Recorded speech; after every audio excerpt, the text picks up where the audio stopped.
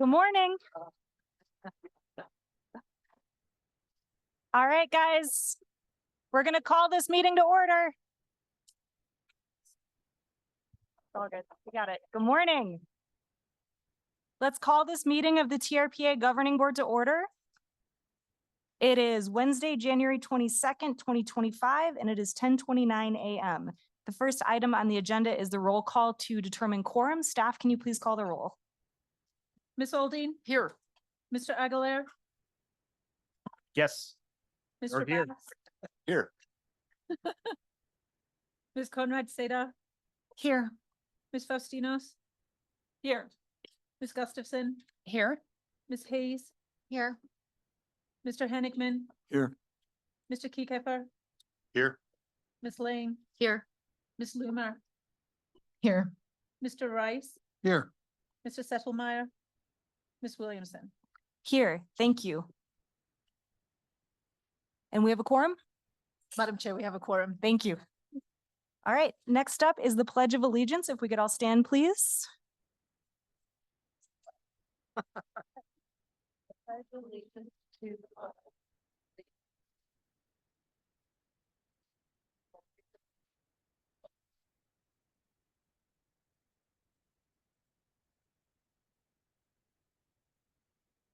Thank you. Moving on to the approval of the agenda. Staff, are there any changes to the agenda? No changes, Madam Chair. Thank you. We will deem the agenda approved as filed for the record. We are now on to agenda item 4, approval of minutes. We have a draft set of minutes from the December 18th, 2024 meeting on page 13 of your packets. Does any member of the board wish to make a change? No, they were fabulous. So with that, Madam Chair, I'll make a motion to approve the governing board meeting minutes of December 18th, 2024 as presented. Thank you very much. All in favor, please say aye. Aye. Any object or oppose? Motion passes. That brings us to agenda item 5, which is the consent calendar. There are 5 items on consent. I believe still 5, even after this morning's meeting, because it was halved. So I believe it's still 5 items on consent. 3 items were reviewed by the Operations and Governance Committee and 2 items that were not reviewed by any committee. As a reminder to the public, after board discussion on this item, you may raise your hand in person or raise your hand on the Zoom link to be unmuted by TRPA staff to share comments. Brooke, can we please have a report from Operations and Governance? Yes, thank you, Madam Chair. Operation and Governance met this morning.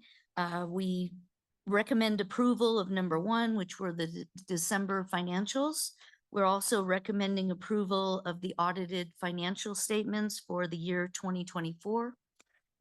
With regards to item number 3, the committee is recommending approval of the amendments to the TRPA rules of procedure regarding public meeting procedures, which is Article 2 of our internal records. But with regards to the public records request fee policies, we recommended that be returned to staff for some additional look through and to come back at a reasonable time that works for them. Thank you so much for that report out. Any questions from the board? Great. Seeing none, consent item 4 is a resolution in recognition of National Radon Action Month. This is on page 229 of your packet. Are there any questions on this item? Great. And then consent item number 5 is APC membership appointment for the Carson City lay member Kevin Hill. Information on page 231. Any questions on this item? Okay. Let's go on then to public comment. If any member of the public wishes to comment on any of the items on consent, please either come up to the podium. I don't see anyone. And do we have anyone on Zoom? Madam Chair, there is one hand raised online to comment. Okay. Alan Miller, please unmute to make your comment. Hello, Alan Miller, civil engineer, South Lake Tahoe.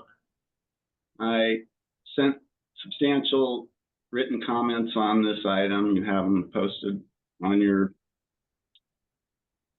meeting agenda website. And there was no acknowledgement or discussion of any of the issues raised, which there was pretty substantial issues raised. And the Operations and Governance Committee decided not to take up any discussion. I also requested that this item come off the consent calendar because it is a matter of public interest that you're changing your rules concerning how you're going to conduct your public meetings, and now you're going to go ahead and approve your current program, which is basically to put the public comment period at the end of the meeting, at the disconvenience of the public, in violation of law, very significant violation of law. I cited, my own opinion is it's felonious. To put them in California, the requirement is to put the public comment period at the beginning. And TRPA under the compact has to follow the most stringent of the laws concerning its public meetings. And instead, you're playing fast and loose with your discretion, like you always do, and trying to confuse matters with the law between the states and TRPA and their compact. And it's all garbage. It's just garbage. It's very straightforward. You just put the meeting agenda so that the public can have a period to comment at the beginning, and then they'll have their time if they want to wait for each item and so forth. But you're simply just enfranchising the public, and that's why it was done to begin with. When the public came forward back in 2019 and voiced concerns over the cell towers that TRPA was approving, including the faux pine macro towers that shed their microplastics everywhere, TRPA got tired of hearing those comments and all the people that were coming forward. And so they just said, we'll just put it at the end and we'll chill that public comment right out. And that was the goal, and that was the aim, and that's what they did. And so you have my comments. It's just more of the same, and I don't understand it because it's so easy to put the public comment period at the beginning and avoid all this nonsense. As you used to do prior to 2020, until you made this move arbitrarily and without any justification legally. And so I just think it's ridiculous and very disappointing and a total disservice to the public. And that's how TRPA likes off. And that's what's being promoted here. Are there any other members of the public wishing to make comment? No, Madam Chair. Oh, sorry. One hand just went up. The name on Zoom is MA's 16 Pro Max. If you could state your full name for the record and make your comment. Hi, my name is Marianne Ernst, and I'm not sure if this is a public comment regarding Homewood. It's not quite yet. So if I can ask you just for a minute to hold that, we'll be there in 5 minutes. 15 minutes. Thank you. 20. Then, Madam Chair, there are no other hands raised to comment. Thank you. With that, I'm looking for a motion to approve the consent calendar. Thank you. We have a motion. Any discussion? Hearing none, can I please have a roll call vote? Mr. Bass, Yes. Ms. Fastinos? Yeah. Ms. Oldine, Yes. Mr. Kikefa, Yes. Ms. Conrad Seda, Yes. Mr. Aguilar? Oh, excuse me. Mr. Rice, Yes. Ms. Gustafson, Yes. Ms. Loomer, Yes. Mr. Hennickman, Yes. Ms. Lane, Yes. Mr. Settelmeyer, Ms. Williamson. Yes. Madam Chair, the motion passes. Thank you. That moves us on to agenda item 6, which is public hearings. This is agenda item 6A, which is the proposed amendments to the Homewood Mountain Resort Ski Area Master Plan and the proposed new Homewood Gondola, 5145 Westlake Boulevard, Homewood, California, Placer County Assessor's Parcel Number 097-060-044 et al., TRPA file numbers CEPP 2014-063602 and CEPP 2014-063603.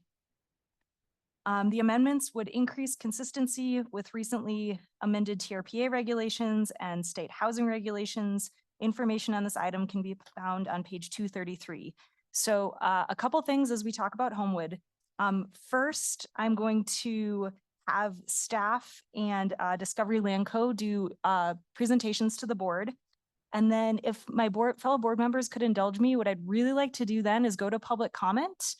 Before we start to ask clarifying questions or deliberations, we have a lot of public interest in this issue. I want to thank the public for being here, and I'd like to get right to that if that's all right. With all of you, to members of the public, thank you for being here and for coming out on this issue. We will, and I'll remind us of this again at the beginning of public comment, we will be doing 2 minutes per speaker, just as a chance to try to have everyone who wants to speak, speak. We will be stopping public comment at 4 p.m. so that we can balance the very much importance of hearing public comment with the importance of this board being able to discuss and take action on this item. We do have board members that need to leave at 4:30. And so we're going to stop public comment at 4 so that we can deliberate as a board. What I'd like to do is we'll do 1 hour of public comment in the room. It'll be generated at random so that everyone, it's fair and content neutral in who gets to speak. And then we'll go 1 hour on Zoom, back to the room for 1 hour, back to Zoom for 1 hour until 4 p.m. or until we've heard all the public comments. A couple other things just as points of order. I know that some board members have had communication with both stakeholders and the applicant. I wanted to take this time to see if any board members had any ex parte disclosures they wanted to make and just acknowledge that board members had done that. I see Ms. Gustafson, please go ahead. Yes, I wanted to make sure it was clear. I've met with both the applicant as well as Keep Homewood Public, and then probably dozens of local citizens in the community as well. So numerous meetings with all of those parties. Thank you. Thank you. Mr. Honigman? I have as well, and but I have to recuse myself from this vote, so I'll be leaving after the presentation. Thank you, Mr. Honigman. I've also met with advocates on both sides. Thank you. As have I. Thank you. I Okay. have as well. Thank I've you. met with applicants and residents Thank you. in the Homewood group. As well for me. Thank you. I did not meet with the applicant or any party. However, I do have to say, in my previous employment as counsel, I represented an individual who had a commercial transaction with Discovery Land Company. I am no longer employed by that individual, so thank you. Thank you. I've had communication with both sides. Thank you. Okay, and I, Madam Chair, I'm sorry. I met with the folks from Keep Homewood Public, and I received an email from the applicant merely requesting that I contact them with any additional questions. thank you. And I will say that the board, oh, I'm sorry. go Sorry, ahead. I also have met with both sides. Thank you. And actually, I want to clarify, what Shelley said is accurate for me as well. I received emails from the applicant asking that I contact them if I would like to meet. And so I only met with Keep Homewood Public because they specifically requested my time. And I, here we go. Yep. I did receive emails from both sides. I did respond and thank them for the email, but I did not engage in any discussion over the agenda. Same here, just emails. And we did receive voluminous emails on this topic. I can say for myself, I have read them all. So please know that we have read those, received them, and I'm sure that goes for the board as well.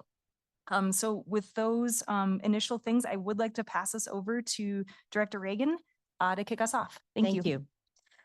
Thank you, Madam Chair. I'm Julie Reagan, TRPA's Executive Director.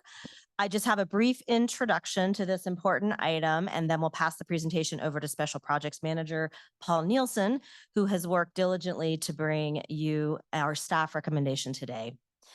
The West Shore of Lake Tahoe is a beloved and treasured place, and I just want to put on the record our appreciation for all of those who've engaged on the Homewood Master Plan and Amendment over the last 8 months, going on to over a year in some cases. I want to thank everyone here today, as our chair indicated, and we have about 200 people online as well. And thank you for taking the time to participate in this important hearing. I did get some questions about the location of the meeting, and I just wanted to thank those from the North Shore for coming to the South Shore. It's hard to predict in the winter what the driving conditions will be like. And when we do have remote meetings, sometimes the technology fails. And since we have hundreds of people online, we knew we could trust our system. So thanks for bearing with us in the crowd. We have some overflow seating. Make sure you have plenty of water, use the restroom, whatever you need. But we're very happy to have you here today. We appreciate the respectful dialogue throughout this process, and I feel confident that we will again continue that tradition today.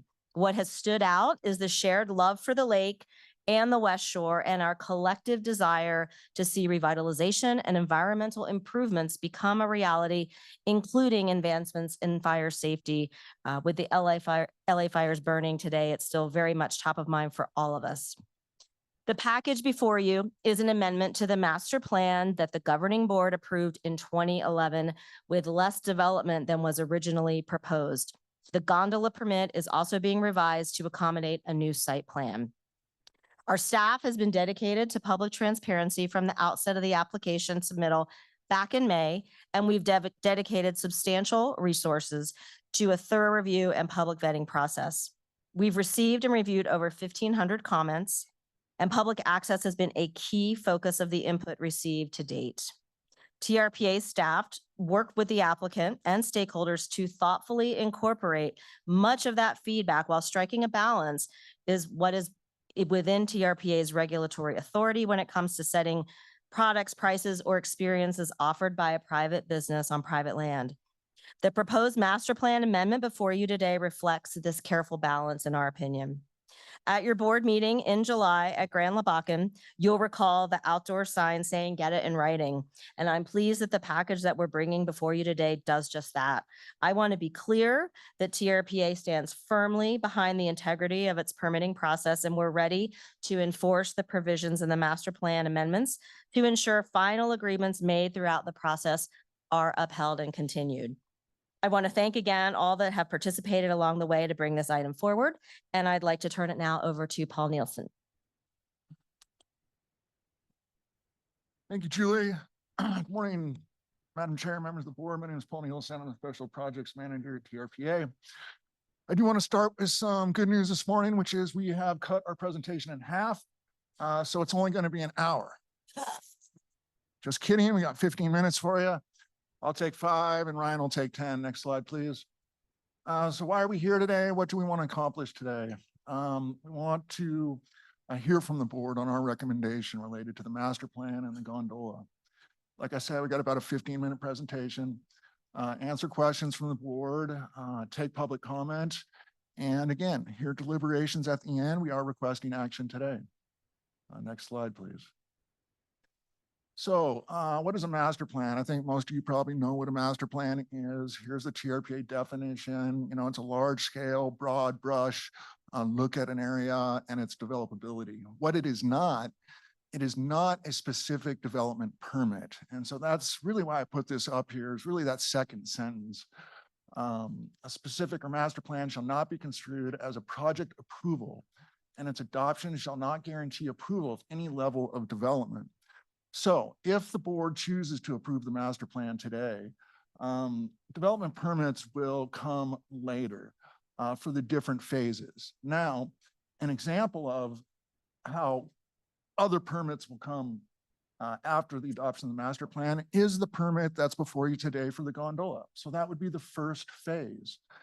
And again, if the master plan is approved, we're asking that you take action on the gondola.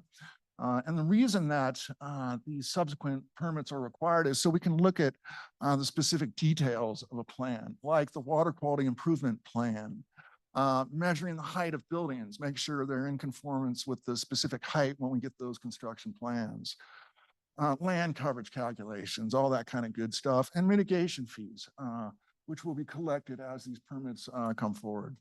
Next slide, please. So there's goals and objectives in the master plan. I pulled some out, put them in the staff summary, and I wanted to include just a couple here. The first one probably being the most important. You know, these goals drive the master plan, and they drive the vision of the master plan and the layout of the development plan, the different mix of land uses, residential, commercial, tourist, all of that. And so I'm just going to read the first one because it's important. People sometimes say, hey, why is public access so important to TRPA and to the basin at these ski resorts? And part of it is driven from this goal statement right here, which is a central goal of that plan is to restore Homewood as a key gathering center for Lake Tahoe's West Shore and to maintain the heritage of a ski resort that can be enjoyed equally by local residents and visitors. So that statement is in the very front of the master plan. It is critical not only to our regional plan recreation policy, but to the people in the community of the West Shore. And then the other statement there speaks for itself. Next slide. So why the amendment? Why the term plan revision? In 2011, this board approved the Homewood Master Plan. And that master plan was a product of the Community Enhancement Program that TRPA had in place.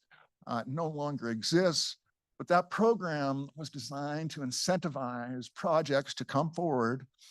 Some were permitted, some were not. But it was basically a call for projects with the incentive, the carrot being that TRPA would give out to these projects commercial floor area, residential units, tourist units, commodities that developers, property owners could use to help finance a project that would deliver environmental improvements above and beyond that would normally be required as mitigation, right? It's that above and beyond concept that was central to the Community Enhancement Program. This board back in April approved the Waldorf Astoria project. That was a part of the CEP program as well. Now, originally that was referred to as Boulder Bay. But for example, just like the Waldorf Astoria project, this project, if approved, is offering to treat water quality to the 50-year 1-hour storm, which is in excess of what is required of projects by the code today as a baseline, which is treating the 20-year 1-hour storm. So again, that's an above and beyond environmental improvement that's proposed. There's also additional land coverage that they're offering, as well as scenic improvements to the scenic corridor along Highway 89. So with that, I'm keeping it short. I'll turn it over to Ryan with JMA, who's going to give you an overview of the project. Oh, whoops, sorry, I had one more in here, which is APC recommendation. The APC did recommend that the governing board recommend approval with 3 changes, which were incorporated into the public access plan, which is they wanted us to define what anyone means, define some key terms, and also revisit monitoring and enforcement provisions, which are in the public access plan. That has evolved over time. Those red lines are in there. We're prepared to talk about those changes. Great. Thank you, Paul. Members of the board, I appreciate your public service and specifically your time and energy spent on our application. I know it's been a lot.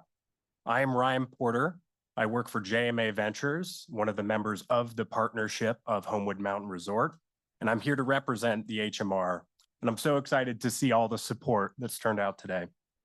Our team is here to request a revision to the already approved 2011 Homewood Master Plan. This master plan was approved in 2011 to help address declining ski visitation, and unfortunately, since original approvals, skier visitation at Homewood has declined an additional 60%. The time is now to implement this master plan project, and the revisions within this application will facilitate the path to do so. In order to deliver on a project of this scale and complexity, it's crucial that we get it right. And upon review, we found key areas within the land plan which needed to be addressed. These areas include to improve the flow of village core experience for the residents and visitors alike, to support practical operational requirements and requests, to update plans and layouts to comply with the latest agency and code requirements, to integrate updated engineering requirements, and to address changes within the real estate market. We achieve these goals with a few strategies. First, by relocating the gondola terminal and realigning the gondola path, which we'll show you more later, and by adding a gondola cart barn for operational needs. Then, we reduced the total residential unit density by 45%. Next, we reduced building mass and scale while enlarging significant view corridors. And lastly, by refining slightly the building architecture. What's more important is what is not revised.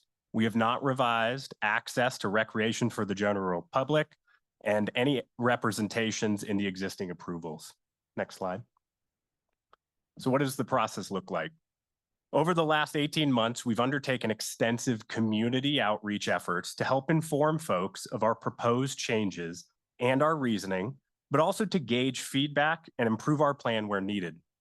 We've held over 50 community meetings and presentations to thousands of residents, community groups, and business owners, and we've shared these tape presentations on our website. Additionally, we've held many on-site tours and meetings so those unfamiliar with the history of Homewood and its approved master plan could visualize the exciting reimagining. You all may recall one such site tour we took this summer, which ensured board members had the context for the overall development and understood the slight changes we were proposing related to gondola positioning. Lastly, we heard the community and board members loud and clear at the RPC hearing to ensure that public access to the mountain is maintained, that we put it in writing, and that we make it enforceable. At the recent APC meeting, where we received unanimous approval of the project amendment, we were then asked to clarify definitions and to solidify our intent to uphold public recreational opportunities. We will show you how we've addressed these and other concerns in the coming slides. Next. During the many community meetings, I and other team members have repeatedly discussed how best to navigate requests from our neighbors and patrons within an ever-changing ski industry as an independently owned and privately operating business. Even though our master plan amendment application makes no changes to public access language, nor reduces any recreational obligation, it's clear to us that we need to spell out a practical operations plan along with key locals discount and offerings plans, which help ensure the developing resort can not only survive, but thrive. Homewood has always been open to the public, as you have heard with our Smile campaign, and our intent is to ensure all ski activities are available to anyone. This also means all ski lifts, restrooms, lockers, rental areas, and other key skier services are available for all to use in and around the community gathering center and beyond. Beyond the opportunity to purchase our standard ski passes and offerings, we've also created a detailed locals discount package. We've heard the community and heard TRPA committees loud and clear. Locals, first responders, teachers, members of other key demographics vital to the West Shore and beyond should not be left behind. Additionally, we want to promote opportunities to enjoy Homewood for students, employees, volunteer ski patrol, and other key organizations vital to the success in our community and beyond the basin. We understand that we're developing elevated real estate at the property and that skiing in general is not easily accessible by all. But our goal is to actively open opportunity to those disadvantaged and most impacted by the mountain, and to create a development that locals and visitors alike will be proud of. Next slide. Based on that information, we've met with supporters, opponents, and TRPA staff members and found key ways to solidify our intent and compliance. As shown, we focused on shoring up the enforcement and monitoring language to give TRPA ample oversight by requiring annual reporting, operational consistency, and financial penalties for non-compliance. We then took the approved motion from APC and further defined who would be able to purchase our ski products and packages. Anyone. That includes second homeowners, third homeowners, visitors, anyone. We also added descriptive terms, definitions within the discount program to provide more clarity. And lastly, we included substantial language outlining our intent to comply with the spirit of the access plan. Our opponents will say, even with all of these improvements, there are still hypothetical loopholes remaining. We cannot solve for all hypotheticals, but what we have done is create a framework for inclusion at HMR and outlined a process by which TRPA can hold us accountable to our word. Next slide. With the approval of this master plan amendment, HMR can begin to implement so many critical investments to the community. On the screen here are some, and I'll list them out. First and foremost, the Homewood development will result in direct funding for its fair share of key fire department initiatives required to serve Homewood at its full build out, but also these resources will benefit all residents in and around the community. Specifically, this includes funding for a renovated or new fire station, new firefighting apparatus, such as fire trucks, ambulances, and other equipment, and lastly, to fund new staff hires and resource needs. Additionally, the master plan accounts for constructing 2 new water storage tanks to assist the firefighting efforts. Furthermore, HMR will serve as a shelter-in-place area or area of refuge location for those in need during a time of crisis. Lastly, HMR will continue to serve as a resource center and headquarters for training and search and rescue missions, similar to the successful one performed this summer. The devastation of the last 2 weeks in LA has highlighted even more clearly the need for supporting and funding our fire services.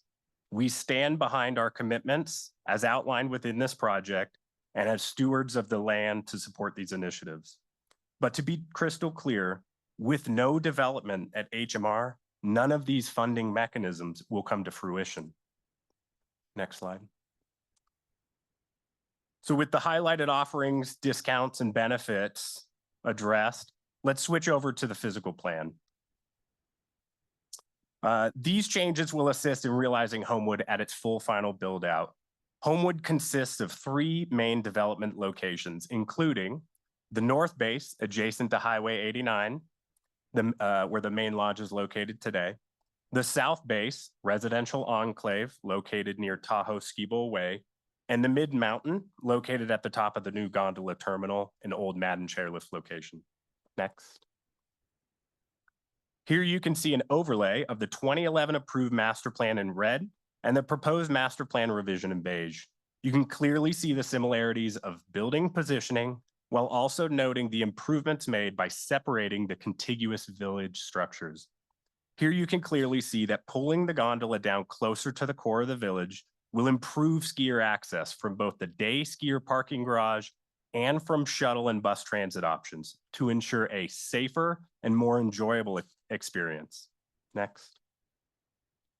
The proposed master plan revision maintains all key elements from the approved 2011 plan, including to create a bed base across the north base with 71 total residences, in addition to a 73-unit boutique hotel. Additionally, the proposed master plan revision maintains the same mix of skier service offerings and commercial area offerings one would expect to see, including food and beverage, ticketing, commercial retail shops, restrooms, lockers, ski rental spaces, and a large day skier parking facility. To be crystal clear, all of the areas highlighted on the screen in orange are accessible to all members, not just skiers, but of the community, residents and visitors alike. We envision this thoughtfully reimagined and curated place will be a phenomenal community gathering center. Next slide. Here's the south base. You can see again the overlay of the 2 plans and the proposed slight revisions to layouts. Next slide. The south base is separated by a pedestrian bridge spanning across the Homewood Creek, denoted in the blue hash line. And a key benefit of the south base development will be to restore and improve the SEZ zone or stream environment zone here. Additionally, the approved master plan noted that maintenance facilities should be moved further away from the lake up to the mid-mountain, and that all day skier parking should be shifted to the north base to ease traffic. We are implementing both changes and plan no deviations. Next slide. Lastly, here you can see the approved mid-mountain lodge on the left and proposed revision layout on the right. All key elements are consistent with the approvals, including community pool, facility maintenance building, gondola, and lodge. The one difference is the request to include a cabin storage structure, which will improve skier experience and extend the life of the gondola cabins. Next. Going beyond the 2-dimensional plan comparisons, our team has analyzed the rendered views to ensure conformance with the approved scenic evaluation. On the left is the approved 2011 master plan from Highway 89 to Fawn Street, and our revised renderings are on the right, which highlight the consistency with scale, character, and architectural elements. We feel this is a noticeable improvement. Next slide. Here's a view from 89 into the village core, and you could see how our revised layouts have split the contiguous north building structures and created a wonderful view corridor both up mountain for folks along the roadway, but also down to the lake from the ski run above. This added view corridor better blends the development into the scale and character of the community. Next slide. Lastly, here's a view along 89 where you can see residential units at lots 7 and 8. No drastic changes have been made. Next slide. The comparisons and renderings you have seen sum up the bulk of the proposed revisions to the master plan amendment.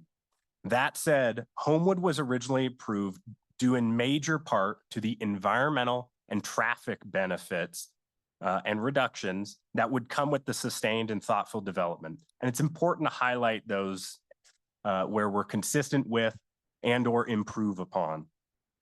Homewood was approved as a community enhancement project, as Paul mentioned, CEP, and the proposed master plan revision makes no changes to meeting all of our obligations within these CEP objectives. In fact, with a master plan requirement to restore 500,000 square feet of land coverage, HMR has already exceeded that obligation and restored over 600,000 square foot of land. Additionally, we'll complete SEZ restorations both at the north and south base. And although required only to design water treatment facilities to 20-year, one-year storm events, we are going to the 50-year, as Paul mentioned. Lastly, we'll undertake substantial forest fuel reduction efforts to increase forest health and reduce wildfire risk across our acreage, work which began this year with the first 42 acres completed. Next slide. Homewood Mountain Resort has been an environmental steward over the past 18 years since its purchase by JMA Ventures. Homewood has prioritized critical watershed research and improvement efforts up mountain and used them to inform restoration efforts across the region. These efforts resulted in several awards for exemplary and forward-thinking environmental sustainability efforts, including the TRPA's Best in Basin Award, given in 2010, and the National Ski Area Association Golden Eagle, awarded in 2013. On the left are photos from restoration performed in years past, and on the right are current photos of the forest fuels reduction work we performed this summer. Next. Lastly, alternative transportation programs identified within the approved 2011 master plan are still key components in the amendment today. We have maintained key elements of the land plan, including shuttle drop-off locations, public bus transit stop in front of the North Base day skier parking lot, and other methods of getting folks around the resort. We will continue to explore opportunities to combine efforts with our neighbors in Emerald Bay and beyond to maximize efficiency and synergy where feasible. The master plan amendment in front of you today results in a reduced trip generation of 17% over a winter day and 21% over a summer day. In comparison to the we will continue to prioritize traffic reduction strategies throughout the implementation of the development and with enforcement mechanisms monitored by the agencies and throughout subsequent permitting efforts. Next slide. Overall, we're extremely excited about the progress our team has made with the master plan progression. We believe that the building layouts, massing, scale, and character changes made have all been positive, and we've heard great feedback from the community. We're confident that the revisions made to pull the gondola down to the village core is a huge improvement, and we continue to maintain a conformance approach to the approved master plan. We appreciate the recommendation from TRPA for approval of this proposed amendment and look forward to answering any questions you might have here today. Thank you. Thank you, Ryan. Madam Chair, members of the board, as I said, we are looking for action today on the master plan and the gondola and the associated environmental findings. That's it for our presentation. I'll turn it back to you. Thank you very much. And again, board, with your indulgence, I'd like to go straight to public comment. As a reminder to the public, we will be stopping public comment at 4 p.m. We're going to start in the room here. And I do want to say, we've heard this through committees. We've seen all of the written comments. We appreciate so much you being here and sharing your comments with us, but I want to offer up this option. If you hear someone speaking and saying something you agree with, you are welcome to use your public comment as standing in agreement with them instead of speaking. That's an option so we see visually. I will be a stickler at 2 minutes because I want everyone to have a chance to speak, and I really want everyone to have a fair chance to speak. So whatever word you're on at 2 minutes, I'm going to politely ask you to wrap it up. And lastly, I just want to say thank you. I've been so impressed so far with the thoughtful and courteous comments that we have of each other. And I fully expect and know that that's what we'll continue to do today, is be courteous of each other. So with that, I will ask staff to call. Oh, it looks like our general counsel has something quick, please. Yeah, just quick, Chair Williamson. Before we begin public comment, do you want to point out just that when these board materials were published a week ago, since then we've gotten a few more we've taken public comments from the group, and there's some minor clarifications, minor revisions to the community access plan that we've provided to you this morning. I believe there's somewhere in the room a stack of them. They should be online. Anybody should take a look at them. Very, very small changes, but just want to make sure that we point that out before. Thank you. That's a really good point. And can we point to where they are in the room so people have, thank you. Okay, they're in the back and they're online available. Yes. Board members, does everyone have a copy of the clarifications? Good deal. Okay. Thank you. So staff is going to, we have a random number generator to start public comment. We'll do an hour in the room, an hour on Zoom, and back and forth till 4. Catherine, would you please call the first, I believe, 5 public commenters to be ready? Yes, thank you, Madam Chair. As the chairwoman said, I'll call 5 names. Please line up down the center aisle. It doesn't have to be in the order that I call your name. And please be aware that folks might be coming from the overflow room. So if they're trying to get in the room, just make space. The first 5 names, please: Kathy Astromoff, Kevin Steele, Lisa Small, Ellie Waller, and David Powell.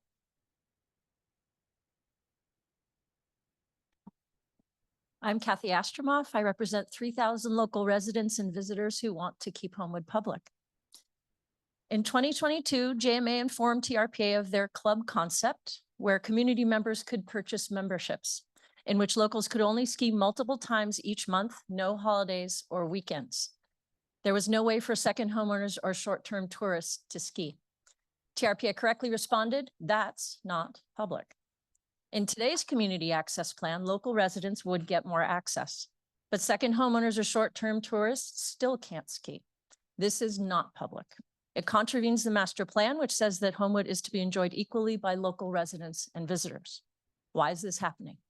Because despite claims that Homewood will always be public, JMA still hopes to create an exclusive private skiing experience for members at the expense of visitors. How do we know this? Because JMA's partner is Discovery Land Company, who runs exactly 0 resorts where the public gets what members get. Public access to their Coeur d'Alene Golf Resort was reduced from 60% public rounds to a handful of charity tournaments. That's not public.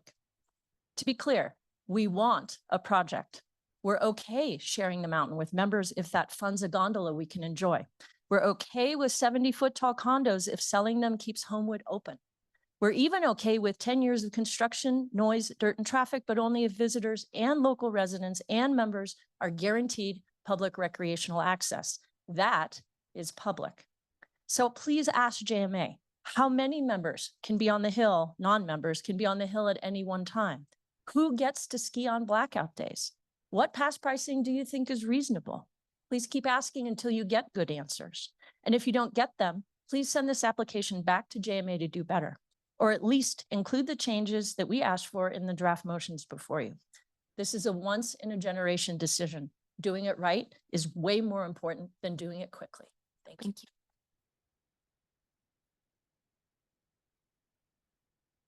Good morning, Ellie Waller. I have a little different comment, but poignant. Placer County has a history of not cleaning up blight, in my opinion, by not condemning buildings and requiring demolition be done expediently. I state this clearly as the Tahoe Inn is a public and wildlife nuisance site, and public health and safety should come first.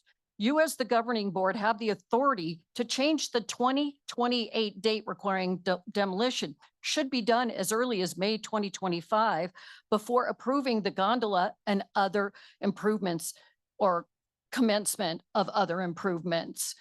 To my point, the Tahoe Inn is part of the Homewood project, providing the transfer of tourist accommodation units for conversion to residential units and should be condemned and demolished.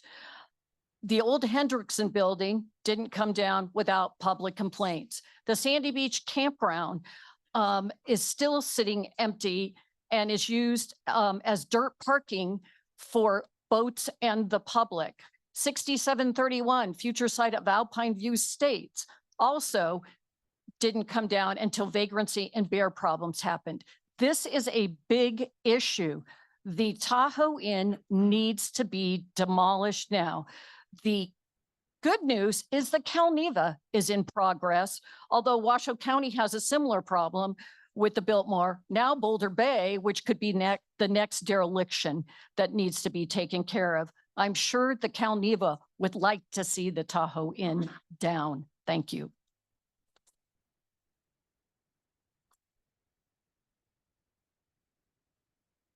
Good morning. Thank you for the opportunity to speak in support of the development here at Homewood Mountain Resorts. I've been a ski resort employee since 1992. And it's not easy being a ski resort employee. You know, sometimes referred to by second homeowners as low life locals. You know, been referred to as Tahoma high class. Even more recently by one of the organizers here of our opposition, referred to as one of them. You know, okay, that's not who I am. I'm the food and beverage manager at Homewood Mountain Resort. My name is Kevin Steele. I'm a father too, and I need this job.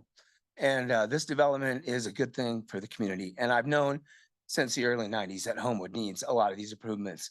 I'm a passionate, hardworking professional in the industry, and I work with a team of professionals who care about this resort, and we want to keep our jobs. I want to feed my kids, and I want to ski, and I want to serve food and beverage to the masses who come and enjoy the magnificent experience that Homewood has to offer. This is a huge opportunity. I've worked for JMA and Discovery. These are good people. They want to do this the right way. They have treated me amazingly well as an employee. I worked for Ski Corp. I came to this job because of this development to build my career. And I believe that they really want to do the right thing. And I think this master plan and this development is going to reunite this community, and we can all celebrate this together because it is a victory. We've entertained prospective investors for many years, and now we finally have people that are here that want to make this happen. And it's important to me, to my family, to all the employees that don't have jobs right now. And you know, this is the cultural center of the West Shore, and it's super important that you guys do the right thing today and approve this. Thank you. Kevin Steele.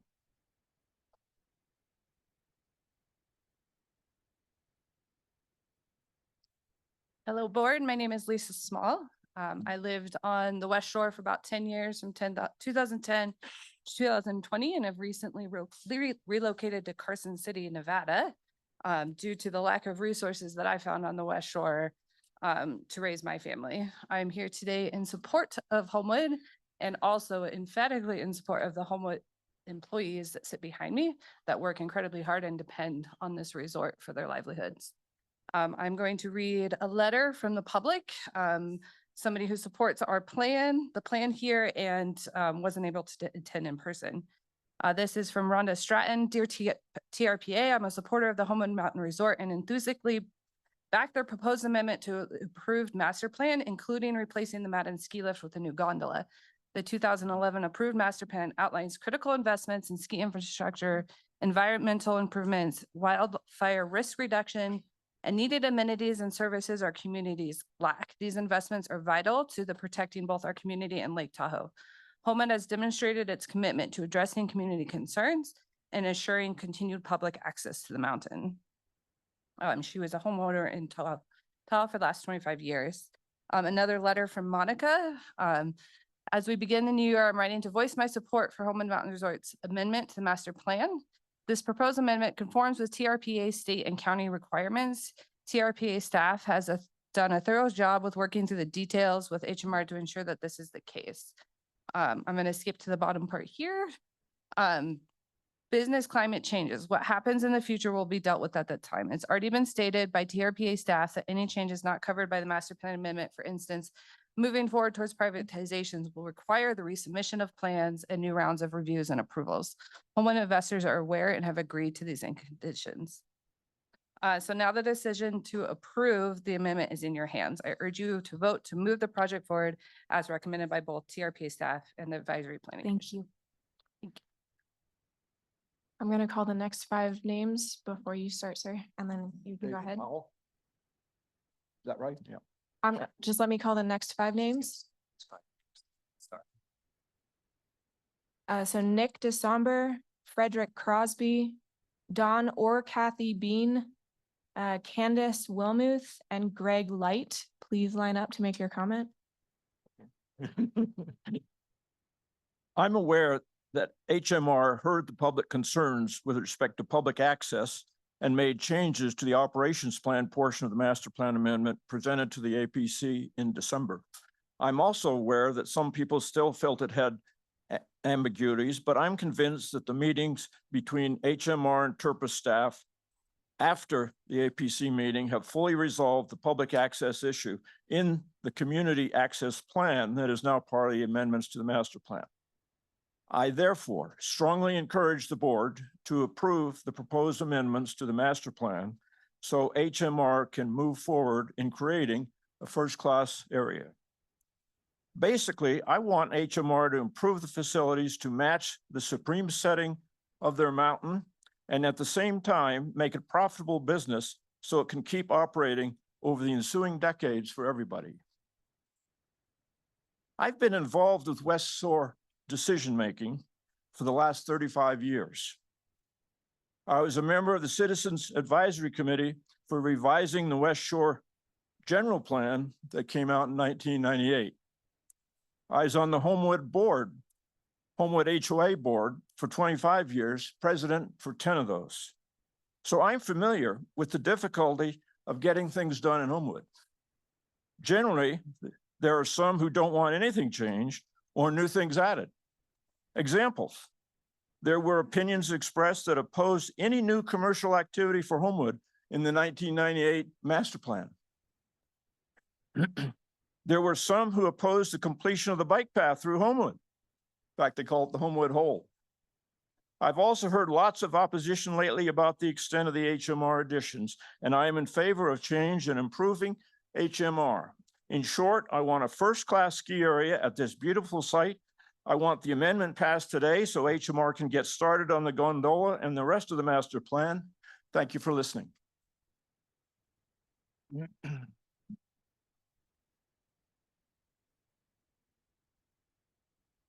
Yeah, hi, Frederick Crosby. I live on Tahoe Ski Bowl Way. It's an exciting proposal. There is a lot of good stuff from this, and having a key gathering center for the West Shore community is something everyone here wants. I'm concerned about Discovery Land Company and their business model, which we need to talk about. As was brought up, they don't have one public facility. 32 other locations on their website. Public cannot go to one of them. How can you go? You buy a property for 3 to 50 million. It gives you keys to the kingdom. You go from there or you're invited. They don't have a model like this. They promise exclusivity. And I think there's a comment by Mike Millman, who's the CEO, who he put in the paper himself, said the private club model has weeded out people. Weeded out, right? If you're a bad guy, you kind of know it and you won't buy real estate or go through the membership process if you know you're not going to get improved. Again, from him, same article. We have captains of industries, athletes, actors, owners of sports teams. At our places, they're able to actually relax and be themselves and enjoy the environment and their family. No one needs anything from them because everyone has a lot. No one is hitting you up for an interview or job or picture because everyone is at the top of their industry. Titans of industry. This is why we're concerned about the language. There's a precedent here that has nothing in front of it. If it is going to be equal access, where's that equal access bar? When they're saying that the public and visitors will be on equal footing, where is that footing? And will we really have an access to it? There's a precedent here of people backtracking from original commitments once they get past this point. I ask you to be very careful in the language so we can proceed what we want to, but with protection for the community. Thank you.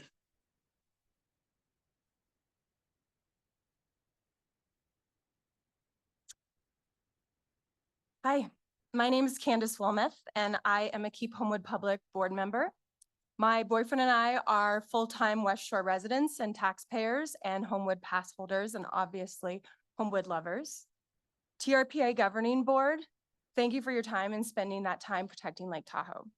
Today, I would like to submit my name to the record as a full supporter of Keep Homewood Public's position regarding the extremely problematic and incomplete amendment application from Homewood Mountain. I would like to ask anyone in the room who will not be commenting publicly, but would like to support Keep Homewood Public's position to please stand up and stay standing until I'm done. As I was coordinating our RSVPs this weekend, starting on Saturday, I had a number of supporters tell me they could not attend live for a variety of reasons. One of our board members is having eye surgery today, for example. So I started making a list of the people who wanted to state their support, reached out proactively to me, and said, I can't be here live, but I want to throw my support, my strong support behind Keep Homewood Public and their position. About 200 of those folks are here and on Zoom today, and the balance of those 750 names are here to support, but only in strong spirit. I would like to submit this list of supporters to the record, and don't worry, I will not read them, but there's 750 here, and we won't need them to publicly comment, but they want to make sure that they say, TRPA, if this application is not fixed, if the problems with it, if what is omitted are not resolved, please send this back for more work by TRPA staff in the mountain. Do not approve this today with all of these problematic issues involved. Thank you very much. I'll submit that to the record.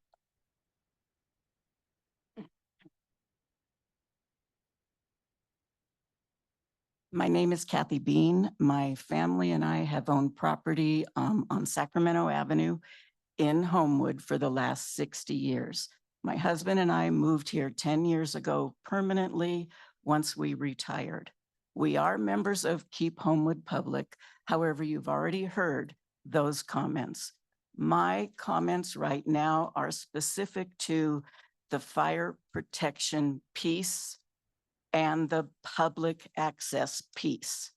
It is critical that TRPA feels confident that HMR, Discovery, JMA, whichever agencies you want to include in that, stand behind their commitment to public access and stand behind their commitment to protecting us from fire. The LA fires these last couple of weeks have done nothing but bring that forward as being critically important. So thank you very much.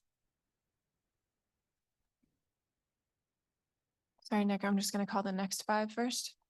Can I get Chief Scott Lindgren, please? Greg Light, Nick DeSomber, and Ben Nykirk? Is that 4 or 5? Nick DeSomber. You're Nick DeSomber? Yeah. Great. All right. Chief Lindgren, Greg Light, Ben Nykirk, Sean Copenhagen, and Kurt Straight. Hi, my name is Nick DeSomber. Full-time West Shore resident since 2003. As we all can see, there's a lot of changes in front of us. I am in full support of a lot of things, except for what feels like backhandedness or lies, muddying the water, making it confusing for people. People have a right to have a job and a home and security. That's all based with community. And not just the people that work there, but the community that's surrounded as well, not just an isolated few who are very privileged to have that kind of wealth to privatize. And I'm not saying not go ahead with this. I'm just saying that, as we all agree, there needs to be more clarity on what that public access is, what this is going to mean with numbers, actual real numbers. You can say, yeah, anyone can buy a ticket, but for how much? What is this going to cost us? Right? And how many are going to be available to it? Because isn't that what public access is? Not just here's a sprinkle for the select few, right? I mean, I'm sure the people that are going to work there want to be able to ski with their friends who don't work there and have their family be able to do it as well, right? We all want to make a living. We all want to see things. We want to see progress. But I feel like this is happening too quickly without enough definition in there to be able to say, yeah, this is, this is a big decision, right? This isn't a willy-nilly thing. You guys have put a lot into it. I understand that, right? I think there still needs to be more though. This is our home. Everyone loves Homewood, right? I mean, who here doesn't? Can I see one hand of one person who doesn't love Homewood? Yeah. We're all here for it. We want to see the right thing happen for it. And this is in your hands. So, the biggest thing is let's get that definition. Let's get that clarity. Let's get actual real numbers of what this is going to look like moving forward. Thank you. Yeah.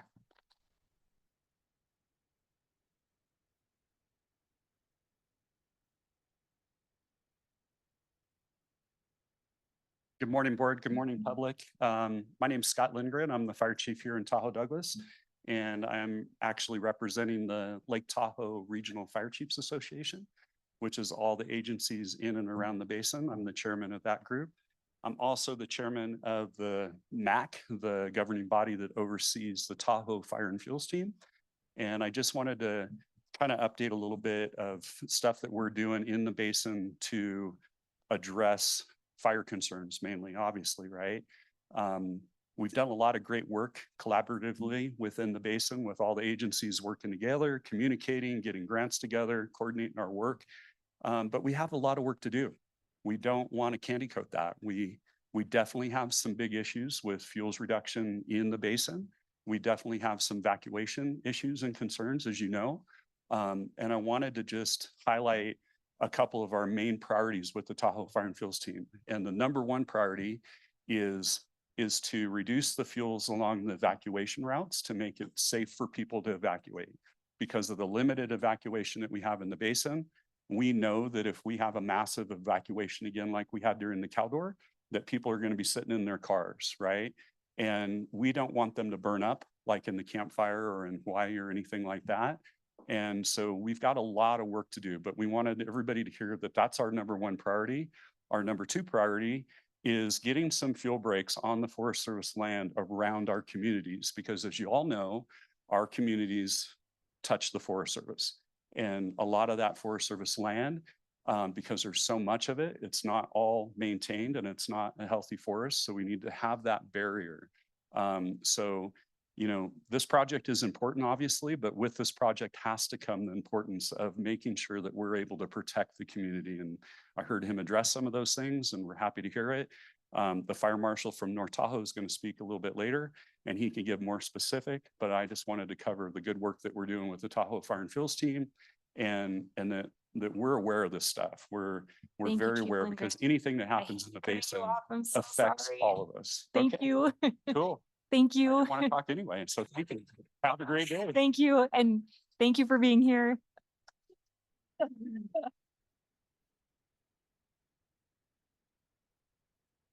Feel free to line up closer to the podium. Good morning. My name is Ben Nykirk, and I'm the Assistant Ski Patrol Director at Homewood. I've had the privilege of living in Tahoe for 8 years and working at Homewood for 6. Fortunately, I'm still employed by the resort, but unfortunately, I've watched a ski patrol team that I consider my family disappear due to the obstructionist actions created by our opposition.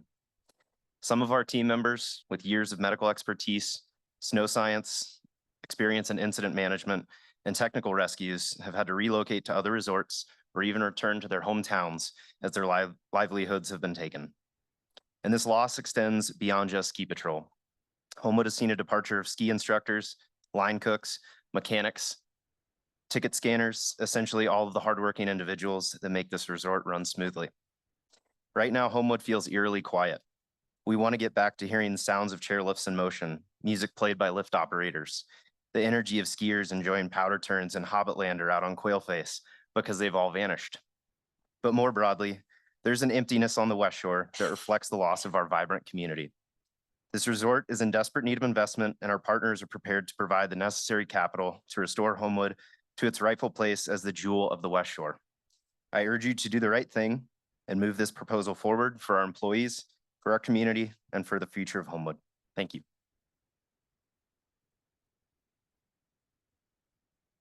Good morning, governing board.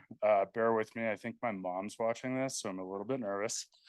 My name is Kurt Streit, and I've been proud to call this community home for 14 years now. For the past 8 years, I've worked at Homewood, where I've been fortunate to build my career while living in one of the most beautiful places in the country. I'm here today to express my full support for this project because Homewood needs this development. We're working with aging infrastructure, limited employee housing, and a lack of essential on-mountain utilities that impact everything from snowmaking to food and beverage operations. These aren't minor inconveniences, they're real, pressing issues that threaten the long-term sustainability of Homewood and by extension, the West Shore community. The unfortunate reality is that some want to see this project fail. Many of the loudest voices in opposition are part-time residents who don't ski at Homewood and don't rely on it for their livelihoods. Yet they seek to dictate the future of a place that many of us depend on. Homewood is the largest employer on the West Shore, and for the people in this room, my coworkers, my neighbors, and my friends, this isn't just about a ski resort. It's about jobs, stability, and the ability to continue living and working in the place we love. Over the past 2 years, Homewood employees have been treated like second-class citizens. Our voices drowned out in a conversation about our own future. But today I'm here to set the record straight. The opposition does not represent me as a homeowner. They do not represent my coworkers, and they do not represent the majority of the community. I urge you to do what's right, not just for a select few, but for the entire community. Approve this amendment, secure Homewood's future, and ensure the people who live and work here can continue to call this place home. Thank you, board. I'm going to call the next 5 names. Please line up in the center aisle. Don U-Haul, Jeff Porter, Andy Chapman, Joey Marzelli, and Blake Hershaft.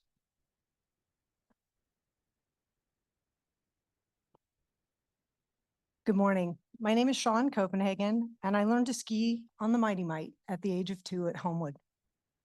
I would like to address my concern regarding the developer's care for the community. The Ellis chair was installed in 1977. It's 48 years ago. The Madden chair was installed in 1982, 5 years after the Ellis chair. However, the Ellis chair is not scheduled to be replaced until 2030. A few years ago, the Ellis chair broke down and stranded many skiers on the chair for 2 hours or more. I had some close friends that were stuck on the chair. For them, it was cold, it was scary, and people were belayed chair by chair, person by person, off each chair. While the gondola will be a wonderful addition that's visible, snazzy at the front of the mountain, it is mind-boggling that the oldest chair on the mountain, which gives access to great skiing on a visually hidden part of Homewood, will not be replaced sooner. This to me illustrates that the developers do not have the community and public's best interest in mind when the oldest chair on the mountain will not be replaced until it is well over 50 years old. I am also concerned as a second homeowner that unless excessive costs are addressed, I will be unable to enjoy the hill that I have loved and cherished all my life. I support KHP's position and ask that all of their highlighted points are resolved before the board approves changes to the master plan. I do want to see Homewood developed. I want to see it improved, but not at the expense of the public. Thank you.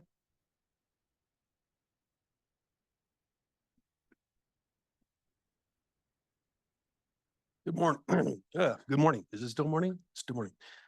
My name is Don Uhas. I am a director at Homewood. I'm here today to discuss Homewood's development plan. However, I'd like to start by discussing the state of our industry. In 2007, the Apollo Group bought Vail Enterprise out of bankruptcy and eventually became a publicly traded company, launching the Epic Pass with 42 resorts. In 2009, KSL Partners formed Alterra and launched the Icon in 2017. Alterra now controls 19 resorts and 14 heli ski lodges. These two conglomerates control 23% of the resorts in the country and 60% of skier visitation. In order to reward stakeholders and investors, they must sell millions of passes, and they do. Together, they will sell over 2.5 million passes from small resort towns in the Tahoe Basin to the Tahoe Basin, small resort towns and to the Tahoe Basin. Communities could be completely overwhelmed. Try driving from Truckee to Tahoe City on a busy weekend. Good luck. I worked at North Star for 23 years and starting in 2010, Vail Resorts for 12 years. I experienced their culture firsthand. Suffice to say, employees were treated with disdain as evidenced by the recent strike and guest experience nightmare over Christmas week in Park City, a culture of fear and reprisals. I share this experience to give the board and community an industry perspective and to know how grateful I am to be part of Homewood and the team. I love working for an organization and people who genuinely care about each other. We are a culture of inclusion and support for each other in the community. We are aligned with great partners who want to develop this area and do the right thing. And like many small resorts, we cannot compete with the aforementioned. Please, this decision is very binary. Approve and the water rises for everyone. Deny or delay, and hundreds lose their job and livelihood. The resort becomes an economic and environmental blight, and the West Shore and Tahoe City continue to die. Please do the right thing.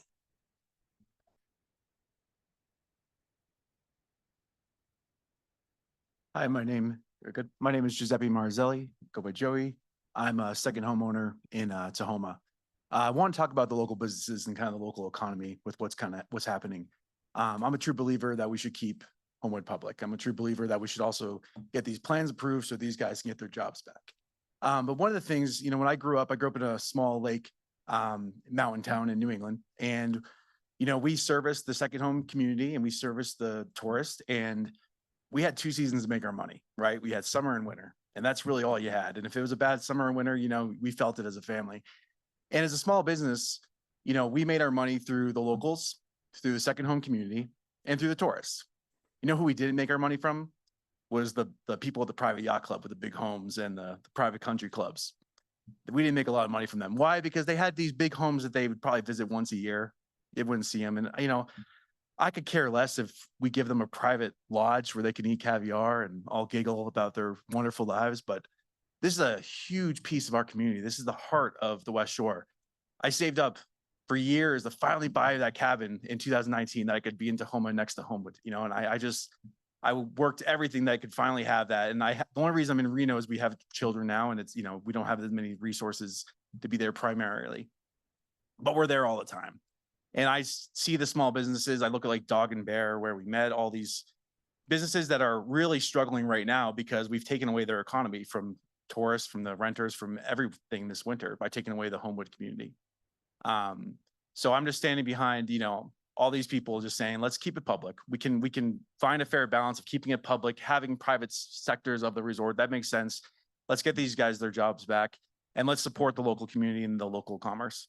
Thank you.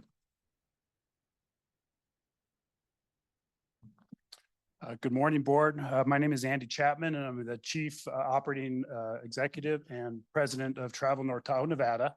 But here I'm today as a 32-year local who has raised our children here in the basin, all of which have skied at Homewood as little kids, and they're all out and about now. But today I stand in strong support of the TRPA approval of the Homewood Mountain Master Resort Plan Amendment. This project represents a significant opportunity balancing responsible development with the protection of Tahoe's environment while delivering enhanced community character and substantial economic benefits to the Tahoe region. As outlined in the packet, your TRPA staff has recommended governing board approval of this plan, and this recommendation signifies careful consideration and thorough evaluation of the project's potential impacts and community benefits. The Homewood Master Plan reflects an understanding and appreciation of our community's values.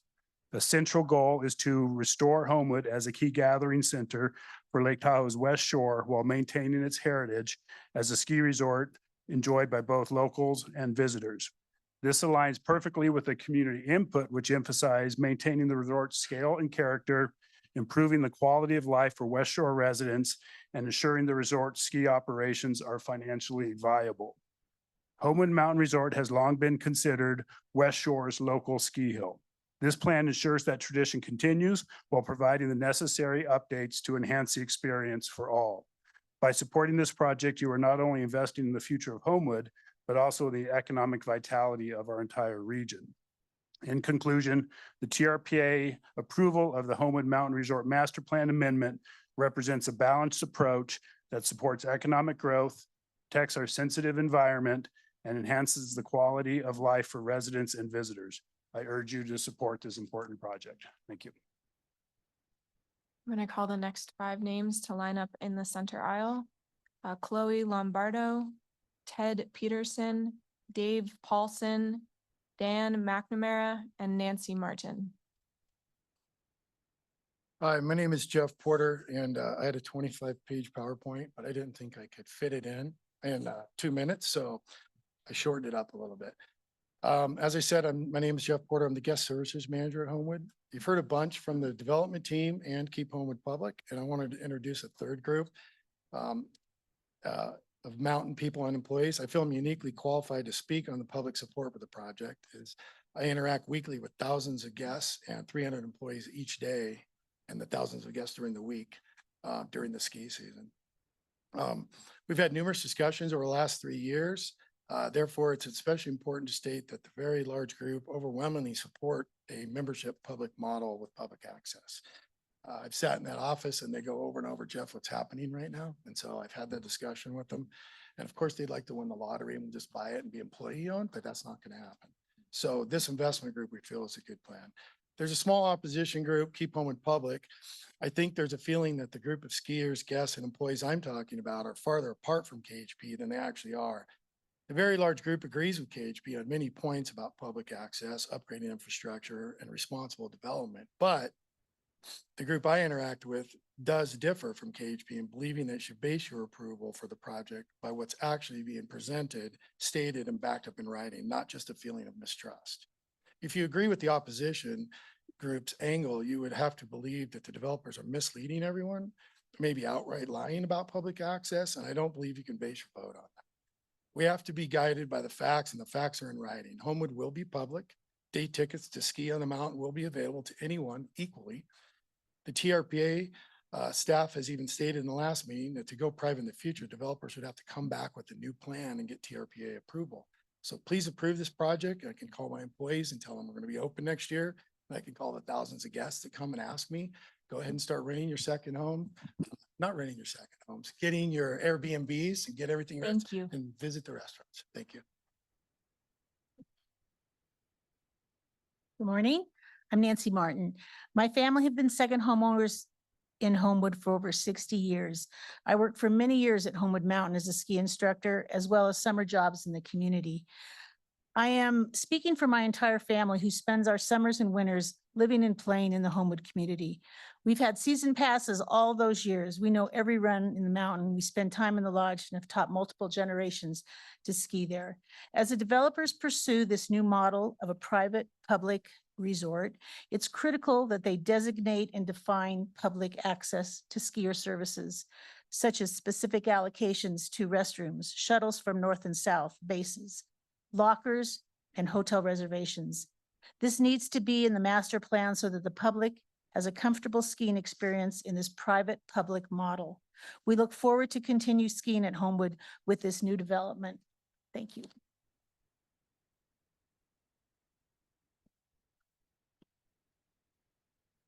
I'm astonished that people can be so arrogant to come into a close-knit community and completely disrupt everything.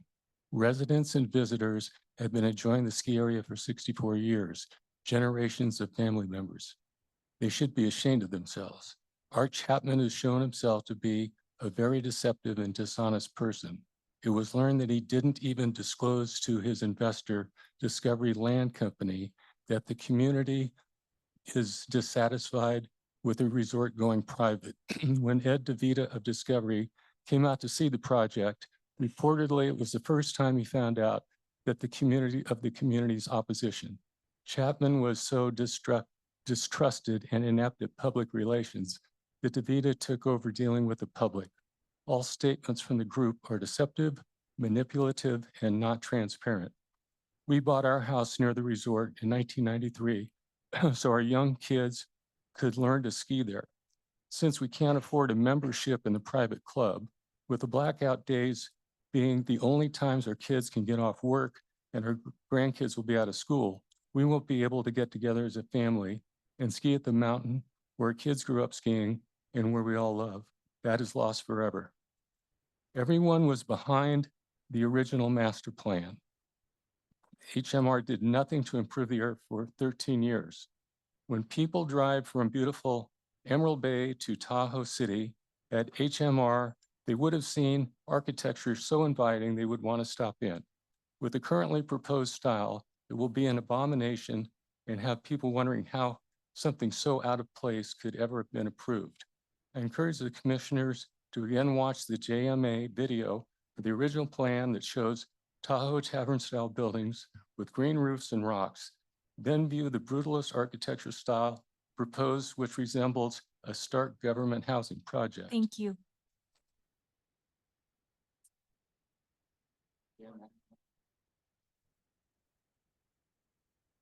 Morning. My name is David Paulson. I am the base operations director at Homewood Mountain Resort for the last 10 years. Among a handful of other departments, my oversight is buildings and grounds. We've heard about the people and community side of this decision today, and yes, we all have fear and concern for our fellow employees and what might become of our community should Homewood not open again and this plan be furthered. I'd like to talk about another aspect of the need for your approval, and that's the condition of the resort as a whole. You've heard it from others, but in my 48 years as a Tahoma Kahlua Park resident in the ski industry and into the ski industry as a operations director, I worked at 4 major resorts and I've witnessed their internal and external conditions. By far, Homewood Mountain Resort is in the least favorable condition of all of them, and that's being kind. Anyone who's been an employee or guest at our resort can attest to that. There is truly no tread left on the tires. That is Homewood Mountain Resort. We are in dire need of a capital infusion to bring this resort up to the standard that the community deserves, and our partners are ready to do that. Those of you that have been to our aging resort, picture that in your mind. Now picture the artist renderings you've seen of the new Homewood Resort and imagine walking through that thoughtfully laid out, carefully designed and crafted community center that welcomes all. Imagine the possibilities of enjoying all the amenities we will soon have to offer, both summer and winter. But why imagine?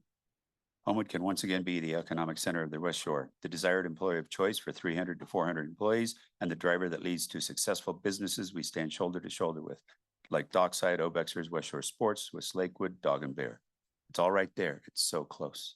It only awaits your approval today. Thank you. I'm going to call the next 5, and then we'll switch to online comments, Madam Chair. The next 5 is Steve Pascucci, excuse my mispronunciation, Ann Dantel, Dan Engel, David Wall, and Jen Sheridan. Okay to go. Good afternoon. I'm Ted Peterson. Thank you all. Wanted to let you know I'm here representing my 8 grandchildren and soon to be number 9. And one of the primary purposes that I realized today when Giuseppe was speaking, it's a point that's being missed right now on the retail component of the project. There's not the density in Homewood to support this 25,000 square feet. And I don't see any studies coming forward on the commercial side that's addressing this matter. And it's really critical at this time because if that's sitting built and vacant, does nobody any good. And at the Ed DeVita had represented that the average stay of a member of Discovery is 27 days a year. That population won't service the retail. And if you look at the convenience market, we have Tahoe Convenience Market. We have Dockside, former Old Baxter's. We have Sunnyside Market, West Shore Market. So it's not a match for us. The second issue for me is the construction timeline. The construction timelines talk to be a 10-year period. This is fatiguing. It's when you go out to 10 years, it's not a deadline. They can't build this project in scale. I've got 40 years of experience in the shopping center business in Danville, San Jose, San Diego, Orange County. You can't build it in that timeline. The restrictions up here are just too difficult. Our cabin is at the base of the ski hill, and we've had it 75 years. It's a family cabin. My brother and I own it now. My wife and I bought a cabin 2 doors away. We bought that in 2016 because of the master plan. What we've gone through on lot 3 has been unimaginable with what's live in. We can't live there in the summertime. My 9 seconds is gonna end that way, but it's a knockout for us. I'm done. My grandchildren need to have that in consideration. Thank you.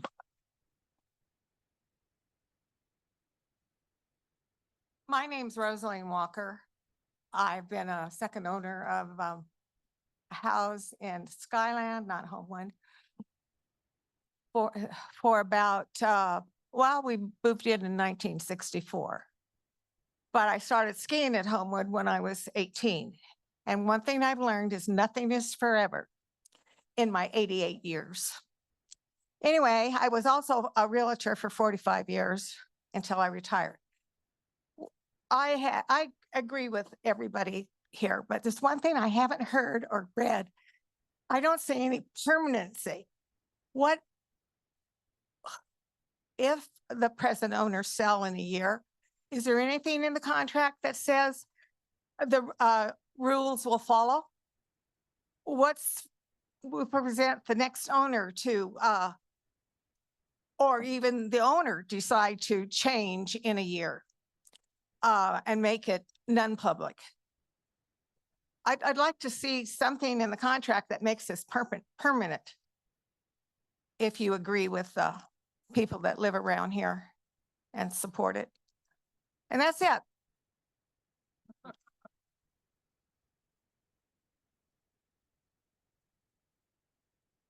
Hi, my name's David Wall, and back when JMA bought Homewood, about a year afterwards, they started their meetings as far for doing development. And Art Chapman would consistently say, the numbers don't work, Homewood doesn't make money. And I would always put my hand up and say, Art, you just bought the area, didn't you look at the financials? It should be making money. You should have bought it with it making money. But what he did from that point on, he consistently did not put any money into it. As we've heard people say, we've heard members of the Homewood Mountain Resort say, it's old, it's decrepit. That's because no money has been put into it. So as a result, skiers have been going elsewhere. They go to other mountains. Another thing that's happened is they jacked the prices up to unrealistic prices. 2 years ago, Homewood was the most expensive place to ski in Northern California. That's ridiculous. That's ludicrous. But it's all been part of their plan to just bring attendance down so that they can come in and say, it's not viable. Well, you have to put money in, you have to put capital into it, and you have to run a ski area. So I'm coming here with a different proposition for you. The issue is Discovery. It's their business plan, private.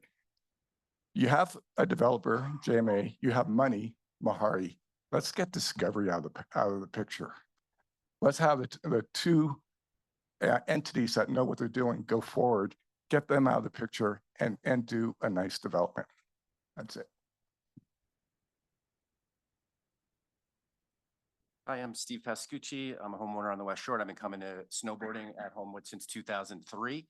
This is a really exciting proposal, and I think it requires better definitions to live up to the master plan.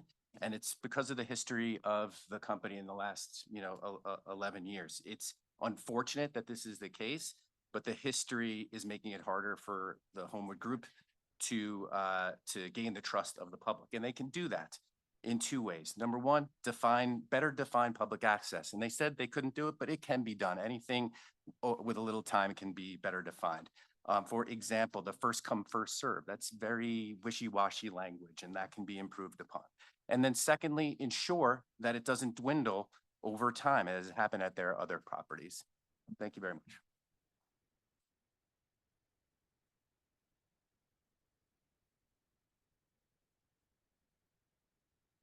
Hi, my name is Ann Dentel. I'm a year-round resident in Tahoe, and I'm the IT manager at Homewood Mountain Resort. It is important to me and to many in this community that we continue to have viable access to Homewood Mountain Resort. However, access is not the only thing at stake, and there are voices in our community that throughout this entire process continue to not be heard. I, like many people on the West Shore, rely on Homewood for my livelihood. Having a healthy, vibrant West Shore economy means people like me can continue to live here and thrive. Homewood Mountain Resort employs around 300 people in a typical season. This season, there are currently 34 employees.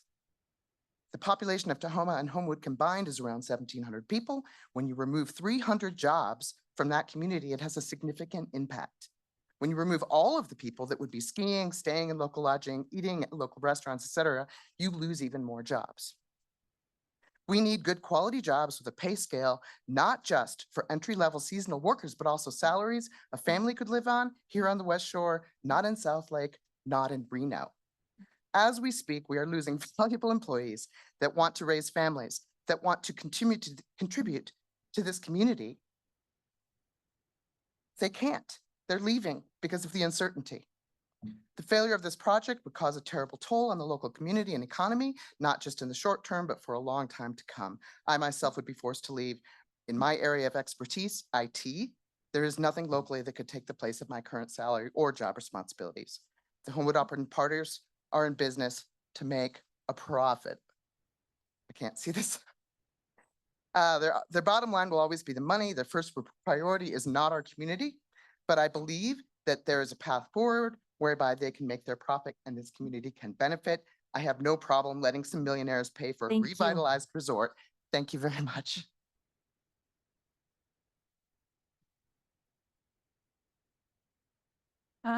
Thank you. My name is Jen Sheridan. I've lived in the Tahoe Basin for 14 years and I've worked in the marketing department at Homewood for the past 6 years. Some people have talked about the big corporate PR team Homewood recently hired. It's actually just been me. In my time at Homewood, I've had the pleasure of organizing tons of events that bring people to the basin, bring the community together, and contribute to a vibrant scene on the West Shore. On the other hand, I've seen plenty of days with fewer than 50 skiers on the mountain, despite our best marketing efforts. A less glamorous part of my job is reading and responding to the reviews and social media comments, and there are some recurring themes that paint a picture about why more people don't want to visit Homewood. A 3-star review on Yelp reads, "The prices are just okay. The drive to get here sucks and the parking lot is small and filled with potholes. The whole building is outdated and cramped. I felt like the bathrooms probably aren't even up to code. Has a great view from the top." Another 3-star review says, "The lifts are old, trails are short. It's great for the price, but I'd recommend other Tahoe resorts." A 2-star review says, "Except for the beautiful views of Lake Tahoe, this place is a dump. I would gladly pay more for a decent lodge, bathroom, restaurant, and lifts." I was very disappointed. If Homewood's to be a viable business, it's time for change. In order to address these complaints and hundreds more just like them, we need to upgrade our aging infrastructure. No marketing tagline or community events can fix that. This project is an opportunity to improve the skier experience for locals, visitors, beginners, and longtime skiers. Without this project, the resort's unlikely to survive, and if Homewood closes, we lose more than a resort, we lose the community. Employees like me all lose our jobs and may be forced to leave our community. Our neighboring local businesses lose some of their customer stream, and the residents and visitors lose a great place to gather and recreate. It's clear, despite some negative reviews online, that we have a really passionate and involved community that loves Homewood. I understand and even initially shared in their mistrust. The lack of information and uncertainty were frustrating. However, the leadership at Homewood has made great strides in owning their missteps and has worked hard in committing to remaining open to the public. Thank you. Thank you. Thank you. Good afternoon. My name is Dan Engel. I'm supervisor of lift maintenance at Homewood Mountain Resort. I'm here to read a letter on behalf of Michael Reitzel. Michael Reitzel, if you're not familiar, is CEO and president of NSAA, National Ski Area Association, and former president of Ski California. Bear with me, this letter is very full. Let me preface this by saying you may find this entire letter in the minutes of the APC meeting that we had December 15th, 2024. Dear Governing Board, the California Ski Industry Association represents 36 ski resorts across California and Nevada, including Homewood Mountain Resort. On behalf of Ski California, I am writing to express strong support for Homewood's master plan amendment and gondola permit. These critical projects will enable Homewood to address challenges unique to its location and ensure its long-term viability in an increasingly competitive and climate-challenged industry. The ski industry is at the forefront of experiencing the impacts of climate change, particularly in California, where warming trends and reduced snowpack are felt earlier and more acutely than in many other regions. These impacts are magnified at resorts like Homewood, which has one of the lowest base elevations of any ski area in California. Without significant upgrades, Homewood risks becoming unable to offer the consistent high-quality experience that visitors demand. Indeed, the delay in implementing these projects has already cost Homewood and its guests the 24-25 season. They go on to talk about modern infrastructure, enhanced skier services. This is something that's becoming a necessity for resorts. This isn't something that would be nice to have. This is what is expected of us at this point in 2025. He goes on to highlight geographical and competitive challenges. We are the farthest resort from any main metropolitan area, and we haven't been allowed to spend any money to do things good by our community and our resort. Thank you. Thank you.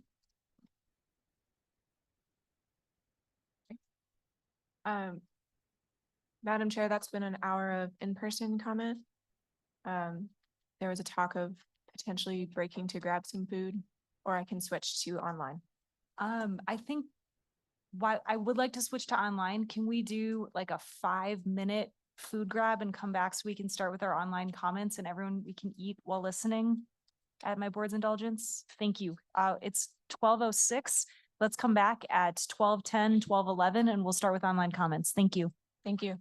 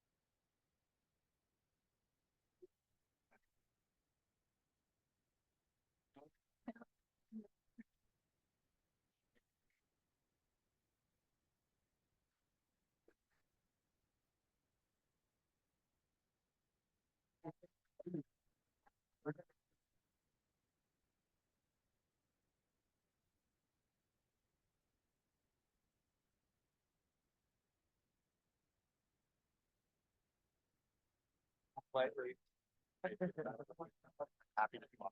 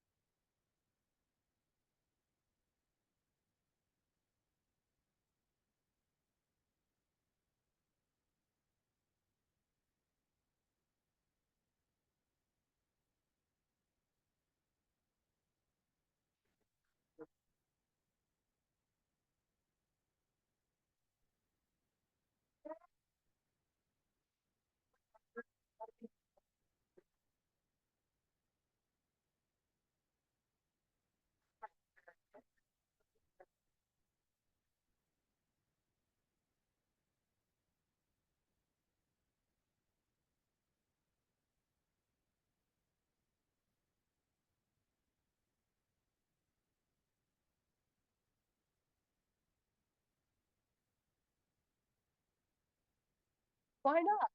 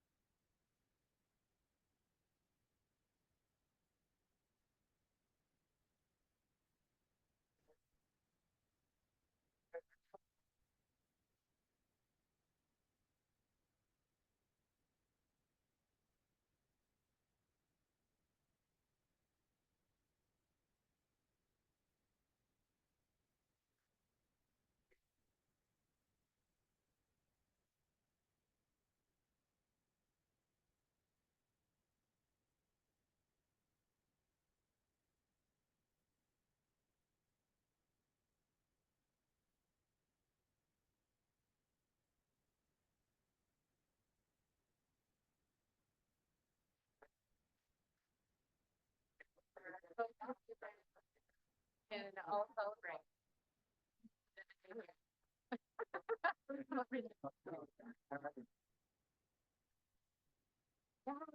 Go outside.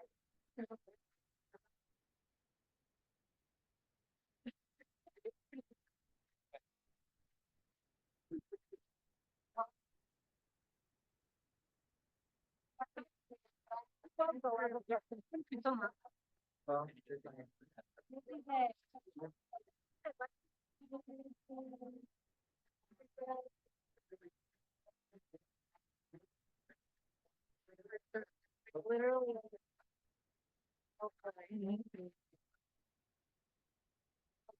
Yeah, we did the 2 minute and the 4 o'clock. Yeah, literally.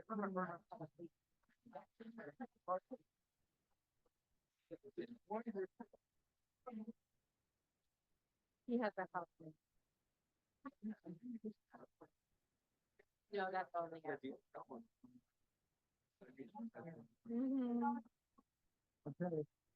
Yeah, I know he's told that. All right, as the board is grabbing their lunches, I'm gonna keep going with public comment. So board members, I know you can hear me out there as well. Please get settled. And Catherine, can we please start public comment online? Thank you, Madam Chair. We're going to start public comment online. The first hand up is Teresa McNamara. Please unmute to make your comment. And I need everyone, please be quiet in the room so we can hear public comment online. Hello. And hey, Catherine, we still have the break sign up. Can we take that down so people know we're back? Absolutely, we can. Thank you. I'm sorry to interrupt you, Teresa. Please go ahead when you're ready. Hello, my name is Teresa McNamara, and I'm a full-time homeowner, resident, and pass holder of Homewood for over 30 years. Since 2006, when the owners of Homewood began their quest for development of the ski area, through the 4 years of community forums that resulted in the completion and approval of the 2011 master plan and community enhancement plan, and for the 14 years since that approval, we have been waiting for the development to begin. We, the people who own homes, live in, and visit the Tahoe Basin, rely on the TRPA governing board with jurisdiction over our communities and environment to ensure that the laws, codes, restrictions, plans, and guidelines that have been put in place and presented to us to protect the environment and our individual communities are equally applied to and enforced on every permit and project application that is proposed in the Tahoe Basin. We expect the agencies to represent and protect all of us, not just the wishes or development project of one landowner. Homewood Development received entitlements and allowances within the codes because of the CEP and the approved master plan promises. If the promises are not adhered to, then those entitlements and allowances should be revoked. I appreciate the addition of the Homewood Community Access Plan to the master plan amendment, and I request there be additional language stating that all Homewood Mountain Resort skiing products and packages will be available for purchase by any and all persons at a price similar to that of other similarly sized local ski areas, along with the availability of a no blackout date season pass. The master plan and the words it contains are what the future governing agencies and their representatives will have to base their decisions of permit approvals and permit adherence upon. And the proposed amendment to the 2011 master plan must not be vague. Everything must be very Thank you. The next hand is Tony Karwoski. Tony, please unmute to make your comment. Certainly. Tony Kowalski, President and CEO of the North Tahoe Community Alliance. Hello, Governing Board. Infrastructure dilapidation is a chronic issue in North Lake Tahoe. We're suffering the consequences of decades without significant reinvestment in our infrastructure. Our businesses, local quality of life, and guest experience are suffering because of it. The biggest barriers to redevelopment are difficult regulations and private lawsuits brought on by a network of sophisticated organizations that are well endowed through anonymous donors with undisclosed interests. They meet behind closed doors in a vacuum, making impactful decisions without input from the community. It's imperative these organizations better understand their impacts and must engage the business community directly going forward. Healthy businesses create jobs, pay taxes and assessments that support our schools, workforce housing, transportation, and human impact mitigation projects, and so much more. Make no mistake, we're at a tipping point and crossroads. Infrastructure will continue to decay, visitors will continue to primarily stay in STRs, our boarded up buildings will persist to grow in numbers, and businesses like Homewood will continue to shut down. Ultimately, this infrastructure decline leads to our destination being perceived as a low-value destination, resulting in fewer overnight stays. Overnight visitors have lower environmental impact, higher yield for businesses, and create more tourism tax and assessment revenues for reinvestment into our community. Low-value destinations attract more day visitors who have greater impacts to our environment and infrastructure and contribute far less to our businesses and community. I encourage the grassroots and environmental organizations to have conversations with the business community. As a convener of priority topics in our community, the NTCA is happy to organize community forums where we can openly exchange ideas and thoughts around the investment opportunities that will set us on a course of balanced economy and environmental preservation for generations to come. Don't let this opportunity go by. The cost of doing nothing is far too great. Thank you to the TRPA Governing Board for bringing the Homewood Project and related amendments forward today. The next hand up is Zoom name Wilkins SM. If you could state your full name and unmute to make your comment. Hi, this is Suzanne Wilkins. I'm a over 30-year consulting planner in the Tahoe region. I live on the West Shore and longtime Homewood pass holder. I think an approach maybe to help with some of the community distrust in these new amendments, which I am encouraged by those last minute amendments that were submitted by Homewood Mountain Resort to their master plan, is to have, make sure that a community oversight committee perhaps be implemented. And that committee could be comprised of Homewood Mountain Resort senior management, HOA reps, business reps, KHP reps, the public at large, the fire department, Tahoe City PUD, who provides water, and they could be advisory to Placer County and TRPA for approval of permits, giving them a chance to review the permit applications as they come in to make sure they're still in compliance with the master plan and the community enhancements proposed. Also, letting them review and look at the annual report that is to be submitted to TRPA, and making this a condition of approval for approval of the master plan and the gondola permit. And that's it. Thank you. Next hand up is Maurice Stork. Maurice, please unmute to make your comment.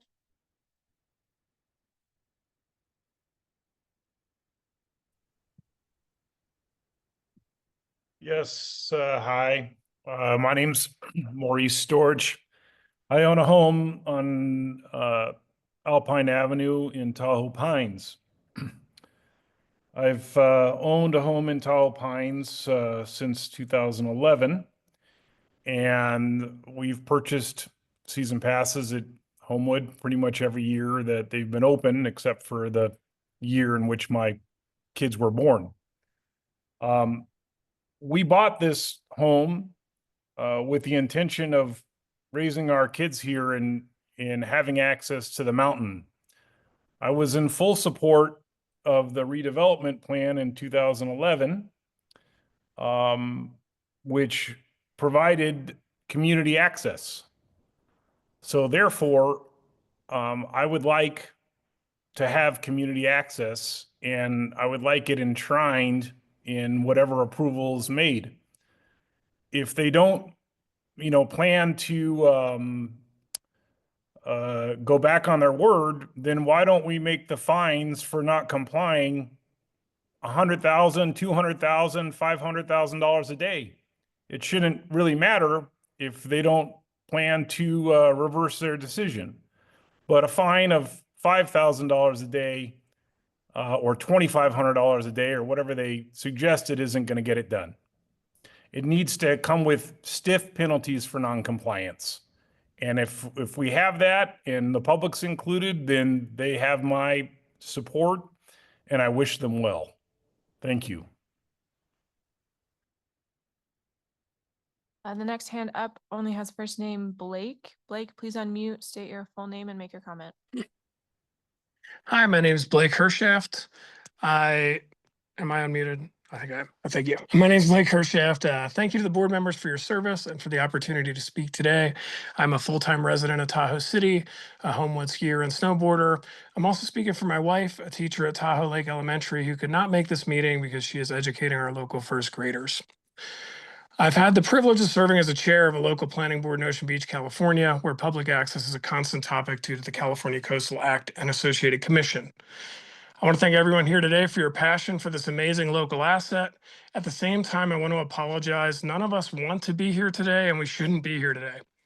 Listen, land use planning is all about clear language.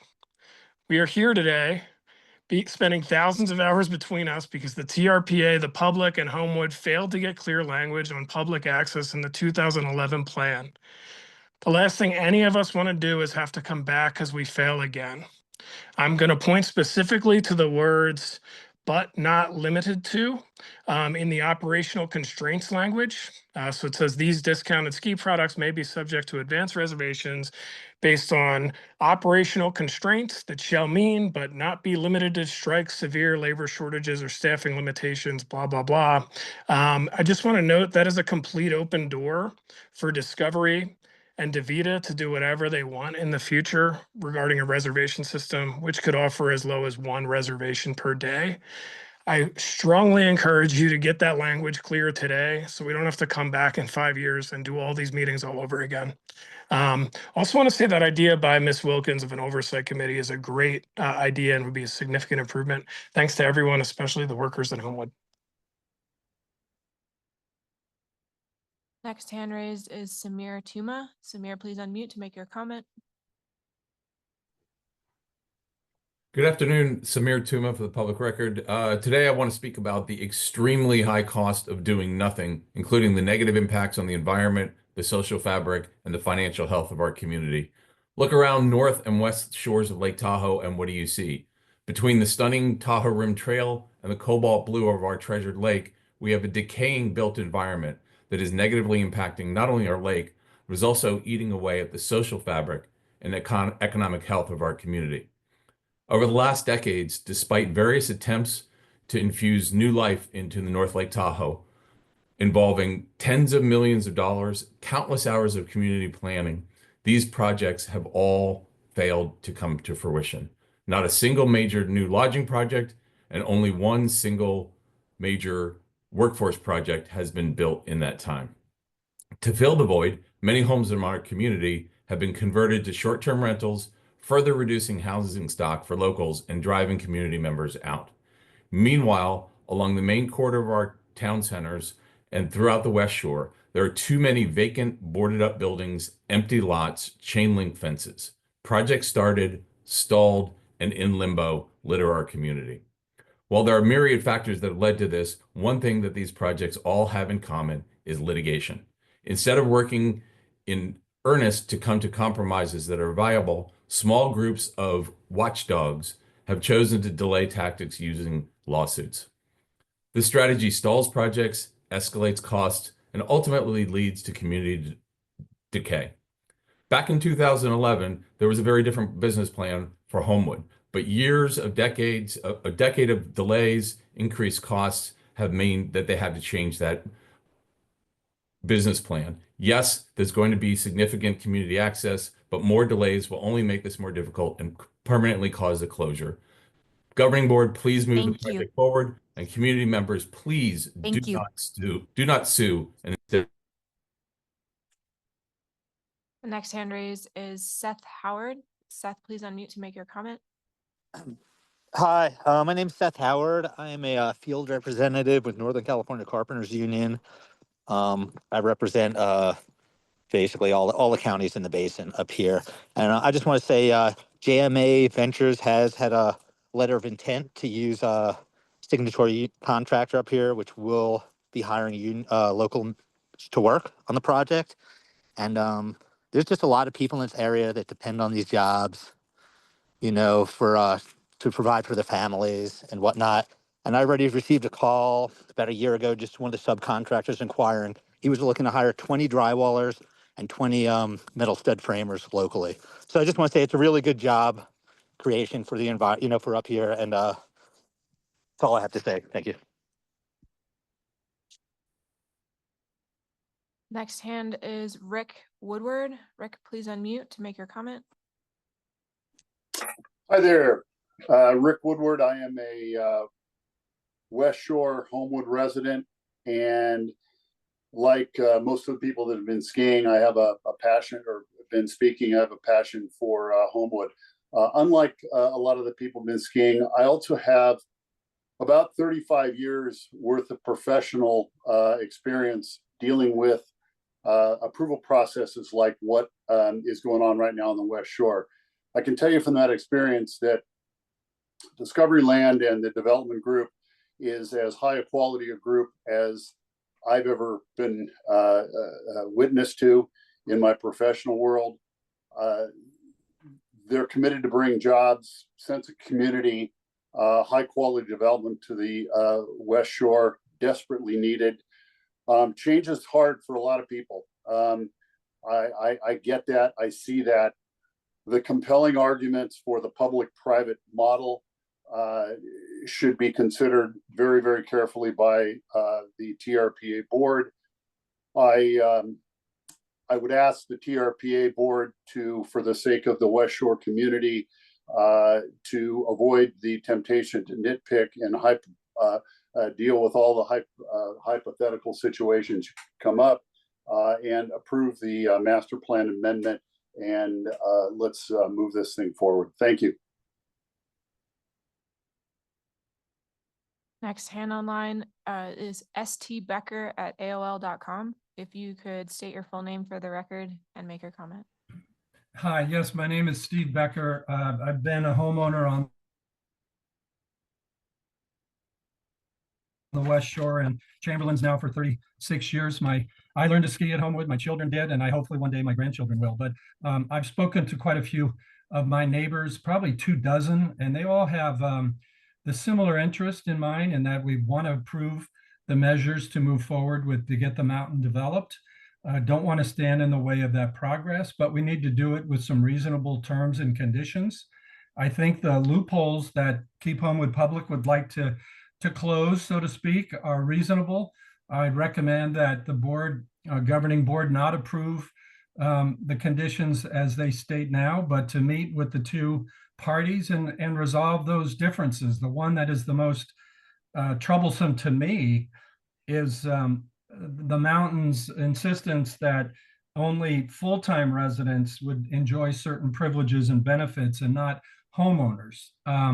I think that's insulting. I think it's a means to intentionally exclude a group and penalize them and disadvantage them.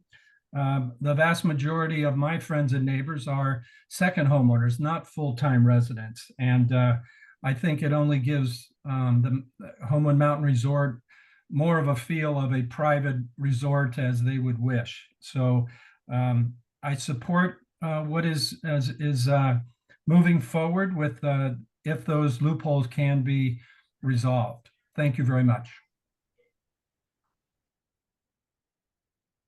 Next hand up is Brenda Cooley. Brenda, please unmute to make your comment.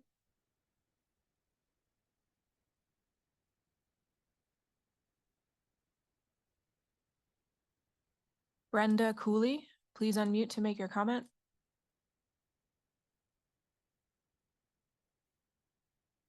All right, we'll circle back. Next hand up is Mike Gardner. Mike, please unmute to make your comment.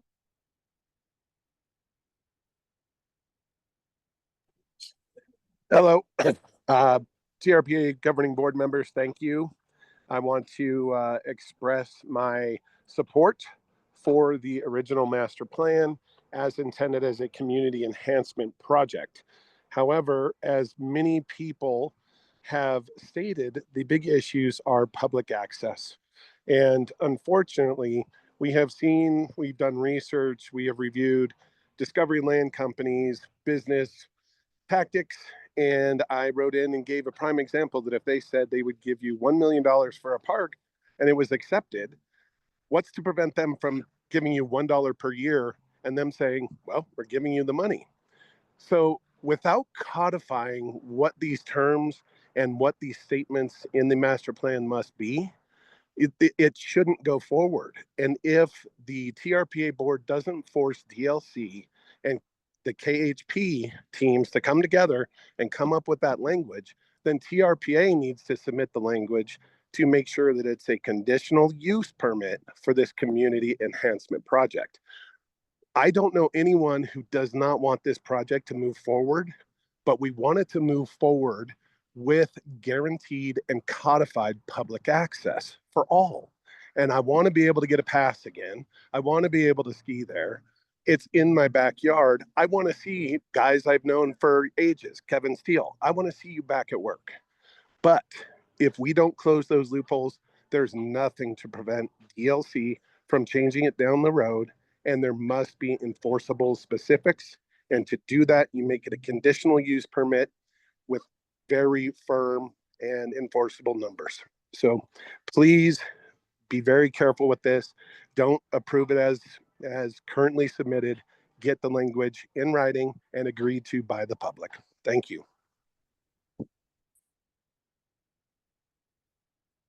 Next online commenter is Adam Wilson. Adam, please unmute to make your comment. Thank you. Can you hear me? Yes. Thank you. Hello, Madam Chair and Governing Board.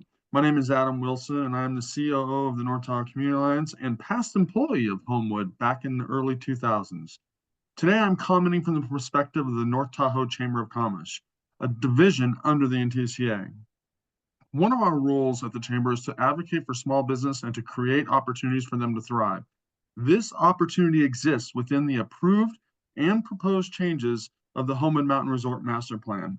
In partnership with 15 other organizations around the lake, we just recently conducted several days of business walks. I had the fortune of doing those walks on the West Shore. Those small businesses that we were able to speak to were very concerned about the recent announcement at the time of Homewood closing, and that was due to the vibrancy of the West Shore and ultimately the financial well-being of their businesses. Homewood is a critical business to the West Shore and our region. We also recognize these concerns about lack of public access to the resort. However, we believe Homewood has gone above and beyond to assure the public that access will be available and has even documented it in the Homewood Community Access Plan. With your approval, they have committed to adding several skier service upgrades as soon as they can get the permits, and work can be scheduled to reopen Homewood next season. This project supports our strategic focus areas of economic health, community vitality, and environmental stewardship. The project before you does this in so many ways. As we think of economic health for our community, we consider additional lodging bed base as a true economic driver, not just for Homewood, but for the North Tahoe region. Most of the traditional lodging on the West Shore is no longer in operation.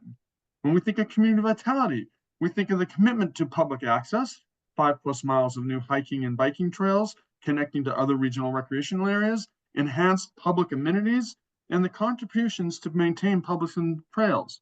Finally, when I think about environmental stewardship, this project and the work they have already done around. Thank you, Mr. Wilson. Next hand raised is Amy Ross. Amy, please unmute to make your comment. Hi, can you hear me? Yes. Hello, can you hear me? Yes, we can hear you, Amy. Thank you. Hello, TRPA. Thank you so much for your service and your careful review and ability to regulate, as is your mandate. I'm here to urge you to use your limited but necessary powers to protect the lake and the community that we love. Building a set of multi-million-dollar condos overlooking Lake Tahoe is an easy and obvious way to make a lot of money, but that's not what was permitted. What was permitted, in my understanding, was community enhancement. The 2011 permit accepted a limited number of otherwise not permittable real estate structures in exchange for the upgrades to the ski area and the public good for the West Shore and the Greater Tahoe Basin. However, plans by the developer for a private club appear to benefit an enclave of multimillionaires instead of the West Shore community. Rather than community enhancement, I fear community exclusion and displacement. I ask the TRPA to be firm and clear. Public means public, no restrictions. Access to the beautiful ski hill, the key aspect of community enhancement, must be a clear expectation among the regulators, the community members, the development corporation, and its intended customers. Condo owners can buy an exceptional view, of course. Excuse me, sorry, my internet stabilized. Condo owners can buy a beautiful view, and they can also, but they cannot have the whole mountain. That's the deal in 2011, and that's not the deal now. Thank you very much for your attention. I think it's incredibly important that you're reviewing this now. I do ask that you establish a clear and firm pronouncement, TRPA, that the developers are allowed to. Thank you, Ms. Ross. Thank you. The next Zoom name, and I know you gave me your name before, but MA's 16 Pro Max, if you could state your full name for the record and make your comment. Yes, sorry. My full name is Marianne Ernst, and I own a home on Sacramento Avenue, which is right off of Ski Bowl Way. And I am a secondary homeowner. I'm a single mom. I worked very hard to buy that house so I can build memories with my 2 little boys skiing at Homewood across the street. So with the recent amendments, it still excludes me as a second homeowner. And not just me, many other second homeowners who have spoken today. And the other thing I want to point out is I'm really sad at the sense of disdain that I'm hearing from Homewood employees towards secondary homeowners. We keep that community alive through the winters and the summers, and I think we really should be accounted for and given our opportunity to ski at Homewood. There are so many of us who own homes there specifically because of Homewood. The other comment I want to make is regarding the North Tahoe fire. Whatever Homewood needs to comply with, they need to comply with. Fires are a huge problem. Insurance is a massive problem, and it's only going to get worse after LA. And those are my only 2 comments, really. Because we want secondary homeowners to have equal access with no blackout dates, because those are the only dates that I can go up with my children, and many others could go up with their children and grandchildren. So these are family homes for us. We might be secondary homeowners, but we bought there for a reason. And so that should be taken into account. Next hand is Trevor Larkins. Trevor, please unmute to make your comment. Hi, my name is Trevor Larkins, and my wife and I have owned West Shore Sports since 2015, and before that, managed the shop since 2008. If you guys don't know, we're located between the North and South Lodge of Homewood Mountain Resort, and in the summertime, we are a bike, kayak, and paddleboard rental shop, and in the winter, switch over for ski, snowboard, cross country, and snowshoe rentals. I wanted to speak briefly about the trust in the community and the direct impacts that Homewood's decisions have made on our business thus far. Over the last few years, we've seen a 35% decrease in our revenue due to Homewood's decision to increase their day use lift tickets and inevitably closing the resort this year. There's something to be said about charging more and providing less than other resorts. That would be the reasonable explanation of why a visitor count is down by 60%. The day use ticket buyer is now going elsewhere, choosing better value in a resort, and ultimately not walking through our local businesses. This has caused me to let go of 2 full-time employees, decrease employee hours, and substantially decrease our ability to sustain a winter business. As of right now, there is no security for West Shore Sports if Homewood privatizes or even reduces the capacity of skiers and riders to the resorts. This needs to be addressed, and as of right now, we are definitely suffering from the decisions and the actions. Unfortunately, we can't trust developers and what they're saying about being public. The storyline has changed too many times. And as a business, we supported the 2011 master plan, which supported visitors and locals alike. Not only would it be great for business and the West Shore, but also bring our community closer together. West Shore Sports as a business can't sustain a winter model or be a reliable employer without a clearer and more responsible master plan from Homewood Mountain Resort, making sure that the plan allows and defines the access to Homewood and who can access it and when. Thank you. Next hand is Kyle Overacre. Kyle, please unmute to make your comment.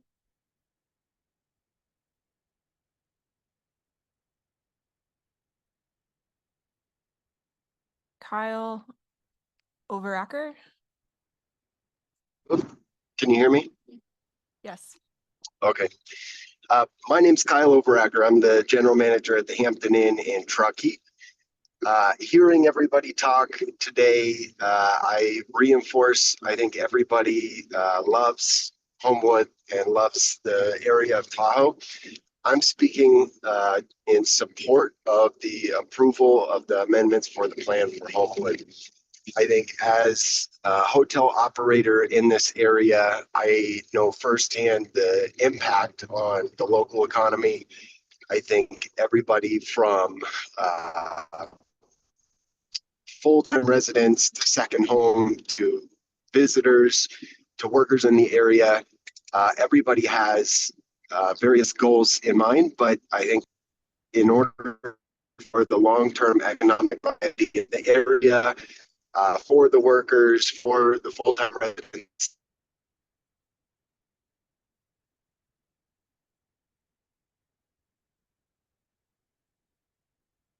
Mr. Overacker, we've lost you. You had a minute remaining. If you have better service, you can finish out the balance of your comments, but let's go ahead and move on. Thank you. Can you hear me? All right, the next hand up is Carolyn Salig. Carolyn, please unmute to make your comment. Hi, good afternoon. My name is Carolyn Seelig, and my husband Mike and I purchased our house on Snowbird Loop in 2019 in Homewood. We're season pass holders at Homewood, and our 2 sons, Henry and Teddy, ski on the ski team. If you skied during President's Weekend in 2024, you'll have seen my 12-year-old skiing with his team with 2 American flags attached to his helmet and a huge smile on his face. We love Homewood Mountain, the team, staff, and coaches. Feels like extended families where we host team parties and dinners, and Kevin and others, thank you for your care. We want nothing more than the development to move forward with one large caveat. We would like to respectfully request the TRPA today ask HMR for additional refinements to the public access definition. The definition needs to be quantifiable and measurable in order to be enforceable, and specific metrics need to be included in the definition. I'm a CPA by career background and an auditor and a partner at a Big Four public accounting firm, working to enforce regulatory laws and guidance for the safety of the investing public. I know firsthand that in order to be enforceable by TRPA, public access must be measurable, quantifiable, and in writing. At the APC meeting last month, one committee member asked how there could be a loophole. I want to clearly state for the record that there are two classes being created by HMR. Class A, HMR residents, hotel guests, purchase for millions, and Class B, everyone else. By using the terminology first come, first serve, HMR can exclude the public over time as it offers the season pass tickets first to HMR residents and hotel guests. We, the public, deserve to have in writing the number of tickets allocated either on a gross number based on ski load or in percentage. At the APC meeting, Connor from HMR mentioned 4,000 skiers on one day at Homewood. So it seems to be a simple exercise for HMR to calculate lift capacity and allocate a percentage to Class B, i.e. the general public, my family, and my son who loves Homewood. Based on recent census data, there are 8,607 homes on the West Shore, of which 6,000 are used as second homes, 2,500 used as primary residence for 23,000 people. 7,000 of those are full-time. Thank you, Ms. Selig. Next hand up is Patrick Brady. Patrick, please unmute to make your comment.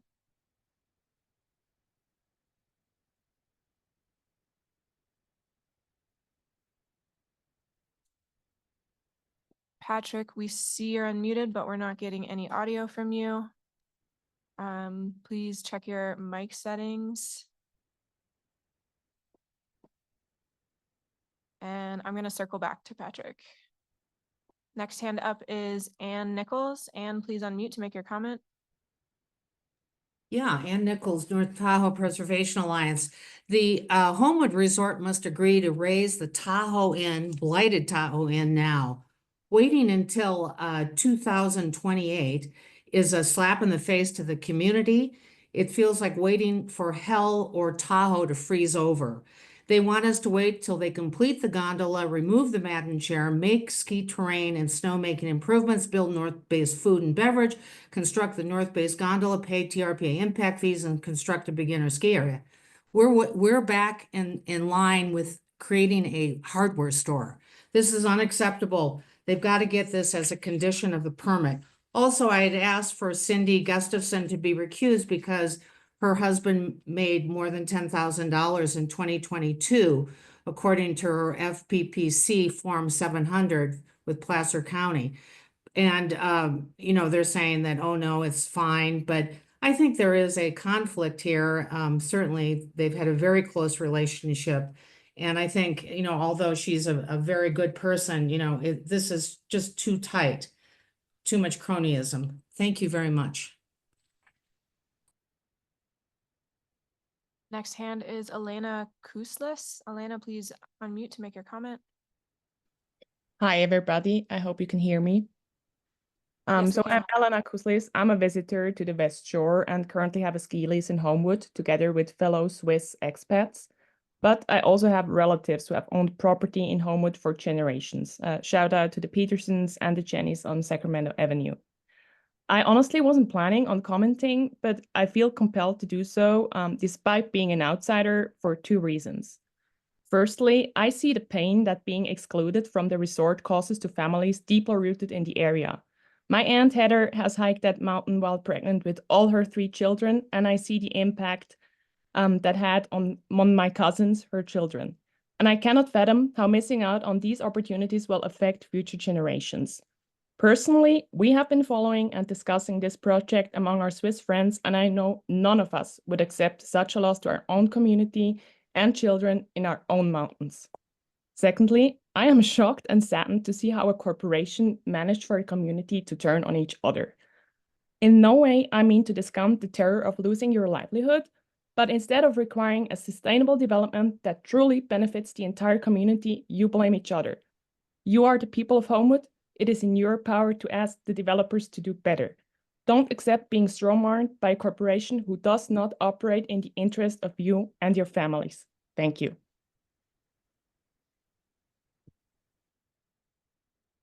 The next hand on Zoom, your name on Zoom is N. Gimbert. If you could state your full name for the record and make your comment. My name is Nancy Gimbert. and I'm here to support the Homewood Master Plan. I was a full-time 40-year resident of the West Shore. Unfortunately, due to unexpected circumstances, I've had to move away from my beautiful West Shore. However, I still consider myself a local. Fortunately, I do work for an amazing company, Homewood Mountain Resort, and have been employed with them for a very, very, very long time. I believe that I am the only employee that can state that they have worked for all 5 owners. Yes, I am still employed as a senior account manager. Back when KHP began their rant about Homewood going private, I had many friends approach me regarding this subject. Being the optimist that I am, I told them that they did not need to worry about Homewood going private. The resort would always remain public. We just want to start the master plan, a plan that was originally started in the 1980s. A plan that would improve the West Shore, a plan that would increase our property values and keep the economy alive on the West Shore. I fully support Homewood and the master plan and look forward to finally starting this project, maintaining our favorite saying, the West Shore is the best shore. Thank you. Next hand up is Victoria Gustafson. Please unmute to make your comment.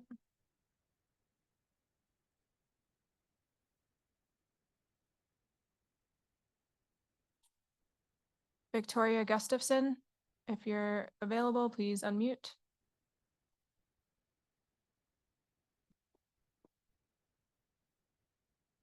All right, we will come back.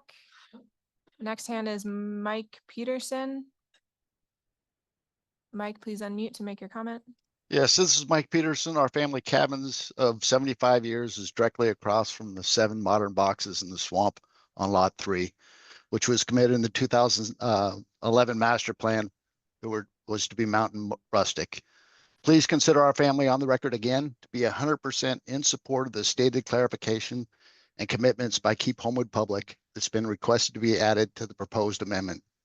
They've done an excellent job listening, coalescing, communicating the expectations of the community as it pertains to 2011 Community Enhancement Project. We clearly understand business and tax revenues. We also understand that California is one of the most regulated states. When a business files for a community enhancement project that grants exceptions to support the community, 10 years later changes its mind to go private, it's their property, it's their right, but they have to go get in line like everyone else to submit for a new plan for a private project. And since our cabin sits at the base of this project, I have a huge concern beyond the axis of the hill. And I'm glad Ryan pointed out that about HMR's fire commitments. HMR has not met their significant commitments to the fire department, and they've been outstanding since 2022. And this alone should stop the amendment discussions in its tracks. How anyone in good conscience could allow these discussions to move forward without the fire commitments being satisfied, we look like the mayor of Los Angeles stepping off the plane from Ghana during the LA fires. The trust has been broken so many times. This is another glaring example. Number one priority in the community is safety, and HMR won't meet their commitments. If you want us to believe in a community enhancement project won't go private, put it in writing or go get a new plan. Our family's a huge lover and supporter of the Homewood community and the mountain. We want a project, but most of all, we want a neighbor we can trust. The whole Tahoe Basin is watching this vote. It sets a precedent, which could be the linchpin that changes the complexion of Tahoe forever. Thank you very much for your time. Next hand on Zoom is Road Som. If you could state your name for the record and make your comment. Hi, yes, my name is Brian Scott. My family's been second homeowners in Tahoma since 1972. Want to give a here an agreement to Mr. Peterson, who was just up, Mr. Baker, Mr. Gardner, Mrs. Ross, and Ms. Seelig, and concur with those comments. Also, a big shout out to Trevor at Westside Sports. I will see you on Saturday to rent some snowshoes. And that is a big concern of mine, is that the whole, the entire issue is public access, and the entire issue is Discovery Land Group. And the reason that people are not trusting them is they have a history of being untrustworthy in all of their projects. It's standard operating procedure for for them to come in, guarantee verbally for public access, and then over time restrict until it disappears. When that disappears, if this goes through with this company, I fear for people like Trevor. I fear for all the businesses on the west side. Firesign Cafe, the Dog and Bear, Cult Burger, Tahoma Market, businesses that we have supported for the past 52 years as a family. So putting my vote in for Keep Homewood Public to define exactly what public access is, especially for us second homeowners, which are so vital to the business community there. So those are my comments. Thank you. Next hand is Renee Koijane. Renee, if you could please unmute to make your comment. Hi there, I'm Renee Koijane. I'm a 24-year full-time resident of the West Shore. My husband and I are business owners here. And more importantly, from 2009 to 2011, I worked directly with JMA and Art Chapman and David Tierman to help get the 2011 master plan approved. That was my job. I got the community out and helped, fine tune and work on that plan. So I'm very intimate with the whole process. I was there from the very beginning. And I saw very early on, JMA did pivot. They pivoted their ideas very early. They started making multi-million-dollar investments in the High and Dry Marina and West Shore Cafe. They did not put money into infrastructure. Now that Discoveryland is part of it and Meharry, there's a playbook here, and we need to codify and shore up those specifics. We can't go back otherwise. We also need to 100% get the fire danger mitigated.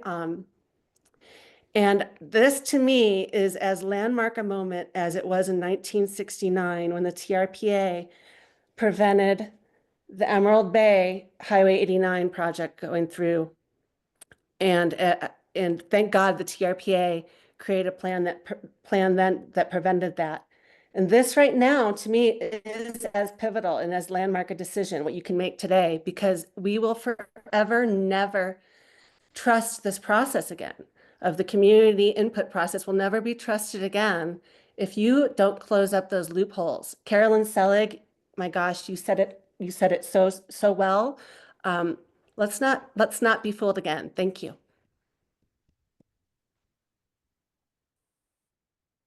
Next hand is Debbie Walker. Debbie, please unmute to make your comment. Hello, and thank you for allowing us time to chair. My name is Debbie Walker. My family and I have skied at Homewood since 1965. And in 1972, we built and frequently used our family cabin in Homewood. I'm also a retired public agency director and have been responsible over the years for many park and facility master plans. I just want to say it's so important to get this right, and I know you're being flooded with comments today. I do support the project, yet I am concerned that guaranteed public access be more carefully defined with specific accountability to assure equal access year-round without blackout dates.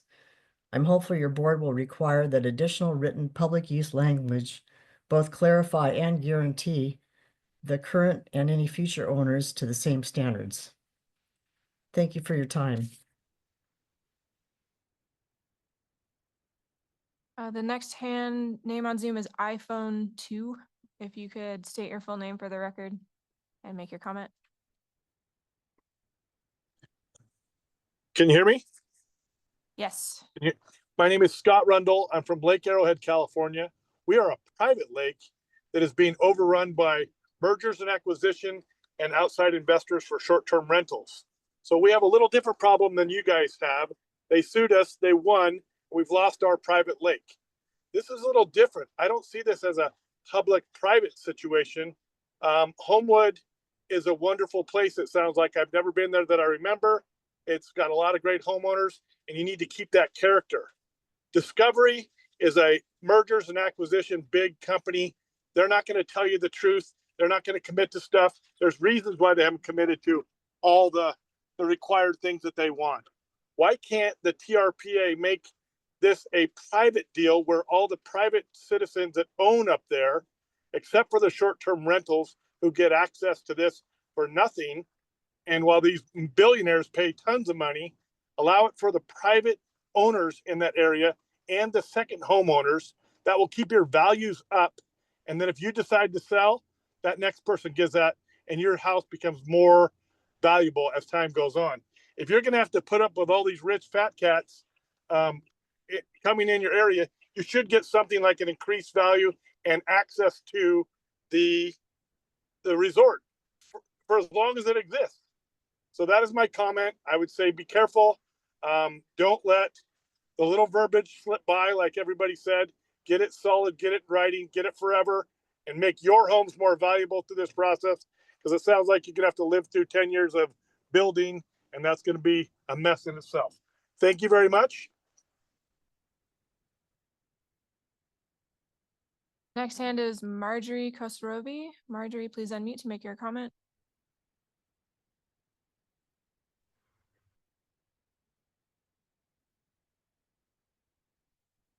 Marjorie, if you're available, please unmute to make your comment. I'm trying. I am speaking as a second homeowner in the Homewood, Tahoma area. I've been there since 1980. And I definitely am speaking up for clear language that protects explicitly going into the future, explicitly protects second homeowners, wipes out blackout days, and really takes into consideration the entire community, not splicing it into this kind of homeowner and that kind of homeowner, including visitors. We cannot let this time slip by and have to look back. We should have. Today and now, we have an obligation, we have a duty and an obligation to be very explicit and protective of this very special place. I want to thank you very much. Next hand is Amy Rondani. Amy, please unmute to make your comment.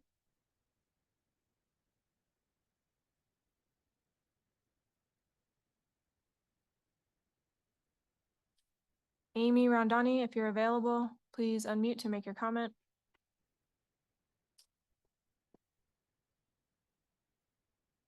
All right, we'll circle back. The next hand is Andrew Bodel. Andrew, please unmute to make your comment. Thank you. My name is Andy Bowdle. I've been skiing at Homewood, or the former Tahoe Ski Bowl, which is now part of Homewood, since the 1970-71 season, over 50 years. I've been a Placer County property taxpayer and at times also a business taxpayer for approximately the last 35 years. I have 2 points. First, I don't understand how the developers were allowed to change the architectural standards of the master plan to the so-called mountain modern design of the Fawn Street houses. To me, the key issue here is not necessarily the architectural standards themselves, which are largely a matter of personal taste, but the fact that the developers were apparently able to change the architectural standards at their whim and in apparent defiance of the master plan. My second point is that I do not understand how the developers can say on one hand that they are going to, quote, restore Homewood as the heart of the West Shore, unquote, yet on the other hand, they've chosen to close the ski area during the current season and have indicated that the area may remain closed for an indefinite time in the future. Clearly, their statements and their actions are completely inconsistent and impossible to reconcile. This certainly leads me to question their true intentions. The conventional wisdom of local people is that developers will close the ski area for 2 or 3 years, expect us all to lose interest, get used to skiing somewhere else, and just forget about skiing at Homewood. At that point, according to conventional wisdom, the opposition to privatizing Homewood will have disappeared. This seems like a plausible concept, especially considering that the developers have indeed closed the ski area and not really for any good reason. I urge the TRPA board members to fulfill their obligation to the public good of the people of the state of California and the state of Nevada. Thank you very much. Next hand is Jay Brown. Jay, please unmute to make your comment. Hello, my name is Jeff Brown. As a longtime Placer County resident and business owner, I urge you to support the application of Homewood's master plan as written. The economy of the West Shore and the basin more broadly is depending upon this form of redevelopment to create employment and sustainable wages for our residents, or risk a flight of full-timers to Truckee, Reno, or places farther away. The absence of prosperity in all non-lakefront sectors has cast a pall over employment opportunities in the area as wave upon wave of trade and service jobs have followed growth to Truckee. The plan put forward is thoughtful in its scale and environmental sensitivity. We cannot be held hostage to sentimentality to a model that is financially unsustainable and regressive for our community. We must support responsible growth and evolution, and this project is perhaps the most significant opportunity to stimulate the local economy in a generation. Thank you for your consideration. Next hand online is David Rauda. David, please unmute to make your comment.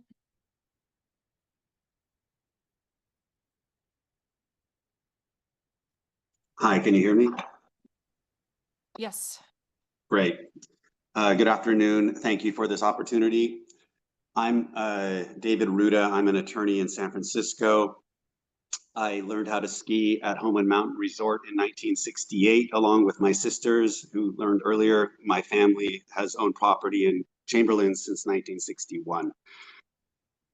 I have a couple of points. One is, number one, teeth. A lot of people have talked about this. I just want to reiterate it.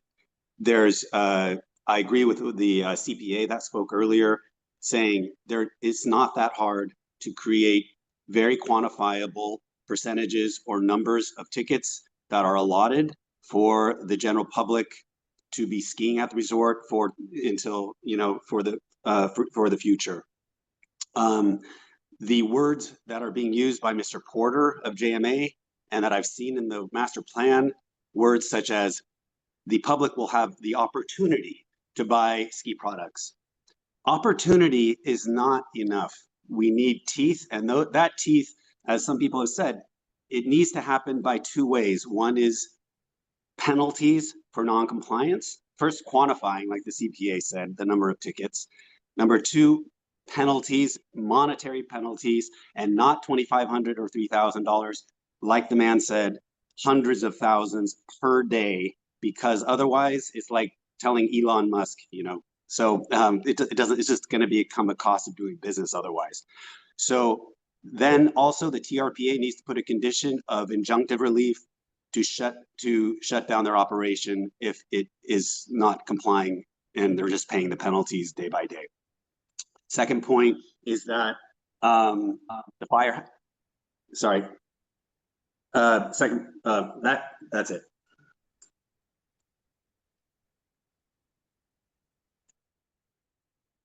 Next hand raise is David Linster. Yes, Linstead, can you hear me? Yes, thank you. Yeah, David Linstead, second homeowner, Tahoma. I've rented every year in the West Shore since '95, purchased a condo in 2014, season pass holder ever since. I have concerns on the community access plan regarding the definition of full-time West Shore residents for which discounts apply. That's great. You've applied some discounts and it looks like there's some formula, but 70% of the West Shore residents are second homes. I'm a financial planner. I work remotely up there 6 months out of the year, pay property taxes there, but maybe I'm not a full-time resident. I think I will be priced out of the season day passes, as will 70% of the other West Shore homeowners. And it will hurt businesses that I frequent, Dog and Bear, Colt Burger, Tahoma Market as well. So what kind of pricing are we talking about? Well, I'm in the financial services. There's a SEC filing Form D for a Rule 506C exemption signed by Todd Chapman on December 2nd, 2022. which allows Homewood to raise funds without registering to the SEC to accredited investors. This is fairly common. Page 3, item 11, minimum investment, $200,000. And I'm concerned that second homeowners, renters, and visitors, part of the general public, will have these, quote, full price ski products available, as the previous caller said, for purchase. What does available mean? Well, if the minimum investment is $200,000, I can imagine what season or day use rate would be. So as it reads now, I think HMR has cleverly figured out a way to make sure the mountain stays pretty private and not many skiers on it. Also, what's been reiterated about Discovery Lands, all the resorts are private. That's their model, and they're not going to change now. Thank you.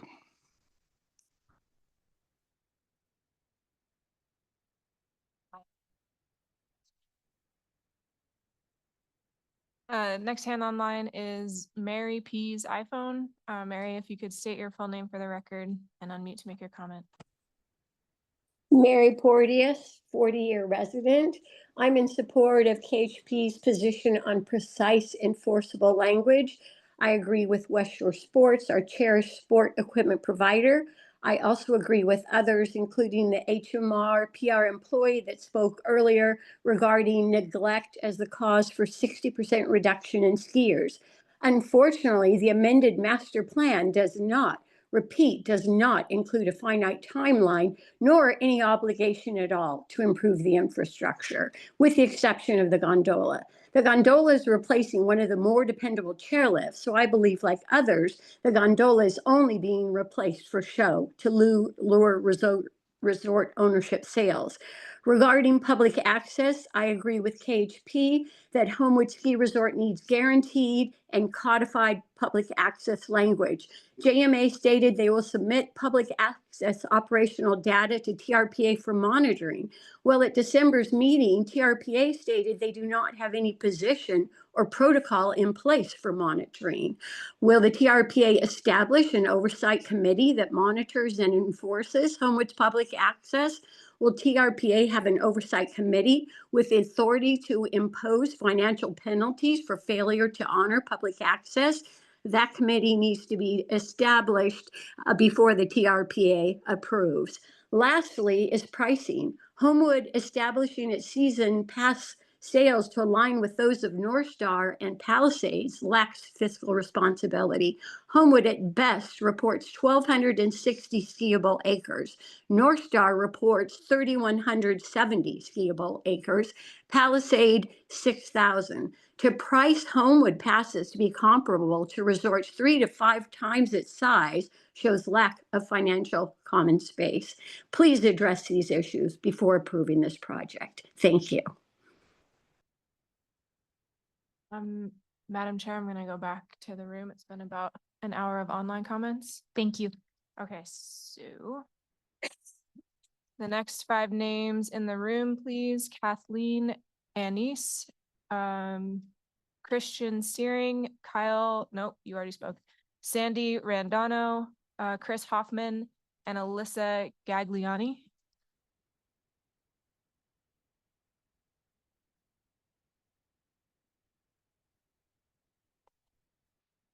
On? Okay. Hello. I would like to speak about architecture, super fun. I'd like to read an excerpt taken from the newsletter that was distributed amongst the community shortly after JMA took ownership of the mountain in 2006. I quote, "In keeping with what Homewood has meant to so many of us over the generations, the design theme is Old Homewood, which would find expression in the future architecture and design. With a professional background in architecture, I'm deeply concerned about the omission of references to historic structures such as the Tahoe Tavern, Hellman Erman Mansion, and other national park buildings. In nearly every other instance, clarifying language has been inserted, detailing the change that is being sought after. But here, there is no such follow-up, and it begs the question as to why. My concern lines with a single sentence with the EIR that states design and construction of buildings shall be cohesive architectural theme that complements the natural landscape and setting of HMR. This amendment application should add to, not omit from, details of the master plan. By omitting these historic references, the MPA weakens and risks future development deviation into mountain modern styles, which would be found consistent only with the Fawn Street structures that were permitted in error and in violation of the master plan. These structures are contrary to the design vision established in the West Shore General Area Plan and the 2011 Master Plan as reaffirmed by the Tahoe Basin Design Review Committee in 2023 when they reviewed a copycat ski lodge design from Park City that they put forward from Olson Kundig. The TBDRC guidelines emphasize that preserving the old Tahoe building style is not a matter of nostalgia, but of maintaining a design framework essential for preserving Lake Tahoe's legacy. I respectfully urge the board to extend the review process to ensure the MPA fully upholds the commitments made to the community and protects the integrity. Thank you. Oh, okay.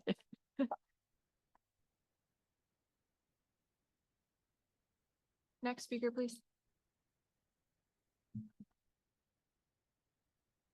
Hi, everyone. I'm Christian Searing. I'm the Director of Finance for Homewood Mountain Resort. And first of all, I want to thank everyone for being here today, taking the time. Everyone behind me too. Thank you all for spending your day here. I'm here to read a couple letters of supporters for the Homewood project that can't be here today. The first one is from a Tahoe City homeowner, Mr. Dennis, and it reads, "Dear TRPA, I'm a friend of the Homewood Mountain Resort and I support their current amendment to approve the master plan and replacement of Madden ski lift with the new gondola. The Homewood Ski Area Master Plan approved in 2011 includes vital investments to protect our community. There are a significant number of environmental benefits that will occur if the project were to move forward, including without limitation, significant wildfire prevention work throughout the forested areas of Homewood, infrastructure improvements for the water and fire districts servicing the West Shore, and lastly, extensive revegetation work along the resort's old access roads that will significantly reduce sediment runoff into Lake Tahoe. Homewood desperately needs new and updated infrastructure to remain safe and viable. Reasonable members of the community understand that such a significant investment can only be made by allowing this project to move forward. The gondola, purchased more than 2 years ago, is still sitting in a warehouse in Reno, as KHP has insisted TRPA not permit the installation. This gamesmanship to gain leverage over the master plan not only costs money, but has deprived the broader community of the use of this gondola for a couple seasons. Homewood deserves the support of its community and a bright future for everyone. Please approve the amendment and the HMR gondola permit so we can all ski next season. Homewood will be an even better place for current and future generations. Thank you. And I probably won't get time, but anyways, I'll stop there because I don't think I'll get through this next one. But thank you for your time, and please approve this master plan amendment.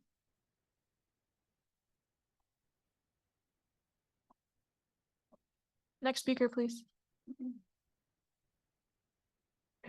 Hello, my name is Sandy Randano. I'm the Human Resources Manager for Homewood Mountain Resort, and I'm here to share the human side of what this approval represents. Can we start Not the just for timer, our ski please? I'm resort, so but- sorry to interrupt you. Please start the timer, please. Thank you. Go ahead. Okay. Not just for our ski resort, but for the community and the people who make it run. Over the last year, we've experienced an unprecedented time of uncertainty. While we've remained hopeful, the impact on our staff has been significant. We've lost several incredibly talented and dedicated employees, people who have made the backbone of our operations. Watching them leave has created a significant ripple effect of doubt and concern among those of us who remain. Every day, employees come into my office burdened with anxiety, asking questions that I cannot answer. Questions like, do I leave? Should I stay? What's going to happen to us? These are people who have dedicated their lives to this special place, and their stress is palpable. As an HR professional, it is heartbreaking to witness. The uncertainty is quite literally paralyzing. We've reached a critical point where our ability to open next year hangs in the balance, dependent on clarity and stability. In my opinion, this isn't just about a business. This is about livelihoods, community, and the lifeblood of the West Shore economy. The current state of limbo is taking an emotional toll on all of us. and it feels unnecessary to prolong this anguish. I urge you to consider the human impact of your decision. Approving this plan isn't just about bricks and mortar, it's about breathing life back into our community and securing the future of those who call this resort home.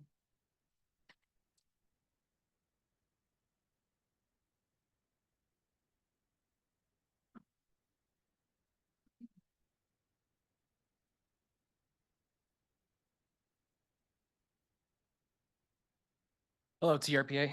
My name is Chris Hoffman, and for the next 24 hours, I'm the Mountain Operations Director at Homewood Mountain Resort. On September 25th in this very room, I listened to the Keep Homewood public group make demands that I found unreasonable. And they said that Homewood must start from scratch on the development, simply because they don't trust us. One leader even said, "It's okay if Homewood closes because we will be okay." I'm sure that he and many other members who are retired second homeowners will be fine. And I would like to add that they will also have reasonable and equal access to the mountain. But I want to make it clear, myself, along with hundreds of employees just like me, will not be okay. We are the people who live, work, and contribute to the community every day. The demands of KHP were not just unreasonable, they felt aggressive. To be honest, I feel like I'm being bullied out of the very community I grew up in. It's wrong. Because of the uncertainty caused by KHP and their demands, I've been forced to look for work elsewhere. And after 30 years of living in Tahoe, I now have to leave my home, my family, my friends, to find a stable job in the industry somewhere else. KHP claims to represent the community, but they do not represent me. They do not represent the broader Tahoe community. Homewood recently circulated a petition to support the development. And to this date, there's over 2,400 people that have signed it, which I will submit today for record. This clearly shows that there's an overwhelming number of locals that support the project, and not only that, they need it for the future of West Shore.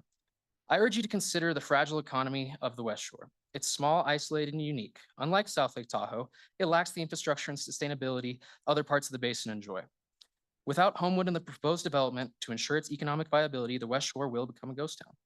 If Homewood continues to operate the way it has in the past, it will close for good. I ask you, the TRPA board, to approve this project. Please don't let the demands of a small, fearful group prevent a private business from operating efficiently on private property. This project is essential for the future of Homewood and the entire community. Thank you. Next 5 in the room, please. Stephanie Sword, David Eichenberg, Colin Casper. Thank you. Michael Martin and Mike Ricker.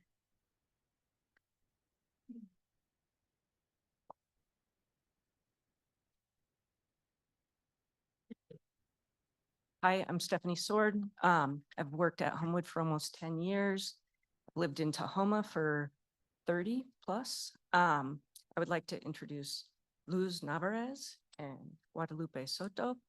She has worked here at Homewood for 19 years and 9 years, and they both consider the West Shore their home. They live there.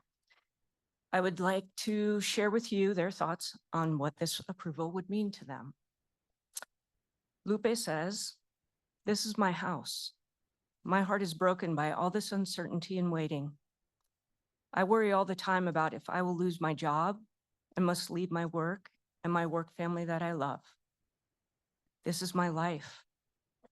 I do not know if I can find another job in my neighborhood because I feel older. If something happens to my job, I will be devastated.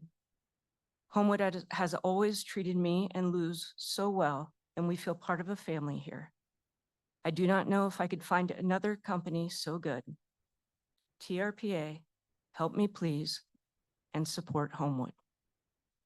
Luz says, "I'm very sad about this possibility of losing my job, and I'm also sad to see the people I work with so worried about their jobs too. I'm very thankful for this job because it offers good insurance, good benefits, and steady work. I can help my family and send my son to school. Homewood has always been a very good place to work, and they are very good to me.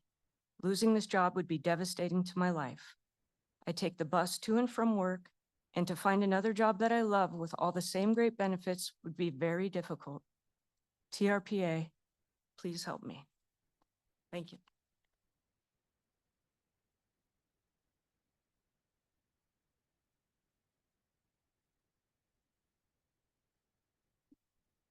Hello, Thank you for having this seminar today. My name is Dave Eichenberg. I'm a general contractor on the West Shore. I'm just getting into my 41st year as a longtime Tahoma resident. Correction on the skier reduction, 60%. We're currently sitting at 100% skier reduction since the ski area did not open up this year. I believe that was a business decision and nothing else. It didn't have anything to do with Keep Homewood public or pressure to get codification of a guarantee for permanent public access. Homewood had been operating the last number of years while negotiations were going on. The infrastructure is the same. Everything's checked out. Homewood could have operated this year. So I don't lay that at the feet of Keep Homewood public. Everyone here clearly is speaking in favor of the development. We all want to see Homewood move forward and become new. The point has always been ensuring public access. This is great progress. I love to see this, but this is the same as a glossy brochure. We need to have it codified. It has to be legal. It can't just be printed on a piece of paper. Permanency is a huge issue.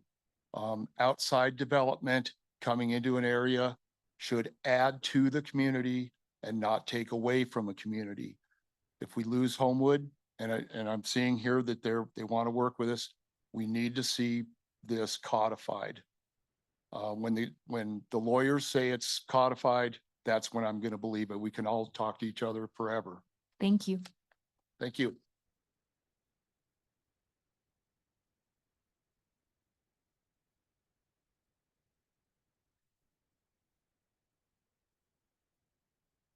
I'm Mike Ricker. I live in Tahoe with my wife and 2 daughters. I'm here today to express my support for Homeward Mountain Resort and the associated master plan amendment. I believe that thoughtful, sustainable investment in our community is necessary to keep Tahoe a place that my neighbors can live, work, and raise their families. While it seems that many of the opponents of the project do not live or work here, the local families that call our region home need a vibrant community that's more than just a recreation paradise.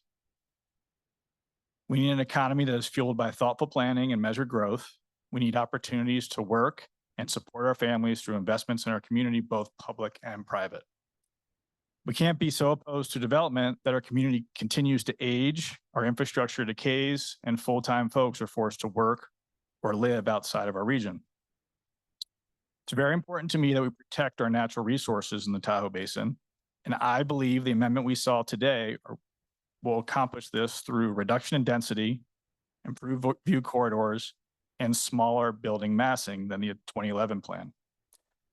45 ski resorts have closed across the US in the past 20 years. Many could not adapt to a changing market. In 2012, a season pass at Homewood was $949, essentially the same price it is today, more than a dozen years later, as costs have increased significantly. In order for Homewood and other independent resorts to survive, the model for a sustainable ski resort needs to evolve. Blocking this project will almost certainly ensure that Homewood stays closed. Please approve the Homewood Mountain Resort Master Plan revision and the gondola project permit, which are overwhelmingly supported by the local community. Thanks. I'm going to call the next 5 names to line up, please. Scott Hell, Connor McCarthy, Randy Botoler, Sierra Doran, and Catherine Stempian.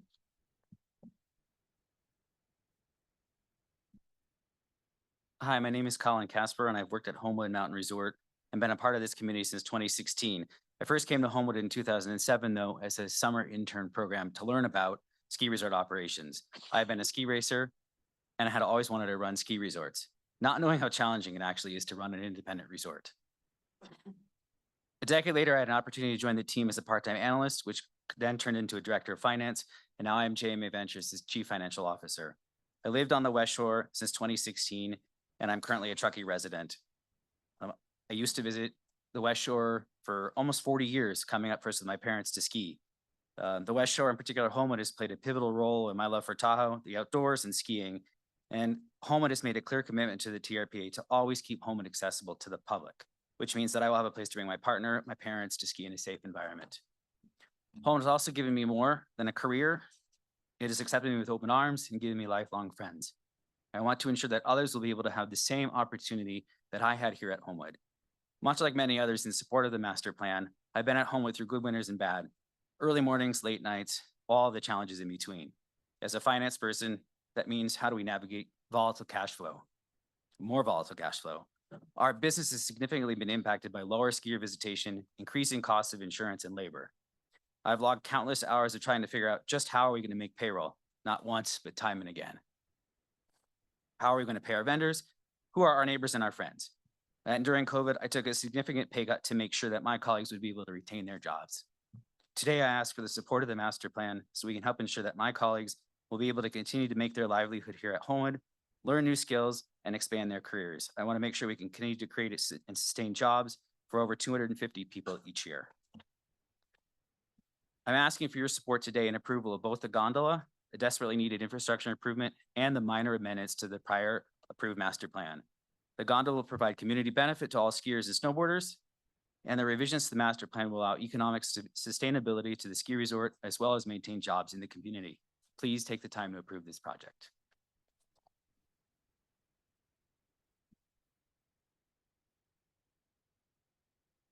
Hi there. My name is Connor McCarthy. I am the Resort Services Director at Homewood Mountain Resort. I have worked at the mountain and been a part of this community for over 15 years now. I, like most people in this room, absolutely love Homewood. I've been there through all the ups and downs over the years. I've attended weddings at the top of the Ellis chair. I've celebrated birthdays and anniversaries here. I've taught my niece and nephew how to ski here. I was also at Homewood the day the lodge burned down and the day we had to close due to COVID. I've been there for the days we've had thousands of skiers on the mountain, and I've been there for the days we've had 15. I, more than most, know this mountain inside and out. You've heard this number before, but I'm going to say it again. Over the past 15 years, visitation has dropped by over 60%.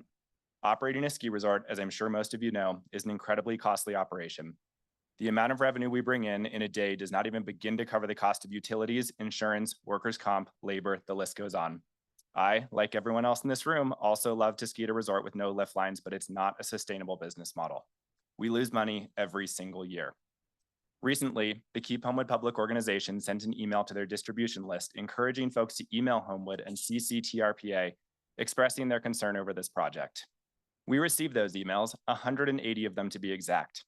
63% of these emailers have not skied at Homewood in the past 17 years, including some of their most vocal members and likely some of the folks on Candace's list. If the Keep Homewood Public Organization is so passionate about this project, why are the majority of them not showing up to support the mountain? The Epic and the Icon Pass have drastically changed the ski industry. Smaller resorts like Homewood have been left behind and are being forced to look at different business models. The proposed model allows the business to stay open. It provides the dollars needed to upgrade our amenities and chairlifts, which everyone will have access to. This project and the people in this room have been publicly scrutinized over the past 2 years. The language is there, everyone can ski, but nobody can ski if we're not open. We cannot open without a sustainable business model. Please approve this project.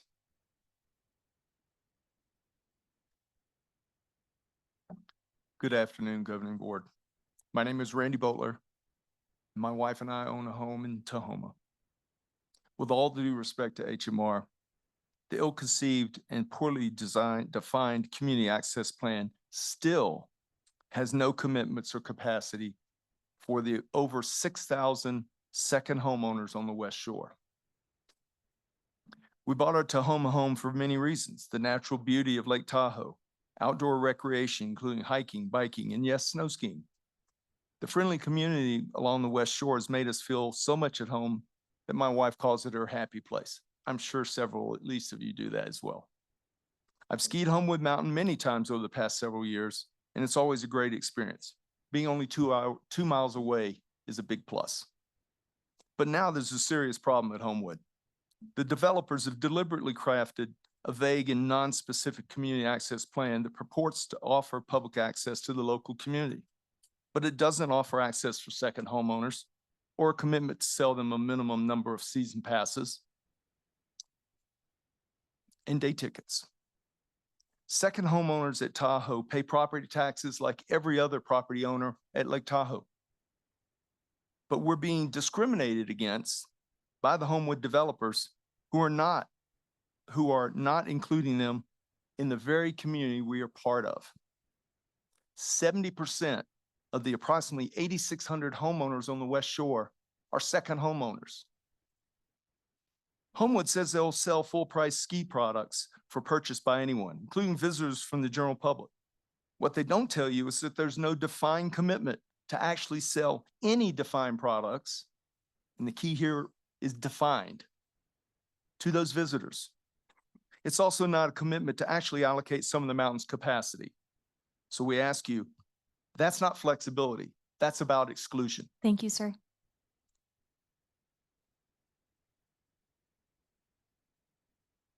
Good afternoon. My name is Scott Helly. I don't work for Homewood and I am not part of Keep Homewood Public. This year, with the resort closed, my friends, my family, and many others are feeling the economic strain. Restaurants, shops, and local services are struggling without the visitors HMR typically brings. Approving this master plan amendment and gondola permit is crucial to getting our economy back on track. HMR has addressed concerns raised by KHP about public access and affordability.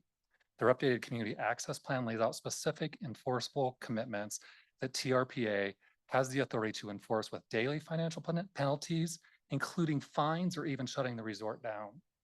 That's real accountability. HMR hasn't stopped with these commitments. They've met with KHP leaders in groups and one-on-one meetings and in working meetings with the TRPA staff, as well as holding community meetings. This shows their commitment to not just their business, but the entire community we are all part of. Here's what really rubs me wrong with the way that the divisiveness that KHP is promoting. KHP posted on Facebook that their real goal is to convince HMR's investors they won't make money and should sell. To quote, if JMA and their investors become convinced they will not make money on HMR, they will sell it. They posted our goal, KHP's goal, is to convince Homewood Mountain Resort of this. If KHP's concerns are addressed, what's the real agenda here? Divisive comments like this don't help. They further separate the community and create instability. I'd like to submit for the record a screenshot of this comment. HMR has addressed language in the 2011 Master Plan Amendment to hold themselves accountable and to address the concerns of KHP, but it seems like it's never good enough for KHP. It's time to mend these wounds, to support HMR's Master Plan Amendment and the proposed gondola and move forward. I urge you to approve this amendment and the gondola permit. It's the right move for Homewood and the right move for West Shore.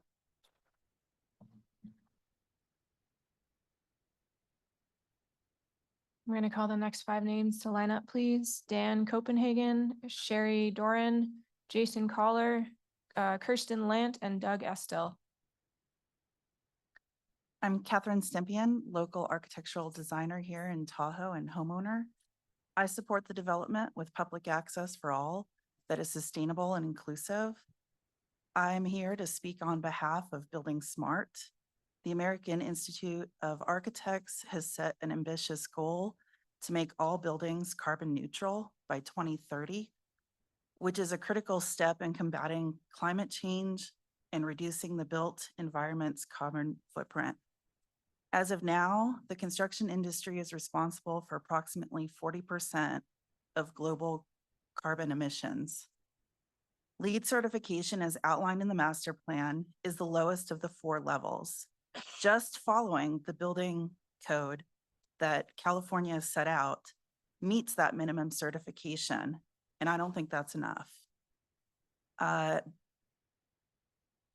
aiming for LEED, platinum, or gold certification can significantly reduce the environmental impact, supporting the broader effort towards a carbon neutral environment. Please clarify the language to include the requirement for LEED platinum or gold and reporting out to the public the development's carbon footprint.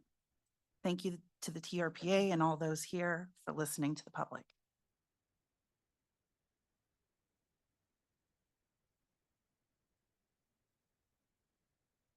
Good afternoon. My name is Jason Kohler. Excuse me. My wife and I were both born and raised in South Lake Tahoe.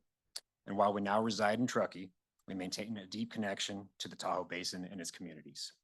I am here today to express my strong support for the Homewood redevelopment and the associated master plan. This project represents an important opportunity to enhance the local community while aligning with the region's sustainability and environmental goals. Thoughtful redevelopment like this can provide much needed updates to aging infrastructure, improve local economic vitality, and maintain the scenic integrity that makes Lake Tahoe so special. As someone who understands the balance required between growth and conservation in the Tahoe Basin, I believe this plan reflects a responsible approach. Please support Homewood's master plan amendment with a vote to approve it. Thank you for the opportunity to speak, and I appreciate the board's work in ensuring thoughtful stewardship of our shared home.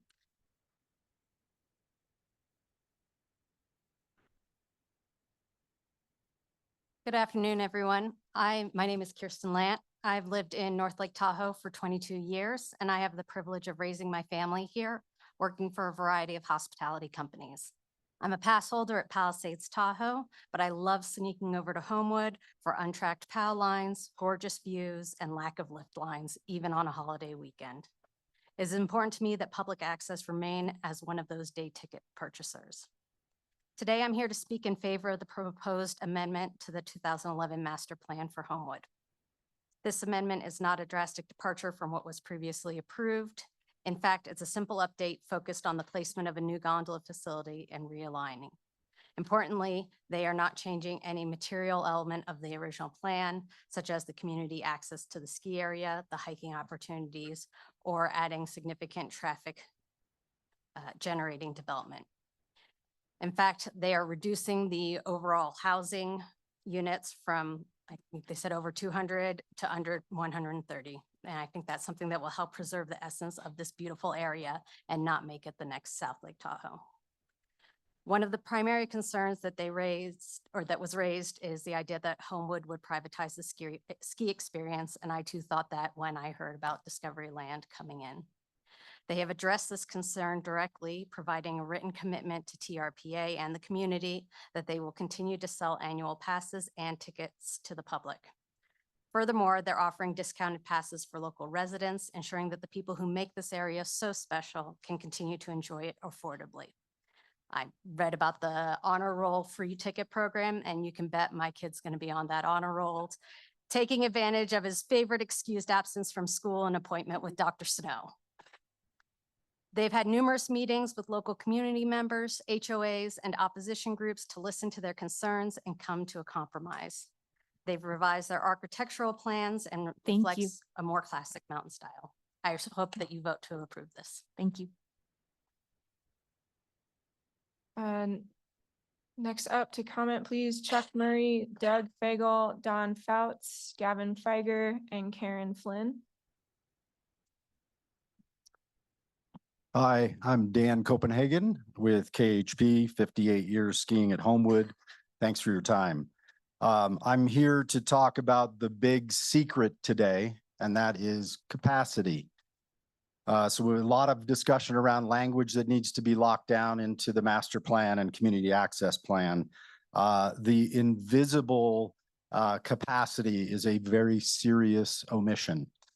The danger is that Discovery's model is very private, as we have heard, and their intention will be to reduce that capacity.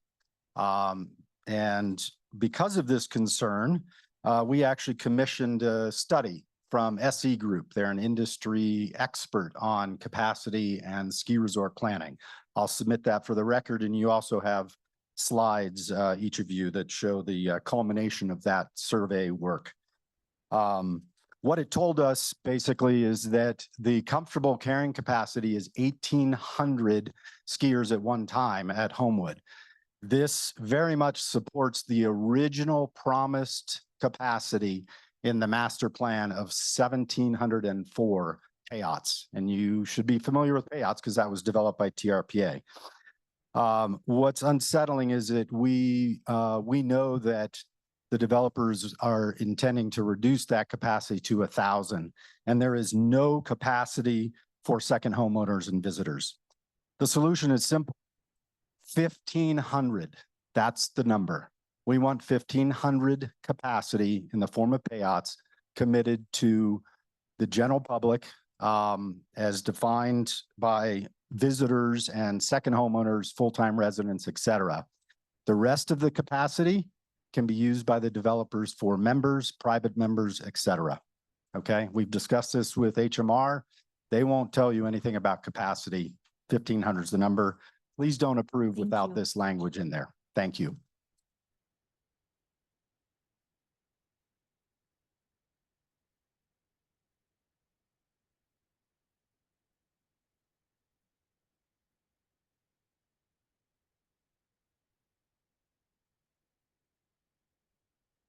My name is Doug Fagel. I've proudly been part of the Homewood team since 2016. Thank you for your time today and for recognizing the urgency of approving the Homewood project, not just for the future of the business, but for the livelihoods of our dedicated team members and their families.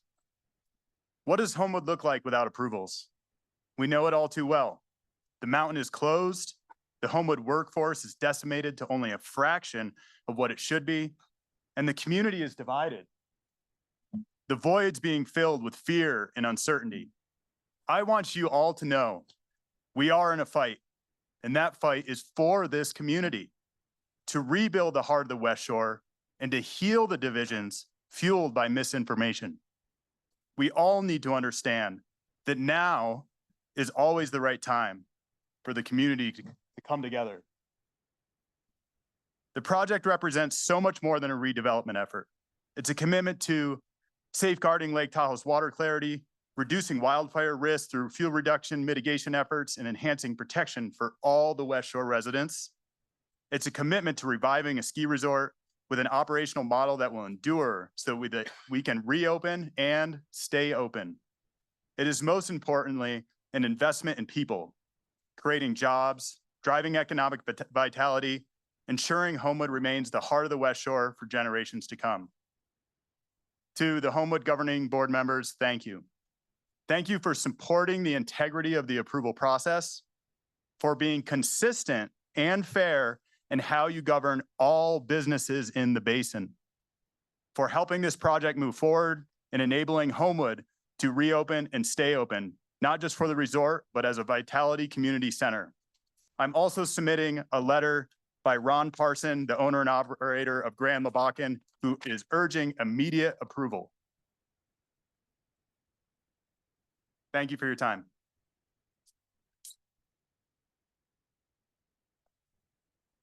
My name is Don Fouts. I've been a president on the West Shore dating all the way back to 1968. In my day job, I too am one of those evil developers. I've brought many projects through the development and application process through the municipal body, city council, board of supervisors. We as developers must be counted on to comply with the conditions of approval that our approvals are granted by legislative bodies. The development agreements that we sign and agree to must have enforceable mechanisms and that must hold us accountable.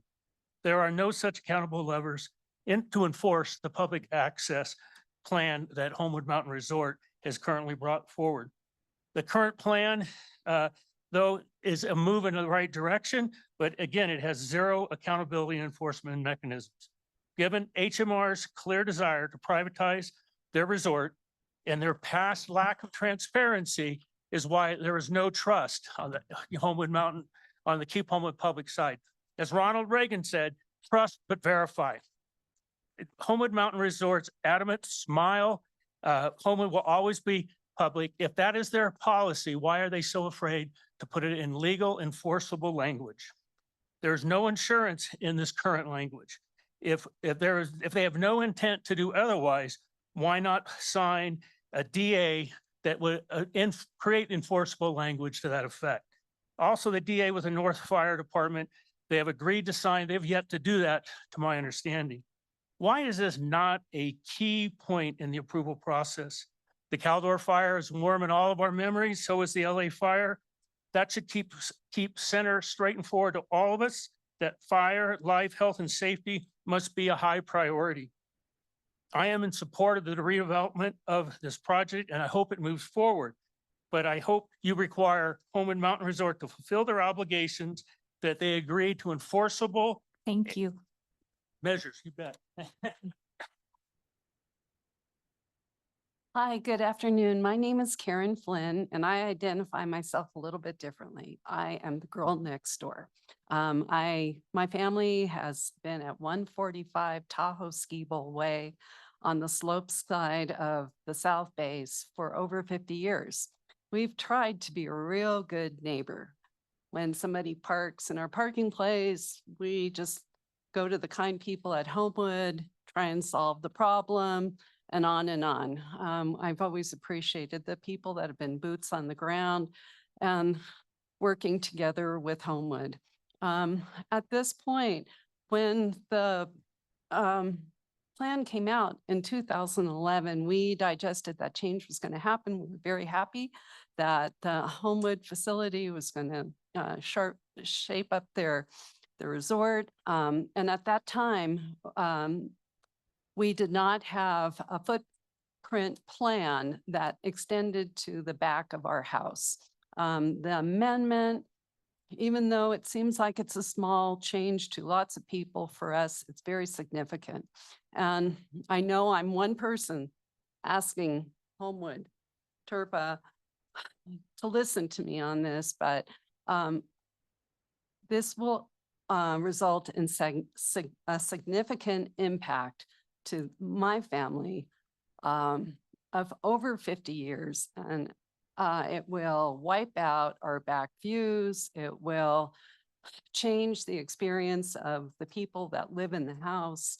And it's very hard to see what is considered to be a very small change be a significant one to us. It will impact our property value. It will change our lighting. It will add more fire risk. And there's no buffer. The tree plan is old. So I ask you, please, to take a look at this and see what you can do. Thank you. Okay. Support the fire department. We live next I'm door so to the sorry. fire. Thank you. Okay, and Homewood. Keep Homewood and keep Homewood public for all of you on this side and all on that side. Thank you. Hey, good afternoon. Gavin Feiger, Policy Director at the League of Save Lake Tahoe. A lot of you might know we are a key stakeholder leading up to the 2011 master plan approvals and also the 2014 settlement. As we do with almost all projects and plans around the basin, we've reviewed the documents submitted for the current proposal for consistency with that 2011 / kind of 2014 master plan.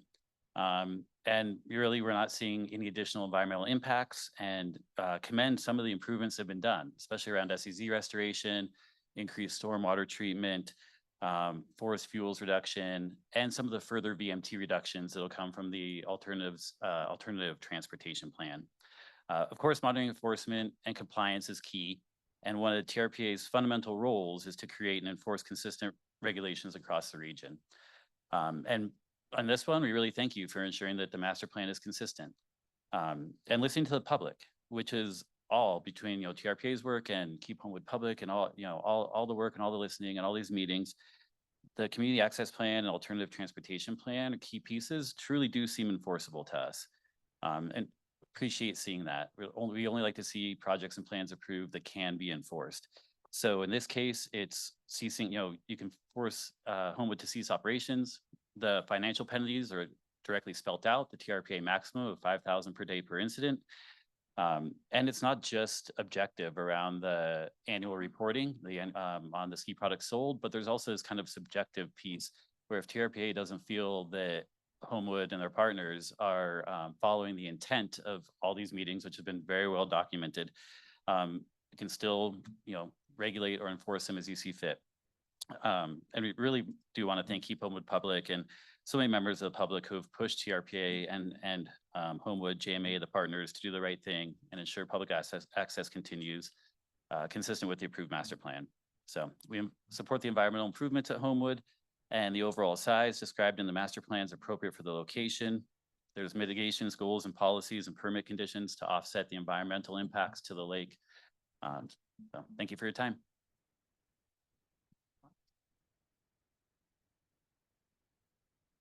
Hello, my name's Chuck Murray. I'm about 85 years in the area. I go back about 60 years ago. I guess I started building my first place for my parents as a college kid. Number of years later, I had enough money to build a place for myself.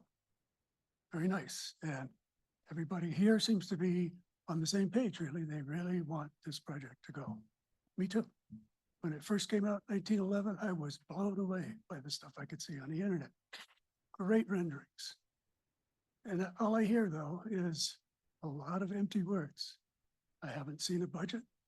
I'm not a wealthy person that invests a lot of money, but I do know enough about business that you need to have a budget. You have to have line items. I haven't seen a line item or a budget for a new fire truck. I haven't seen a lot of things we're being asked to trust. Blind trust. I go back far enough to remember with, I won't use her name, but the first developer for the first chairlift at Homewood. And it was promised all kinds of great stuff in complying with mitigation of erosion and stuff. Madden Creek ran thick with mud for 3 years. So forgive me, no disrespect to developers in general, but you cannot take developers at their word. There has to be something behind it. And I think the trust is at it's the absolute bottom of this whole pile. Everybody's been talking all day about all kinds of high-flying rhetoric, but how do I trust? Because I've seen too much happen in the past, which is a long time ago. Thank you But so much, sir, for your comments. Thank you. Good afternoon, board. My name is Andy Buckley. I'm Vice President and General Manager of Homewood Mountain Resort. And with a view to respecting your time, I would like to submit 11 notes related to 11 of our online speakers to save about 25 to 30 minutes of your time. Is that okay? As I mentioned, I am the current general manager. I come to you with 40 years of experience in the ski industry. I have worked in resorts in Europe, in Colorado, Idaho, Wyoming, Nevada, and most recently California. Chiefly, I have spent a lot of time with Vail Resorts, and I saw a very successful partnership between components that were private models related to private clubs coexisting with public access. And I have been a key advisor to the development team on how the two can coexist and maintain a qualitative experience that will matter to our future users, both for the community and for our new residents. What has truly changed, of course, in the industry, as I've been listening to folks talk about why the volume has descended, is related to the conglomeration of resorts that has caused many users to move to the Icon on the Epic Pass. That is what has resulted in our decline of visitation. Yes, we do need the infrastructure to be rebuilt in order to reimagine ourselves. We do need that gondola to replace the Madden chair that was built in 1966. My major concern as the leader of this organization is to maintain financial viability. And with that, I have insisted that we retain flexibility with our products and pricing. I have made that recommendation, though those products will be available to all. I ask that you approve the project amendments and that we can move things forward so we can install our gondola this summer. Thank you. All right, folks, I've got 3 more names in the room: David Wall, Marion Gibson, and Brent Armstrong. Are those folks here? Yeah.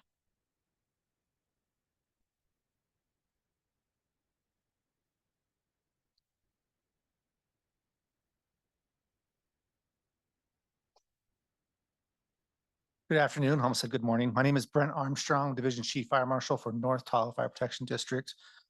Thank you all for the time. This is a lot of conversations have been had over the many years. So this is kind of, I think, the culmination of a lot of a lot of discussions, bringing it forward to really a final decision in this project. So I'm here from a single lens, and that's to provide the highest possible level of fire life safety, rescue, and emergency medical services to the communities and visitors, to the residents and visitors of the communities we serve. I subscribe to that theory, and I do that mainly because it's also our mission statement, or part of. The development agreement is a critical tool for ensuring the highest level of fire and life safety for our communities.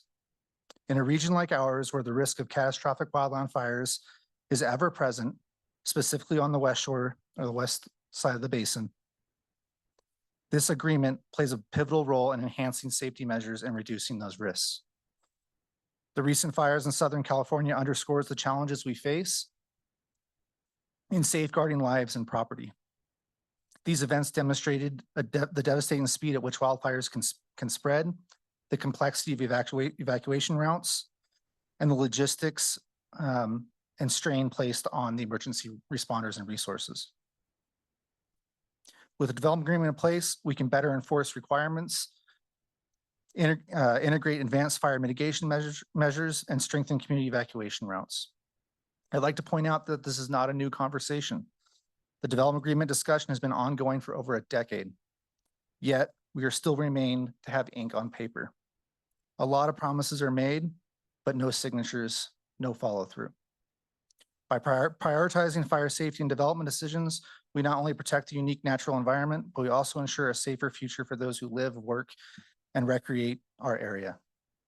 I'm always open to discussions or questions. Early at the beginning of the meeting, there was dialogue between Keep Homewood Public, the applicant. No one has had conversations with the fire district. This is a regional problem, not just with North Tahoe Fire, but as Chief Lindgren spoke earlier, this is a forever problem for all the agencies. As development comes in the basin, we need to mitigate the evacuation routes. We need to mitigate forest fuels management and hardening our structures and fortifying our evacuation routes. So in closing, Brent Armstrong with North Tahoe Fire, happy to answer any questions that come up. Thank you. Chief. Good afternoon, TRPA. My name is Martin Gibson, and I'm lucky enough to have grown up in Tahoe. My grandfather taught me to ski at Homewood when I was just 3 years old. By the time I was in high school, I was teaching lessons. And by the time I graduated college, I was managing the ski school at Homewood. I've worked as a lifty. I've worked in the rental tech office. I've worked on the maintenance crew in the off season. From the top to the bottom, to the front of the house, to the back of the house, I know Homewood very well. And I love Homewood with all my heart, like so many people here. I would be devastated if Homewood wasn't available to the public. If my family and friends and I couldn't ski there, it would be an absolute tragedy. My family has a house on the West Shore, and I feel like I have an equitable right to ski at Homewood. And I absolutely want Homewood to stay open and to the public. I feel pretty confident, having worked at Homewood and been lied to by Homewood management more times than I can count.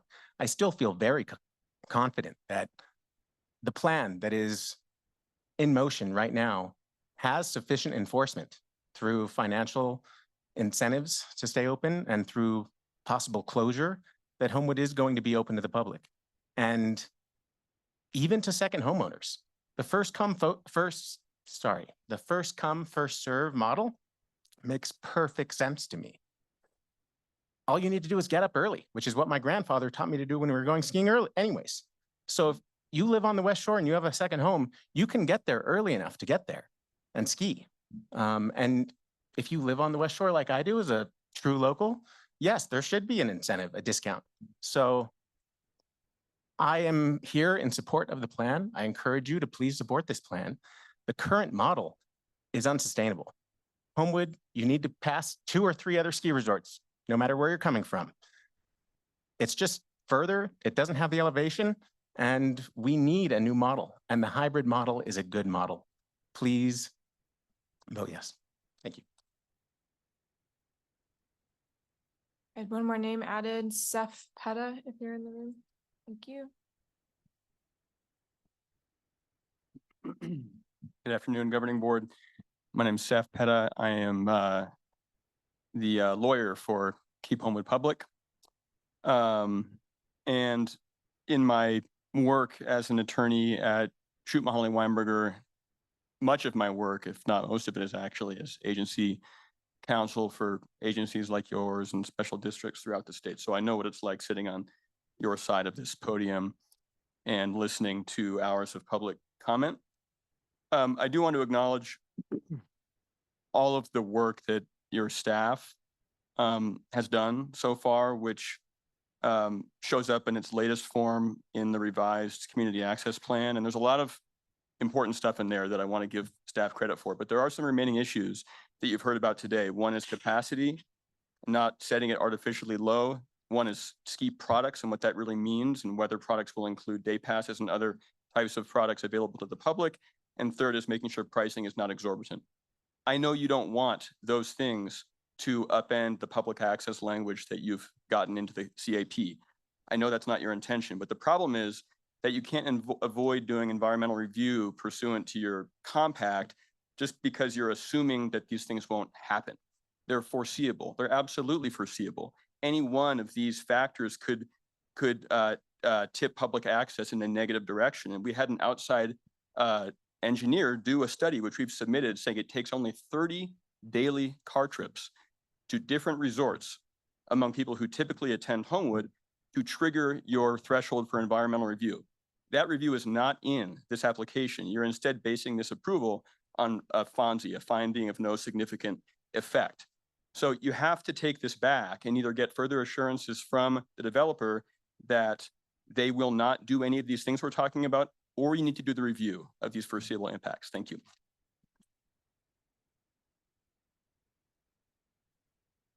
Madam Chair, would you like to do last call in the room or go to online first? Is there anyone else in the room that wishes to make public comment at this time?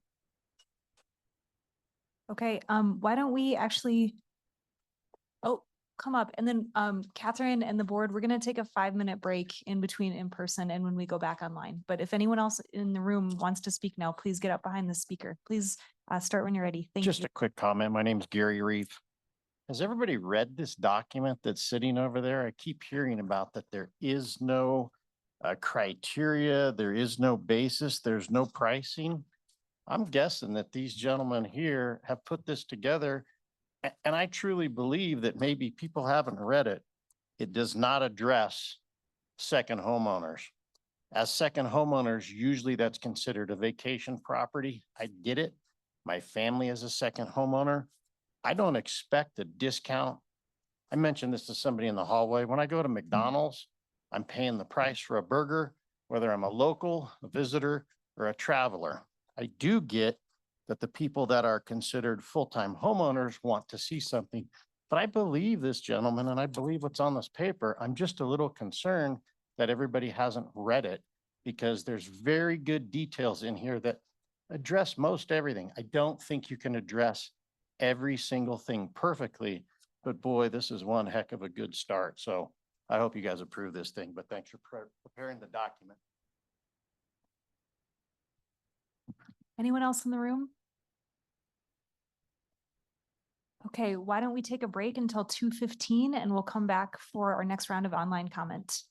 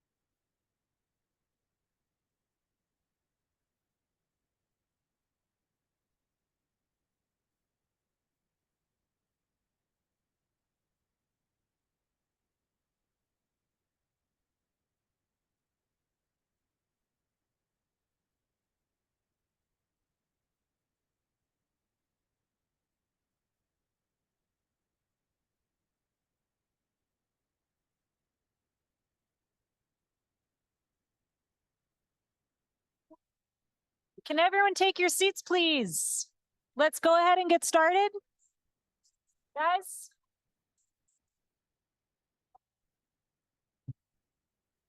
Can everyone take your seats?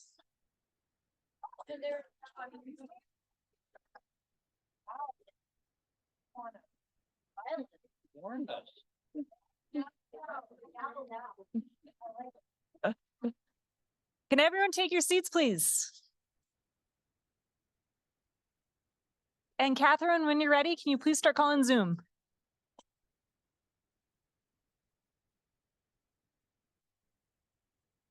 All right, online folks, we're back to you for public comment. I see 13 hands raised right now. If you'd like to comment, please keep your hand up. Next commenter, please, Deepak Sharma.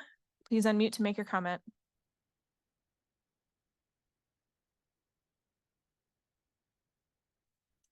Deepak, if you're available, please unmute to make your comment.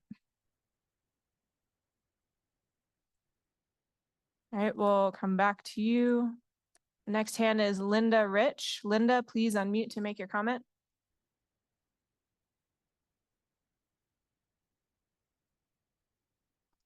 Linda Rich, if you're online, please unmute to make your comment.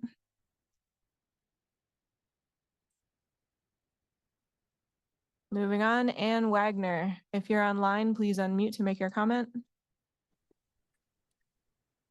Yes, this is Ann Wagner. Can you hear me? Yes, I can. Thank you.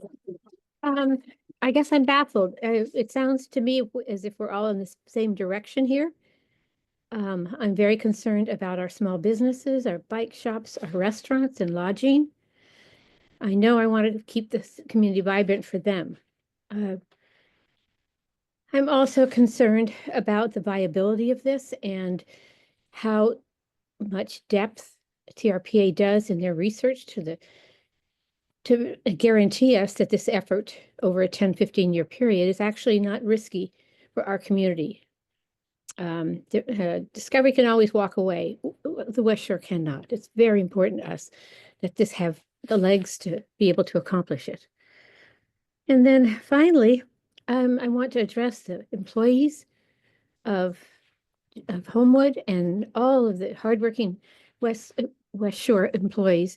At no point does anyone who wants to ski there want to disturb your jobs. I don't see my wishing to keep Homewood public is impacting or negatively upon any of your jobs. I just want that to be added to the existing plan. You can still have your job there, but your direction and your leadership is holding out on the issue purely, in my opinion now, of exclusivity. That is what they're selling. They're selling an exclusive experience. And the West Shore taxpayers have been paying for this years for the road improvements, the drainage improvements, etc. And I think that is inappropriate.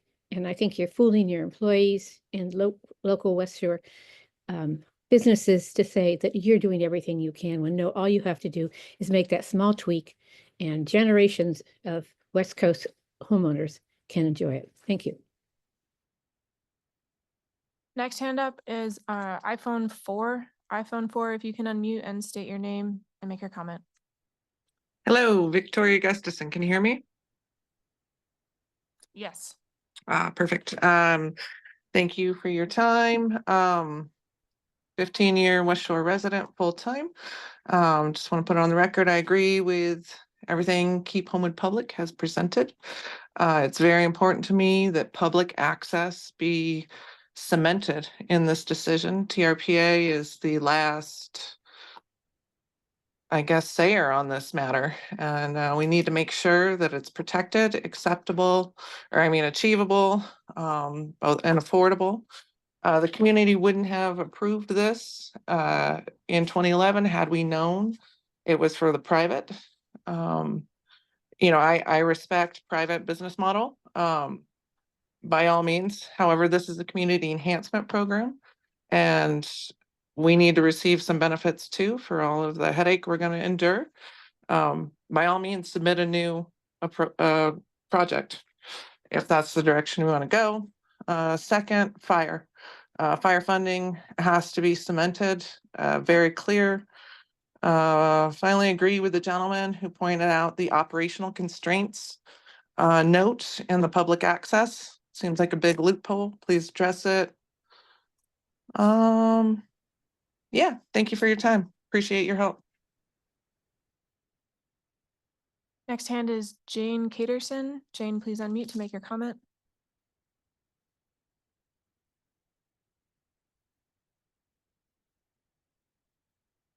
Oops.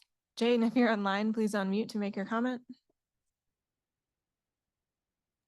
Hello. I'm Jane Catterson. I grew up in Homewood. I live in an HOA on the West Shore and have been there since 1964. So I am a dinosaur. I have seen Tahoe change quite a bit, and a lot of it is good and a lot of good stewardship coming out of TRPA. So thank you. This project was a community enhancement project that seems to not keep the community of the West Shore completely involved and transparent. So for that reason, I am against moving forward with the current design of this project. But importantly, I've been listening to a lot of good comments. A gal named Annie brought up that TRPA really needs to get their enforcements solidified before even thinking of approving this project. And that really struck me because the amount of time we've had in public meetings, the amount of dollars spent paying you as TRPA to listen to us for hours on end and overview these plans is just the beginning. And to ask you to enforce skier visits, public access is really, I think, out of your bailiwick. I urge you to deny this project until those aspects are in place. And importantly, again, fire. We just experienced a horrific event in Los Angeles, and I wouldn't want that to happen to the West Shore. Thank you. Next hand raised, first name on Zoom is Carly. Carly, please unmute and give us your full name and make your comment. Hi, my name is Carly Causey. I'm a manager at West Shore Sports. As Trevor stated, we've been deeply affected by Homewood's closure this year. And I do want to take a second to say thank you to the community and KHP for the support that we've received so far. I just want to reiterate that we support development at Homewood, and I don't know a single person who is quote unquote stuck in their ways or doesn't want change. The community is pro-development, and as it has been stated, we just want the loopholes in the contracts closed. This is a pivotal time in our community, and it seems to have turned us versus them, but it is obvious that the community wants the development, wants the growth, and we're all on the same page. Those who are asking questions are not standing in the way of a thriving West Shore. We are trying to ensure that we will be thriving long-term and that there is no ability to go back on their word. We want to protect our community, small businesses, and each other. Please take into account the concerns our community has raised today so we can move forward together. Thank you. Next hand up is Johanna Butler. Johanna, please unmute to make your comment. Yeah, hi. I live in Carnelian Bay full-time with my wife. I have enjoyed going to Homewood the 8 years I've lived here because my wife actually grew up in Tahoma and she's 40 years old. Homewood is a very important mountain for everyone to have access. It should be public access, not this private bougie community that's all I keep seeing from HMA, and the actions of the resort closing this year is absolutely ridiculous. I see them spewing out all this stuff. Oh, we're here for public access, but in the writing repeatedly, they have not changed it when they'd had the opportunity. I feel horrible for the employees that are not having work, but to try to speed this process through and not have the legalities figured out, that's very important. We can't go back once you guys approve it. And they're just gonna, in my opinion, keep lying, because I've heard from other people with projects they've done. They want to cater to the very uber rich. And this Tahoe is about the community and allowing all access. Thank you. That's all I have to say. Next hand up is Kathy Greer. Kathy, please unmute. Hi, my family has owned 2 cabins on the West Shore since 1960 and support all the businesses on the West Shore, including Homewood Ski Area. A few points. In regards to JMA caring so much about the local employees, why did they close West Shore Cafe after purchasing it? And they have continued to keep this business closed even though it provides jobs and is a great West Shore restaurant for homeowners and visitors. It appears it will be a part of the Discovery Lands private club. Number 2, why do they want to block access to second homeowners? This makes no sense. As stated by many others, all homeowners pay property taxes and should have equal access to Homewood. Second, homeowners bring in revenue to all the businesses, including Homewood Ski Area. I believe that Keep Homewood Public is not asking for anything unreasonable. I support them totally. It would not be that hard for JMA and Associates to be specific and reasonable in their master plan to ensure public access to all residents for generations to come. I know they're smart business people. They can do it if they want to. Thank you. Next hand is Tavis Nichols. Tavis, please unmute to make your comment. Hi, I'm really, I guess, just a Homewood skier. It's where I learned to ski, and I've skied there every year until this one for, I guess, oh my gosh, 30 years now. Wow. um, I think one thing that we're sort of glossing over here is just the consequences of a privatization, if it were to happen, would be extremely similar to the resort closing. There would be little need for Homewood to retain hundreds of employees to serve at most a dozen people who would be there at any given time. West Shore businesses would be pretty much wiped out during the winter. So, I think redevelopment is really urgently needed, but it is important that there not be a path to privatization left open, because that is going to be pretty much the same situation as the Hill closing in terms of the impact on the local community. So I just wanted to sort of air that, because I think a lot of people are rightfully concerned about jobs and other consequences if redevelopment doesn't go forward. But if redevelopment goes forward without protection to keep the Hill private, the outcome will be virtually the same. Homewood will fire most of their employees. Most businesses on the West Shore will not survive. So there will be few jobs. So I just think the consequences are important to keep in mind here. But I am actually excited about, what's in the master plan, what they want to do on the Hill. I just want to make sure that that is public. Thank you. Next hand is Kate Maltese. Kate, if you could unmute to make your comment. Hello, my name is Kate Maltese. I am a Kings Beach resident. I would like to state that as our community continues to evolve, it's essential that we support developers who truly listen to the needs of public and adapt their plans accordingly. HMR is an example of this and has taken community feedback to heart, refining its plans to better serve us all. As we watch our town struggle to maintain their vitality, it's clear that responsible, thoughtful growth is crucial.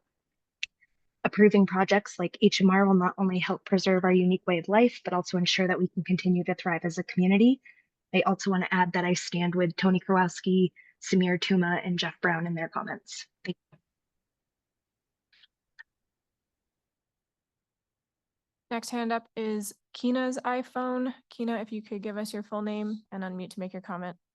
Hi there, it's Kina Lamblin, and I am wanting to comment in support of Keep Homewood Public, because I've experienced both at Homewood, where I've skied for 40 years as a member of the public, and also my partner has a family home there for 50 years.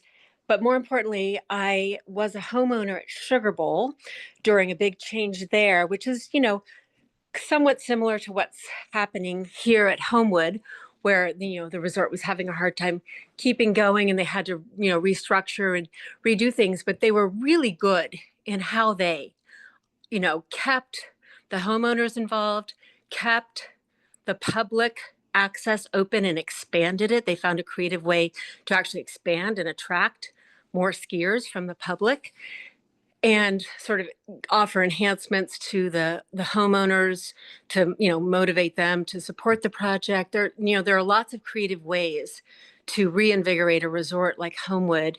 I think Sugar Bowl's a great example. I think the direction of privatization, like so many people have commented, is only harmful both to the public who need access to a lovely place like Homewood that's family friendly and affordable like Sugar Bowl for skiing, and also to the homeowners who are the people who've kept this resort thriving all these years, and they're owed something as far as access and improvements that allow them to use the resort. So I think it's wise to look at other models and stay far away from privatization, and I think Sugar Bowl makes a great model for that. That's my comment. Next hand up is Patrick Brady. Patrick, please unmute to make your comment. Okay, can you hear me this time? Yes. Amazing. Sorry for the issues earlier. My name is Patrick Brady and I live in Homewood, right next to the Homewood Mountain Resort. I'd like to echo what Kathy and others have said. We all want development. We know it's sorely needed. We all support the originals. But I think we'd all like to raise concerns, as we've highlighted here, on the very large loopholes in the HMR Community Access Plan that would allow the developers to exploit those public commitments and effectively close public access without technically violating anything in the current plan. One specific one I'd like to highlight is extreme pricing.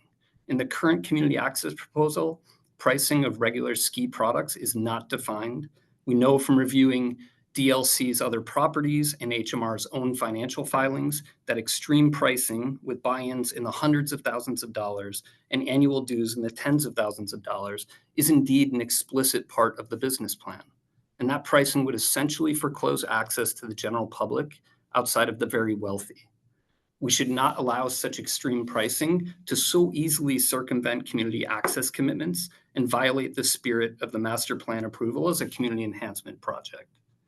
While I know that HMR developers and TRPA may feel uncomfortable with pricing restrictions and that HMR needs some level of flexibility, we need to ensure that extreme pricing does not obviate all the other public access commitments. To be clear, I'm not asking for a discount for part-time residents, but I do ask that TRPA please ensure that the community access plan provides adequate enforceable protections to ensure extreme pricing does not foreclose public access. Thank you. Next hand up is Julie G. Julie, if we could have your full name and please unmute to make your comment.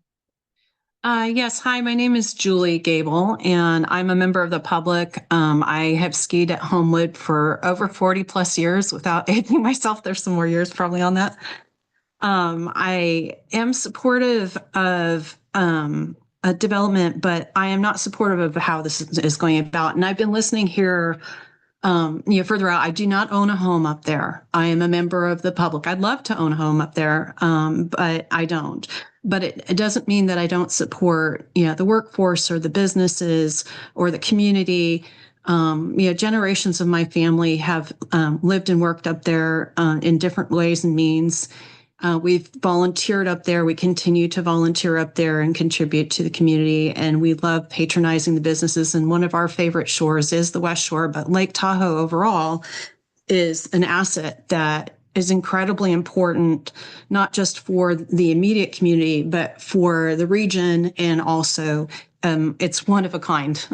I tell everyone that's never been here, oh my gosh, you have to go to Lake Tahoe and see it at least once in your lifetime. And I think most people fall in love with it. I had my wedding up there and we had over 100 guests. I mean, many of them, their version or thoughts of California was without trees. They had no idea. And I can tell you all of our guests fell in love that had been traveling there. What I think needs to happen, I have not heard one person in opposition of the development, but what I see as the sticking point is the developer and the owners, on the business model where you want to privatize, that is the sticking point. And I don't think it's a healthy model. I agree with the speakers, Carly and Keena and others, and Tevis, who most recently and many before you, that it has maybe a short-term gain to, okay, great, you get your way and open the resort, but it has medium and maybe even short-term impacts that are going to be negative. Thank you, Julie. Next hand is Bob Bolt. Bob, please unmute to make your comment. Okay, I think I'm unmuted, am I? Yes. Okay. My name is Bob Bolt. I've been an owner in the Tahoe Basin for more than 40 years, and in the stone's throw from Homewood Ski Resort in Tahoe Pines for the last 15 plus. Much of what I've heard today is encouraging to me. I like the idea that it sounds to me like we're very close to a deal. There are two significant issues. One is, I think the architecture that's proposed is a definite aesthetic come down from what was originally proposed. I personally speaking don't like it, but that's just my own opinion. And I don't think it's consistent with Tahoe traditional. The second one is more important, because what's happened here is I've seen our community divided terrifically by what's going on here. We've heard today the so-called locals who are denigrating the so-called second homeowners, and then the workers at Homewood. It was very disappointing to hear them, because they seem to consider we second homeowners as a necessary nuisance to them. I think that's a mistake. 70% of the owners by number are second homeowners. We pay much more than 70% of property taxes. And without that money, there would be no sewers and no schools and no anything. So I would ask the so-called locals and the so-called workers at the ski resort to keep in mind who's paying the bills here, and we deserve an equal treatment to the other homeowners in the area. Thank you. Next hand up is Stone family. If you could state your name for the record and unmute to make your comment. Yes, my name is Robin Stone. My family has been coming to the West Shore since the late 1800s.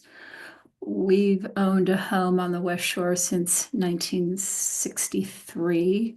I learned, and all my family learned, to ski at Homewood.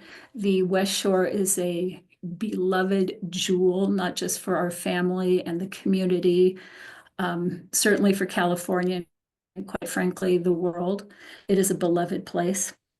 I believe privatization of Homewood Mountain is the wrong way to go.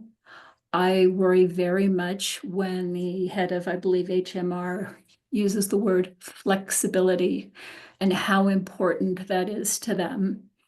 That is definitely a key word that you don't want to have in any type of contract, where the person with whom you're in contract can be flexible. I think the CPA who spoke earlier made very good points. This can be very easily hammered out to reduce flexibility and guarantee community, meaning visitors, locals, second homeowners, full-time residents, access at a reasonable price to Homewood. And I support Keep Homewood Public. I think it is a very difficult straddle to be selling multi-million-dollar, tens of million-dollar homes to people who want exclusivity and at the same time be telling TRPA, oh, we're going to make this public. I would love to see the sales pitch to one of those potential homeowners. And it probably doesn't include locals who've been there since the late 1800s, putting Thank on you. their jeans. Thank you very much. Next hand raise is Nick Kramer. Nick, please unmute to make your comment. Hi, thanks for letting me speak. Can you guys hear me? Yes. Great. I own a small lot in Tahoe, been a California native pretty much my whole life. I run 3 sustainable reforestation projects across 3 different countries. I'm not a wealthy guy. I do a lot for the environment. I'd love to be able to have my family like enjoy the lot that we have, but the IPES score, I'm like 15 points short, and I bought that lot like with the assumption that I'd hopefully be able to get the IPES reassessed, because the science that was done on it is like so bad. And it's unfortunate that like 40 years ago, people were given 6 months to basically contest their IPES scores. And oftentimes people didn't understand that it was going to be decades and decades, and now indefinitely. Hey, Nick. Hi. Yes. Hey, this is Haley. Sorry. Do you have a comment on Homewood? Nope, I have a comment about the IPES score.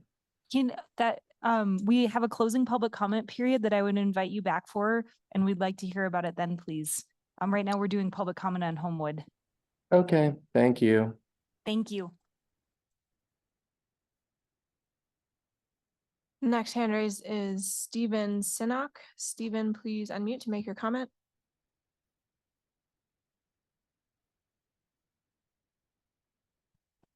Stephen Sinnock, if you're online, please unmute to make your comment. Okay, got it there. Good afternoon, Great. members of the board and TRPA staff members. My name is Steve Sinnock, and my family has owned a home in Tahoe Pines since 1962. 3 generations of our family have skied at Homewood, and hopefully an upcoming 4th generation will be able to do the same. I think it's fair to say that everyone attending today's meeting supports the reopening of the Homewood Mountain Resort. I think if I was to boil down all the comments and the conversation today to one word, it would be the word public. The word public derives from the Latin word publicus, meaning pertaining to the people, state, or community. There are no qualifiers, no exclusions, no special categories, no special exemptions in the definition of public. This is the definition that everyone understood to be perfectly clear and unambiguous when we all supported TRPA's approval of the 2011 Homewood Master Plan. The 2011 Homewood Master Plan also, the public access commitments in the master plan also did not include any qualifiers, exclusions, special categories, or special exemptions.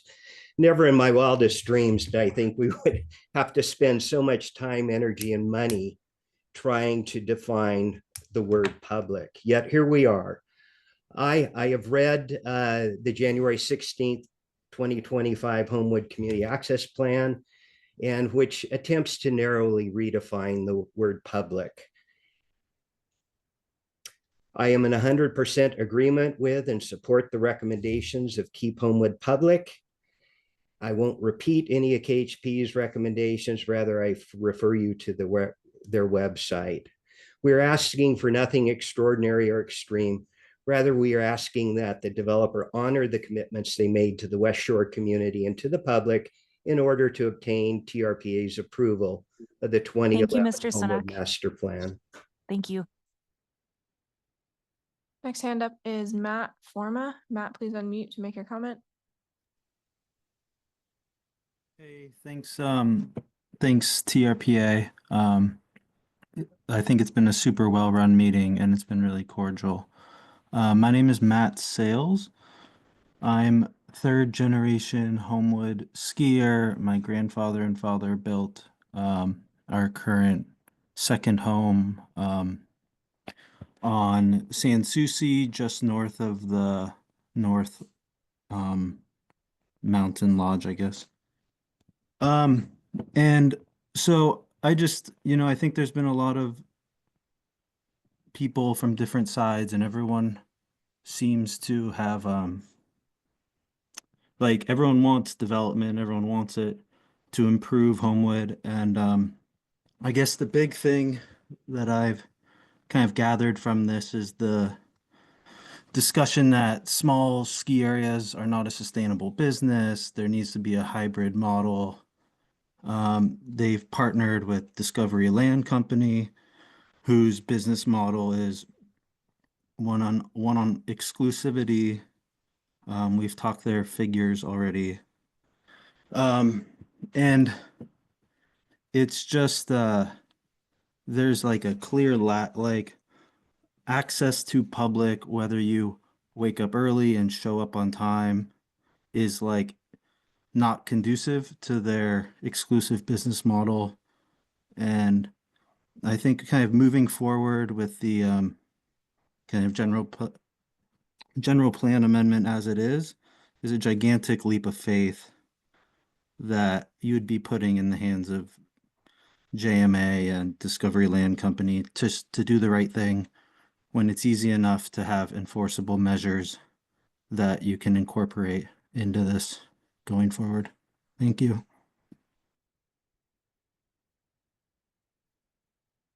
We have 11 hands remaining. The next one is Linda Rich. Linda, please unmute to make your comment. Yes, my name's Linda Luke Miller Rich. I've grown up on the West Shore, skied Homewood 59 of my 67 years, and I remember when tickets were $7. I've listened to a lot of people talking on both sides of this this discussion, and most everybody wants the redevelopment. I, like Bob, am not thrilled with the way it looks. It's too big for my tastes, but that's just one opinion. But it seems to me that everybody wants the same thing, to improve the Homewood ski area and keep it for future generations. I'm asking that the TRPA please deny this. It's been said many times, there's ambiguity in the verbiage of the master plan specific to public access. I like Stephen's description of what is public. So please, TRPA, say no. Let's bring this to the table again and redefine the verbiage. Thank you. Next hand up is Brian Bench. Brian, please unmute to make your comment. Hi, everyone. My name is Brian, and I am a full-time resident homeowner in Tahoe City. I love Homewood. I even proposed my wife in front of the Big Blue Blar. And I have also run a ski school program nearby at Grand Lebacan since 2018. And previous to that was a Homewood employee from 2017 to 2020.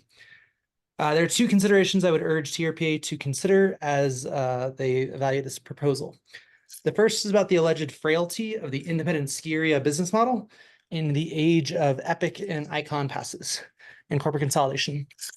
Contrary to popular opinion, various journalists like Stuart Winchester of The Storm and Jason Blevins of Colorado Sun have researched and reported on the thriving nature of independent ski businesses in recent years, particularly in the post-COVID boom, as well as due to Icon and Epic passes, excuse me, pushing first-time skiers to more affordable local ski areas.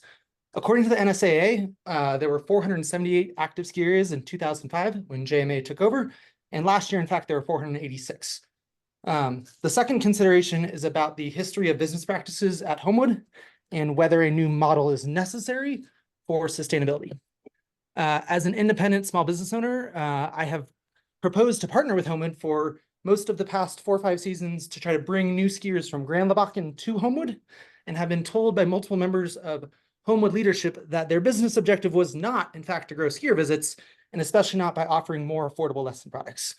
I believe the current ownership group is responsible for the history of business losses, and that a different ownership group would be fully capable of operating the mountain as a sustainable and profitable small ski area that is open to the public. Thank you. Next hand up is Maya Borhani. And- Maya, please unmute to make. Hey, sorry, Catherine. Oh, yeah. For the remaining speakers, we look forward to hearing your comment. There's been a lot of comments made today. If your point was made, you can go ahead and say, I agree as well.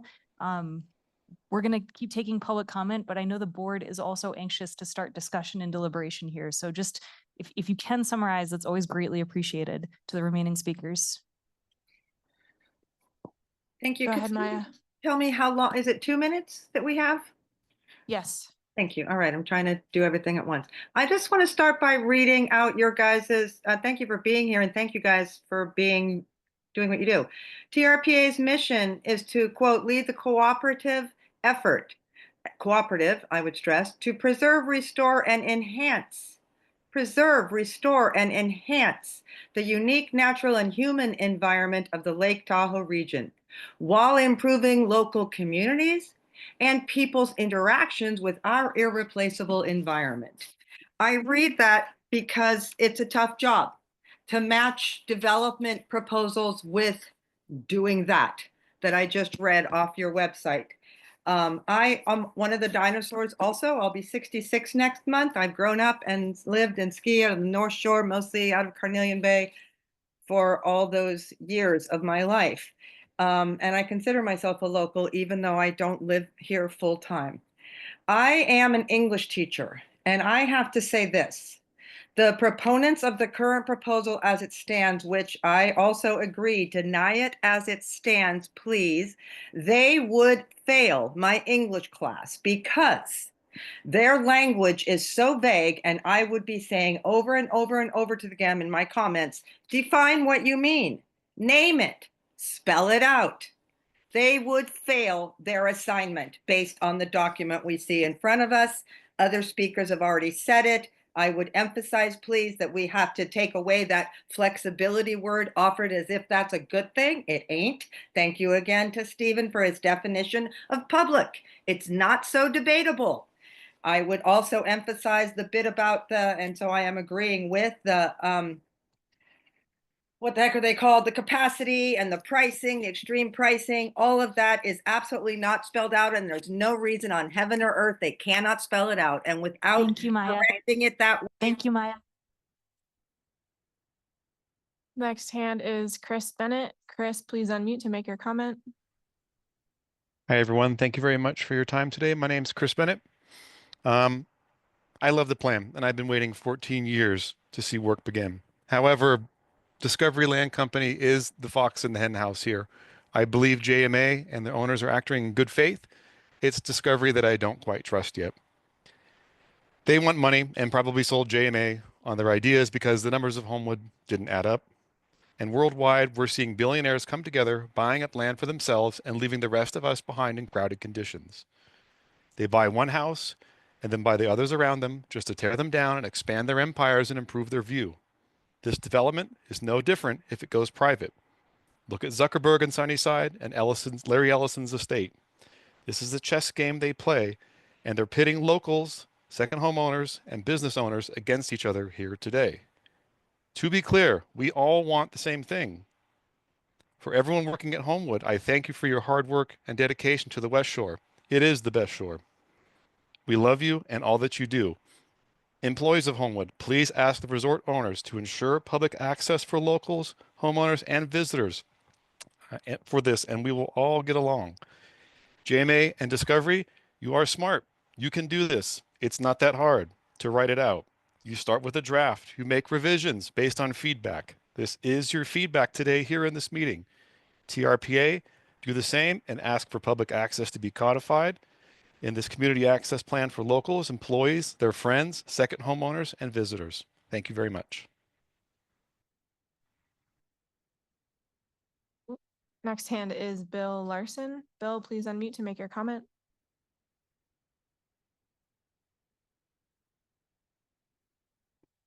Bill Larson, if you're online, please unmute to make your comment.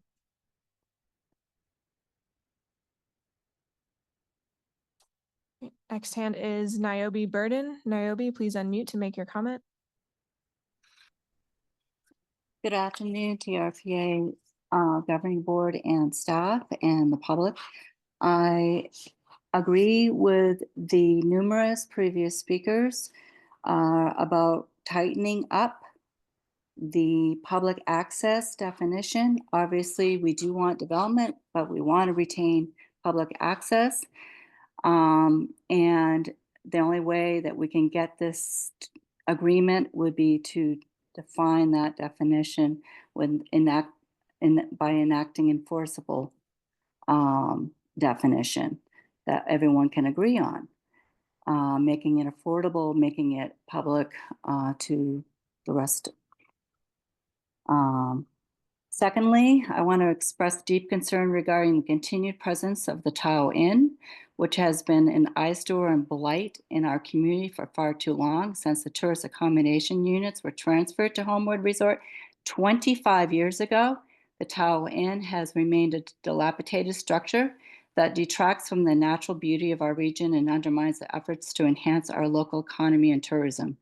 The ongoing presence of the abandoned property not only affects the aesthetic value of the community, but also the impacts potential development in the area, including the highly anticipated Calneva Resort across the street and future development proposal of the Tahoe Biltmore site next door. It is crucial that we present a unified and appealing image to visitors and investors alike, and the Tahoe Inn stands as a significant obstacle in achieving this goal. I strongly encourage TRP to require immediate action to have the Tahoe Inn raised as part of the first phase of the Homewood development, not at a later date. It's time. 25 years is enough time. They are getting the benefit of the TAUs, but they need to finish the job. Thank you for your attention to this pressing matter. I hope. Thank you. Next hand up is Scott Heath. Scott, please unmute to make your comment.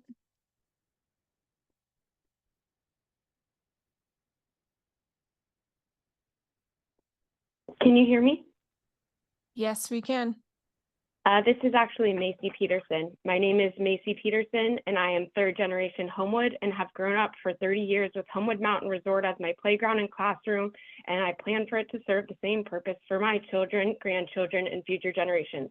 I spend summers and fall hiking the Quail Lake, fishing in the Madden Creek, and zigzagging the Manzanita up the face for the ultimate workout. I spend winters and springs skiing Rainbow Ridge to all my favorite runs at Homewood Mountain Resort. In fact, I learned how to ski at Homewood, and I plan to teach my future children how to ski here too. The winter of 2022, I was engaged at Homewood and dreamed of getting married at the top of the mountain at Big Blue since I was a little girl. Unfortunately, that was not a reality because there was no conclusion with the master plan, but ultimately I was married this summer at Sunnyside Restaurant and Lodge, and it was amazing. Homewood has been the setting for my favorite life moments. Losing public access to Homewood Mountain Resort would be devastating and a significant deviation from the quality of life that was proposed in the 2011 approved master plan. Additionally, the major change from the Mountain Rustic to Mountain Modern will completely ruin West Shore and the mystique that draws the community and visitors here. Mountain Modern does not fit the historic fabric of Homewood and will detract from the natural beauty of the area. As a businesswoman, I recognize the importance of proper disclosure. Transparency is key to an honest negotiation, and I'm seeking transparency on what our family's access to the mountain entails. Public is vague. Please define public in perpetuity as defined in my letter for today's meeting notes. I have attended Yellowstone Club while staying in Big Sky. I was asked to please not wear Yellowstone gear outside of Yellowstone Club in downtown Big Sky because residents of Big Sky hate the Yellowstone Club due to the noise and traffic they caused for residents of Big Sky for 10 years. We have the opportunity to do this right and have this project strengthen our community and not divide it. Get the fine details right. We're almost there. Keep Homewood public. 5 more hands. The next one is Claire Cunningham. Claire, please unmute to make your comment. Hey, can you hear me? Yes, we can. My name is Claire Cunningham. Thank you to the board for listening to all of our comments. I'm a full-time resident on the North Shore and my family skis at Homewood. We have our choice of 5 ski resorts within 20 minutes of our home, including some of the larger, fancier resorts, and choose to ski at Homewood. I want to urge the board to help us get clear language from the developers on the areas that remain unclear. The way it's written now leaves room for them to privatize later without penalties and without further approval needed. Our local community supports an improved Homewood Mountain accessible for everyone. Discovery isn't in the business of keeping their resorts public. Every Discovery resort is private. Homewood Mountain is already listed on their website as part of their private resort portfolio. We know Mark Zuckerberg and the others who will buy a membership at a private ski resort don't want to ski next to any of us any day of the week, any time of the day. There are at least 2 areas in the language that specifically need to be addressed. Community access. If you're not a full-time West Shore resident, there's no defined pass or ticket type for you to buy or a committed number of passes available. There are plenty of locals who ski and support Homewood that live outside the West Shore. 2, extreme pricing. There's nothing that prevents extreme pricing akin to the private Yellowstone Club in Montana. This means regular people might not be able to buy a pass or ticket since the current plans do not prevent extreme pricing. This isn't the first and won't be the last resort Discovery tries to take private. The TRPA has a chance to stand up for the original Homewood Master Plan that the community supported and say no to these amendments without clear language and guarantees. To the gentleman that said he was speaking for locals, saying that we support the project and the new gondola, of course we do. We all agree on the overall support for the project. We want Homewood to be open and enhanced. However, the loopholes in the current master plan allow Discovery to take it private after improving it. We need the TRPA to help ensure this doesn't happen. In summary, please require Homewood and the developers clarify, quantify, and firm up the language in the master plan. Thank you, and I support Keep Homewood Public. Next hand is Karen Ingalls. Karen, please unmute to make your comment.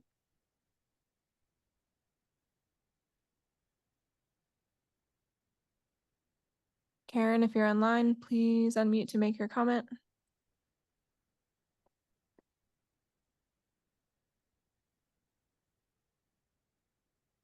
Next hand is John Regan. John, please unmute to make your comment.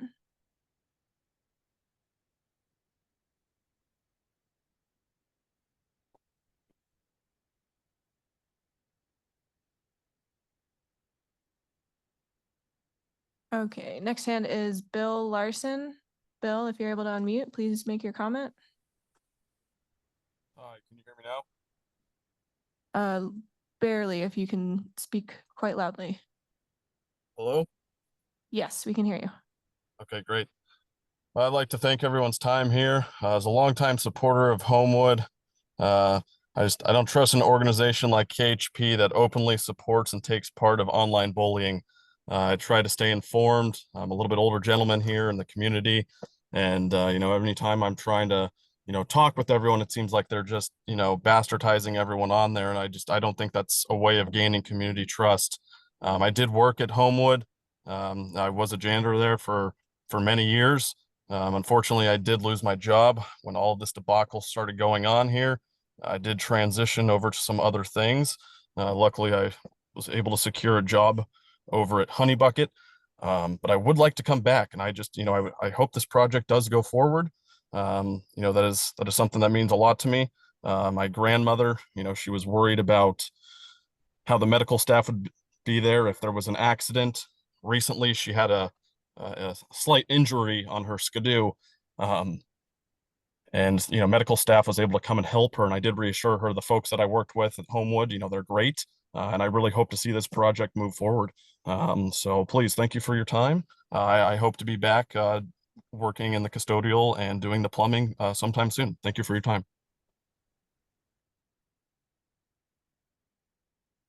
Next hand, first name only, John. John, if you could state your full name and unmute to make your comment. Can you hear me? Yes. Yeah, I just wanted to, been listening to all the comments all day. I just want to say that I don't believe that TRPA can really approve what's been presented to them. I think that the applicants have really tried to massage the language to accommodate a privatization, and that's not what the original intent of the proposal was. It's a basic bait and switch, and unless they want to start from the beginning and try and privatize it, they're more than welcome to, but they can't do it under the current proposal. Thank you. Next hand is Jeffrey Hawkins. Jeffrey, please unmute to make your comment. Hi, thanks for letting me talk today. My name is Jeffrey Hawkins. My family has a second home walking distance from Homewood, which is where I grew up skiing, and want my kids and nieces and nephews to all be able to grow up skiing there too. And just wanted to quickly speak in favor of closing the loopholes to public access, which has been pointed out by Keep Homewood Public, especially exorbitant pricing. That's all. Thank you.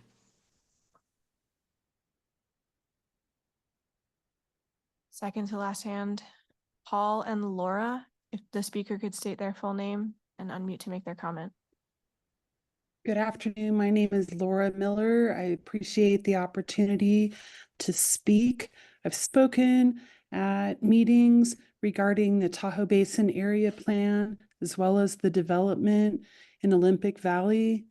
I'd like to read the last 3 verses of an Eagles song, as I've done before in these other meetings, and I apologize if I get a little choked up. It's an Eagles song from Hotel California's album, and it's called The Last Resort. Some rich men came and raped the land. Nobody caught 'em, put up a bunch of ugly boxes, and Jesus, people bought 'em. And they called it paradise, the place to be. They watched the hazy sun sinking in the sea. You can leave it all behind and sail to Lahaina, just like the missionaries did so many years ago. They even brought a neon sign, Jesus is coming. They brought the white man's burden down, brought the white man's rain. Who will provide the grand design? What is yours and what is mine? There is no more new frontier. We've got to make it here. We satisfy our endless needs and justify our bloody deeds in the name of destiny and in the name of God. And you can see them there on Sunday morning, stand up and sing about what it's like up there. They call it paradise. I don't know why. You call someplace paradise, kiss it goodbye. I'd like to express my support for keeping Homewood public, and I encourage TRPA to look accordingly on the guidance that we hope they see in this public comment period. Thank you so much. Last hand raised is Peter Stroud. Peter, please unmute to make your comment. Yes, hello. My name is Karen Ingalls. I'm also speaking for Peter Stroud. Our family has been able to keep a cabin at Tahoe Pines in the family since 1954. I want to just say I really support closing the loopholes. Doesn't seem like the amendments are ready, the plan is ready to approve at this time. And I'm incredibly grateful for Keep Homewood Public for all the work they've done to get the word out and keep the West Shore community informed. And I thank you so much for this opportunity to participate in this meeting. And I really would hope you can uphold the standards and make this project truly a community enhancement project. Thank you. One more hand went back up. John Regan, if you're able to unmute, please make your comment.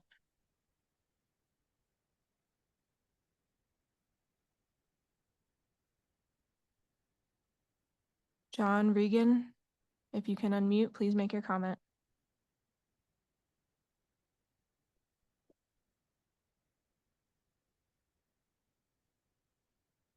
Madam Chair, there are no more hands raised to comment.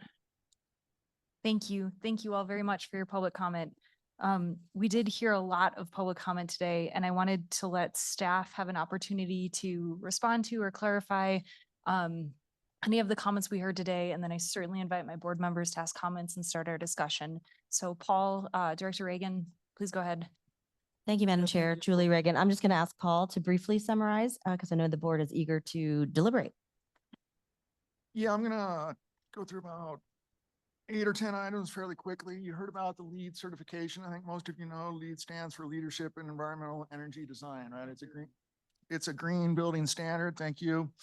It's a certification issued by the Green Building Certification Institute, and I have seen the documentation that this project will qualify for that LEED certification once it's built. I've seen the receipts that the fees have been paid, so you can cross that off the list. To the woman who spoke about the house on Skibold Way and the potential conflicts of the South Bay's changes, Like I said earlier, this is not a development permit if the board chooses to approve the master plan, and a future development at the south base will require notice to surrounding property owners. And so surrounding property owners will be notified that we're looking at a permit to develop the south base. And as we often do with these larger developments, we get comments from people who are concerned about neighborhood compatibility. And we engage the developers on that. And, 9 times out of 10, we're able to work it out, whether it's with a site plan change or landscaping or colors or materials. I talked to Ryan and he's ready to sit down with her and not wait until the future. Let's see. The chairlift. Somebody talked about chairlift being 50 years old. Need to remove that quicker than the Madden chair, but my understanding is the Madden chair was built in the year I was born, which I'm not going to disclose. But it is over 50 years old, and that's going to come out first. So the Madden chair, if again you decide to approve the gondola, that Madden chair I think is the oldest chair on the mountain, and that comes out first. I've sat on that chair. You probably have too. It needs to come out. Let's see, Ellie Waller and Nichols spoke about the Tahoe Inn. Just to clarify for the board, in the record is a schedule to pull out the Tahoe Inn to demolish it in 2028. And I think Ann and Ellie want that to come out sooner. I think we all want the Tahoe Inn to come out as soon as possible, but just for the record, 2028 is the plan right now. Let's see, you heard Homewood staff talk about day lift tickets. I've heard a lot of people get a lot of emails about how day lift tickets are not going to be offered, but you've heard Homewood staff, not just Ryan, but Homewood staff say we're offering day use lift tickets. Let's see, do rules, requirements continue with the new owner? So like with any permit, if again, this is approved today, the permit travels with the property. So even if you got a permit for a new single family dwelling in Tahoe and you sell that to the new property owners, that permit is transferable and goes with that property. So the short answer there is yes. Second homeowners, that's another one that's been confusing me a little bit during this meeting. I continue to get emails. I'm sure you all do too. Second homeowners get access to these services and tickets. They just don't get the discounts. Like me, because I'm not a West Shore resident, or you, or maybe you are a West Shore resident, but unless you qualify for those discounts, you don't get the discounts. And so second homeowners, they can buy a ticket, they can buy a season pass, they just don't get the discounts. Let's see, discovery history. There were mentions of discovery history. I've researched discovery, you probably have too. But TRPA staff, we can't make recommendations on a developer's, performance elsewhere in the country or elsewhere in the world. We have to make our recommendations based on the facts that are contained in the applications that are submitted to TRPA. So I am aware of those concerns about how Discovery operates in other places. I did ask Ed DeVita with Discovery. I said, what is your response to those questions and concerns? And Ed told me that Discovery is prepared to embrace a new model. Those were his words. Now, so what we did, what Ed and I discussed, was coming up and writing down their commitment to public access so that we can, and TRPA has to make this, sort of consistency finding with our regional plan and the policy. But what we've got to do is we've got to ensure a fair share of the total regional capacity for outdoor recreation is available to the general public. And so that's what Ed and I talked about. How do we do that? Because Discovery, it's a new model for them. They're not in the business of doing that. And so that's where this community access plan came from. It doesn't say homeowner association access plan. It says community access plan. And when we started with this, it was about 1 page. And we're now at about 4 pages, which I want to talk about a little bit more in a minute, but that's kind of how the community access plan came about. And it's been built upon by and influenced by people in this room. Keep Homewood Public, their attorney, Graham St. Michel, members of the board have provided input. So that's the comment on sort of Discovery's history from a staff perspective. Architecture, I do want to talk about architecture. I think, as you know, TRPA does not specify a certain type of architecture. As you drive around the basin these days, you see old Tahoe, you see log cabins, but you also see new contemporary architecture. Take a look at the new transit center up in Tahoe City, just south of Tahoe Center. I think most of you would agree that has some influences of Mountain Modern. And it looks good. I personally happen to like Mountain Modern architecture. I think it's a little refreshing in the basin. But you can see commercial, residential architecture that differs. You heard concerns here about the movement towards Mountain Modern architecture here with the master plan. And so the original master plan in 2011 included, if you look at those renderings, which are in your packet, architecture that looks like Vikings home, looks like Thurman Mansion. That's expensive architecture. It's nice architecture, but it's expensive. It's also not, the market has changed a bit, and I can let Ryan talk about that, but the market has changed in regard to that old Tahoe. I think we all like old Tahoe, but they have an opportunity to come forward and ask for a change, which is what they've done. And, excuse me, we have found that the findings can be made to protect the scenic quality because it's about the thresholds for TRPA, right? That's why we're here, is to achieve and maintain the thresholds. So our scenic evaluation that included flying balloons out there with engineers to simulate the height of these buildings. Rob Brook is here. He knows the system as well as anybody. He's the environmental consultant helping with Homewood and helped us prepare the scenic analysis. Concluded there would be not just a neutral effect on scenic quality, but there'd be a benefit to scenic quality as a result of this project. I think I want to finish on, thank you, monitoring and enforcement and capacity and lift ticket prices. TRPA we have not gotten in the business of regulating how much it costs to provide a good and service associated with permits that are written by the agency. We let the market determine that. That's not something that's really within our purview, is, regulating the prices of goods and services. In terms of the number of lift tickets, capacity, we heard at the Advisory Planning Commission meeting, a Homewood member say, hey, the capacity of the mountain is 4,000 people. Obviously, these last few years, there's been, days where there's been hundreds of people at the mountain. We have not chosen to require a maximum capacity, like the limit in this room is, a maximum capacity. We have not gone there.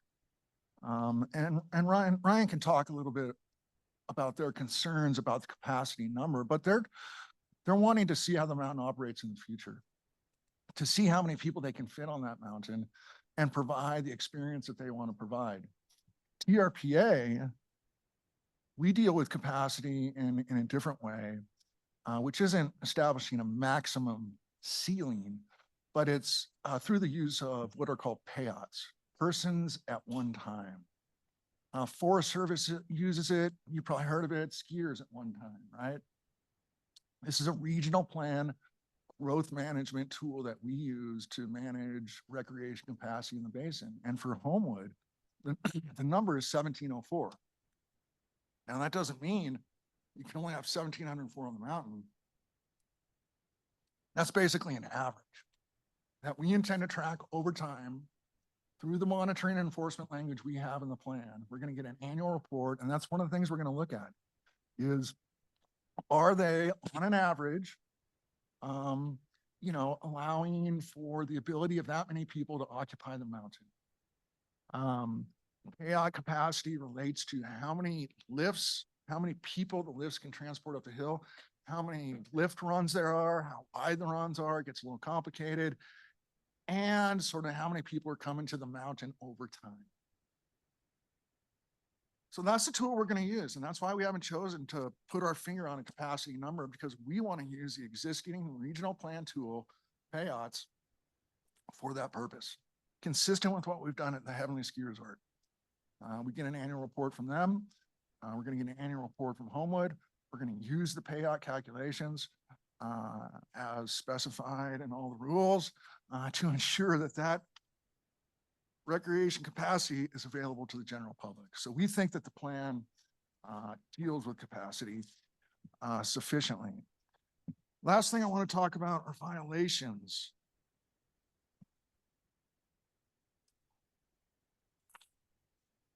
The access plan says they have to operate the resort consistent with the plan. It says we can impose penalties, and this board knows, you know, this board has to approve any penalties that come forward for violations. However, it doesn't mean that they can factor it in as a cost of doing business. You don't at this agency get to commit a violation and pay a fee and then keep committing that violation, right? You get to pay a fee and stop committing the violation. It's not going to be, you know, a cost of doing business, because they're not going to be in business, because the access plan allows us to prevent them from opening if they're not operating consistent with that plan. And so I don't believe we need an oversight committee to help us monitor the resort on an annual basis. I think that we should give it a shot as is. I don't think we need another committee at this time. I think that if we do find in the future that violations are being committed, they are significant, we'll be in front of the board and we can talk about if an oversight committee is needed. We can talk about the level of penalties. But we think the plan is a good start for ensuring that the policies and really the vision of the master plan is achieved over time. And I would like Ryan to have a couple minutes, if that's okay. Great. Thank you, Paul. Appreciate that. You obviously hit on quite a lot of the key topics. We heard some incredible comments from supporters of Homewood and also opponents of Homewood. I appreciate your time and energy and, you know, everyone's support. You obviously hit on the second homeowner discussion. No need to go there. I do want to hit a couple items in response to specific comments. I've heard repeatedly, we can't trust the developer, and I understand that. So instead, I ask folks to read and really understand. I think, you know, we heard a great comment here live. Really read and understand the community access plan and the information that Paul was just holding up. That monitoring language, those discount programs, the enforcement language, the red line master plan, those are all really important documents that our team, Kathy's team, others have spent a lot of time, TRPA staff, of course, going through and understanding, you know, where loopholes could exist, but where we really guide this project to success, and in the spirit and intent of the 2011 approvals. So don't trust blindly, but please read the document. To that end, I think I heard a lot today about folks saying, I love the plan, I want to see the development. My issue is privatization and a members only concept. And to that, I'd like to just read the excerpt from it because I think it's so important from the community access plan. All commitment, and this is verbatim, all commitments within this plan are made in the spirit of assuring the public that HMR will not convert Homewood to a members only ski resort by limiting the sale of ski packages to members of a specific group or groups, e.g. HOA or members only club, without TRPA approval. If TRPA determines that HMR is trying in bad faith to circumvent the commitments and requirements set forth herein, TRPA shall have the option to implement any or all of the enforcement mechanisms set forth. Having heard what I heard from so many folks, I feel like if that resonated more, they might understand. And so again, that was language crafted over time with a collaborative effort with a lot of groups. I think gives the process by which this board can give approvals and then again, hold us accountable to our word going forward, which is extremely important to us. Next, I heard multiple times people said, again, they like the community access plan, but that it needs to be codified. That was a little concerning to me, and I don't know, Paul, if you want to add anything. That is a legal document that is tied to our master ski area plan document. That is not some loose piece of paper that will be thrown out when we're done here. That is something we're committed to that is tied to our master plan, which governs all future applications, permits, development efforts on site, period. So again, we feel we've addressed that in that way. Next, we heard, and I feel it's important to set the narrative straight slightly, the JMA has done nothing since the approvals of 2011. To that, I'd say we gained the approvals in 2011. We were immediately sued, and we spent over 5 years in litigation. During that time, we lost investor support, financial support, and we entered a market where a recession was occurring. And so at that point, it became very challenging for us. We're at another precipice here where we've got great momentum. We want to see this built. And for us, we're there to put the investment into the community. During that time period as well, we invested over $10 million at the resort to help bolster visitation numbers.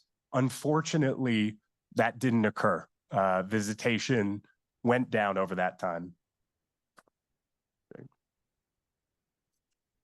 With that, maybe last statement I'll say, flexibility's been brought up a bunch. I used the term during my presentation. My comment regarding flexibility was with business flexibility, decision-making, and operational flexibility, Andy's expertise there.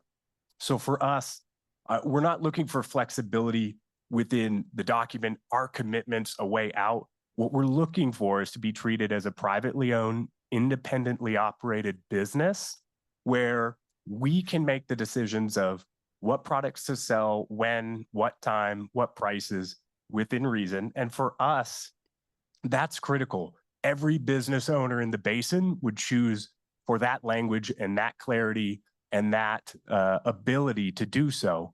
We heard from a lot of private business owners on the West Shore as well. I'm sure they wouldn't want to be told how much to sell a stake for or a piece of equipment for. And so again, we're looking for solidarity just in the ability to operate our business successfully within the confines, obviously, of our approved master plan.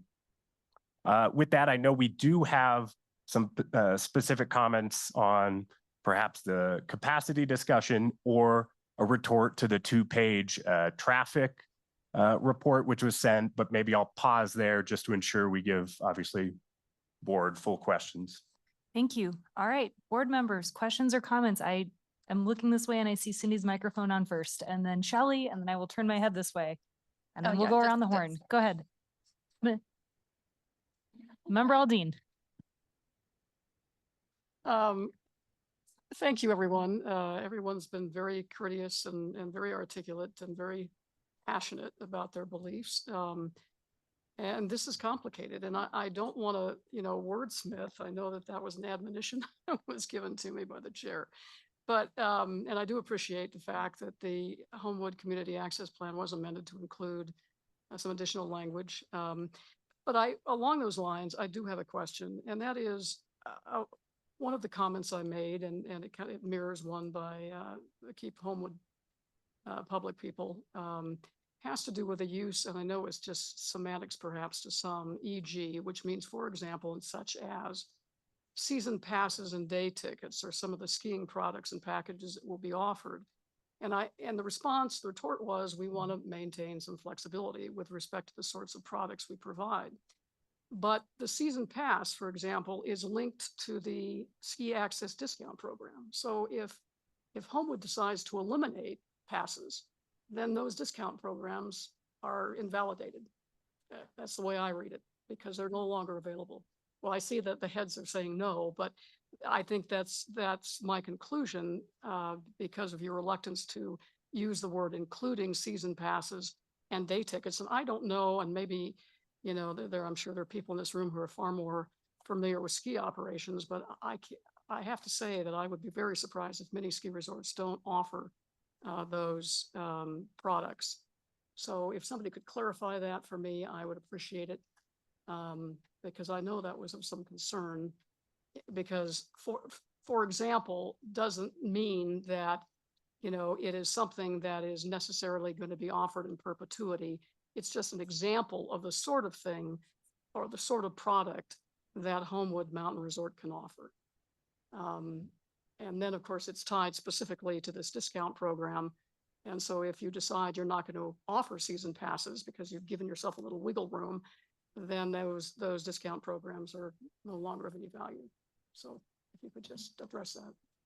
Yeah, happy to jump in. So I think two things. One, we use the term EG because the industry is fast changing. I think just saw some graphic this morning that most resorts 10 years ago were selling 70% day tickets, 30%, you know, passes, and that's flipping, right? And so thinking through what products are being used and changed over time in an ever-changing market, you know, it's concerning for us as we enter into a binding agreement, you know, well into the future beyond obviously folks in the room here. And so again, goes back to flexibility. That said, if the scenario you outlay where we would use some technicality, which again, I still don't fully understand, but hypothetically a technicality to say we couldn't provide the locals discount pass, we effectively would be circumventing our obligations, and the provision that I just read, where we'd be reviewing with TRPA annually every year about our compliance to this program, could be flagged, brought up, and we can address it. So again, that's where the process within this document and how to maintain and manage, you know, for many years to come is almost more important than every specific scenario and instance that you're trying to solve for in a hypothetical situation. So again, in that situation, I feel, you know, it wouldn't be an issue. Okay, well, and what I'm trying to avoid is having the project come back to the TRPA governing board, or having to get involved with litigation, or having to get involved with an expensive enforcement action.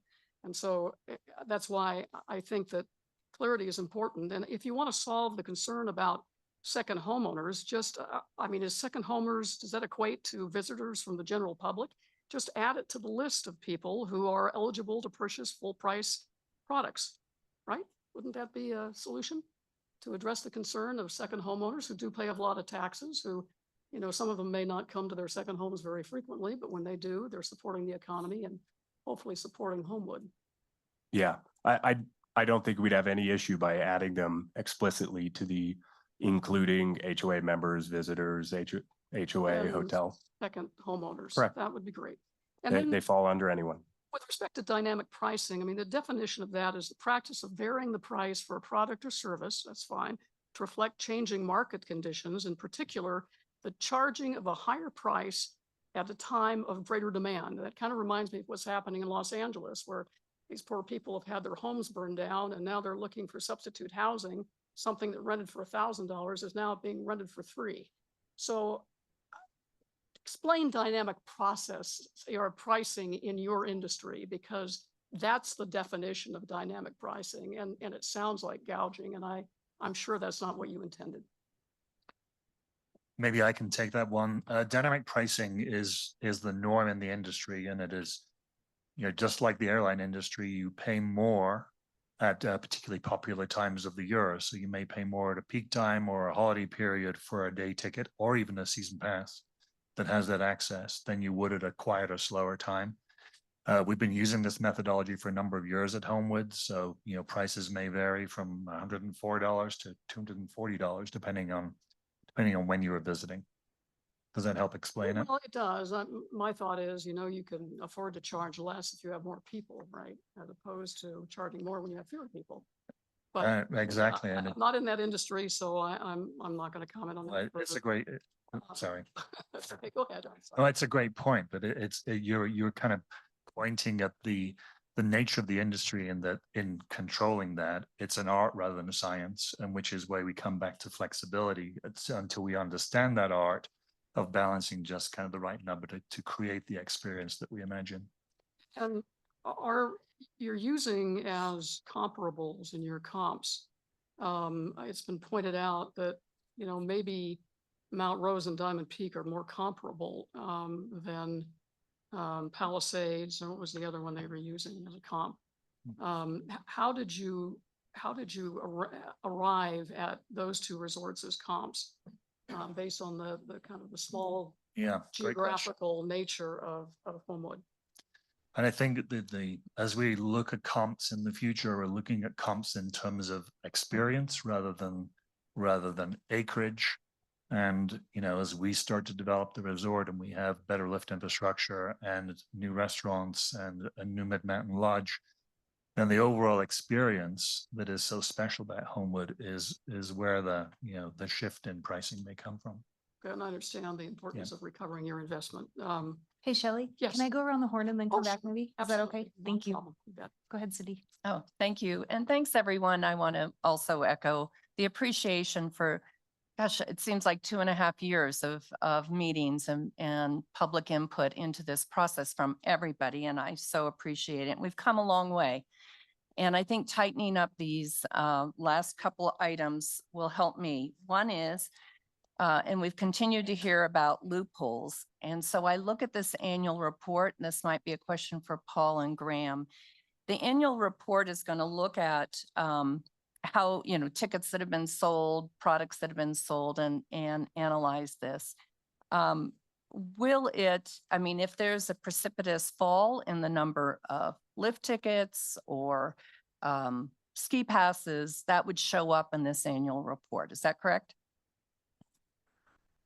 Absolutely. And that would be a reason for us to look at potentially violations, finding, and those kinds of implications. Yeah, the tiers. And maintaining that payout number, that 1704 number. That 1704 is an average, because I think that's confusing to the public, that we do have that ability with to make sure that this language about the intent, and I'd love to see this language up front of the community access plan, so it's very clear. Many of us don't read much beyond headlines and bullets, so making sure that everybody is reading that up front, I think will help as well. But I wanted to make sure that both that capacity issue and that extreme pricing would be caught, because you would see this reduction in numbers. So I feel more comfortable about that. You know, many of the issues we deal with at the local level require partnerships. And I know people get tired of me talking about partnerships and collaboration, but that's the nature of how the world works for me and how I've been able to do some of the great things I feel I've been part of in our community relative to bike trails, to forest health on the West Shore. And I've worked with previous owners of Homewood Ski Area as well as the current owner to accomplish those things. And I've seen great progress without the development being able to move forward, but still moving forward on some of those areas. I think that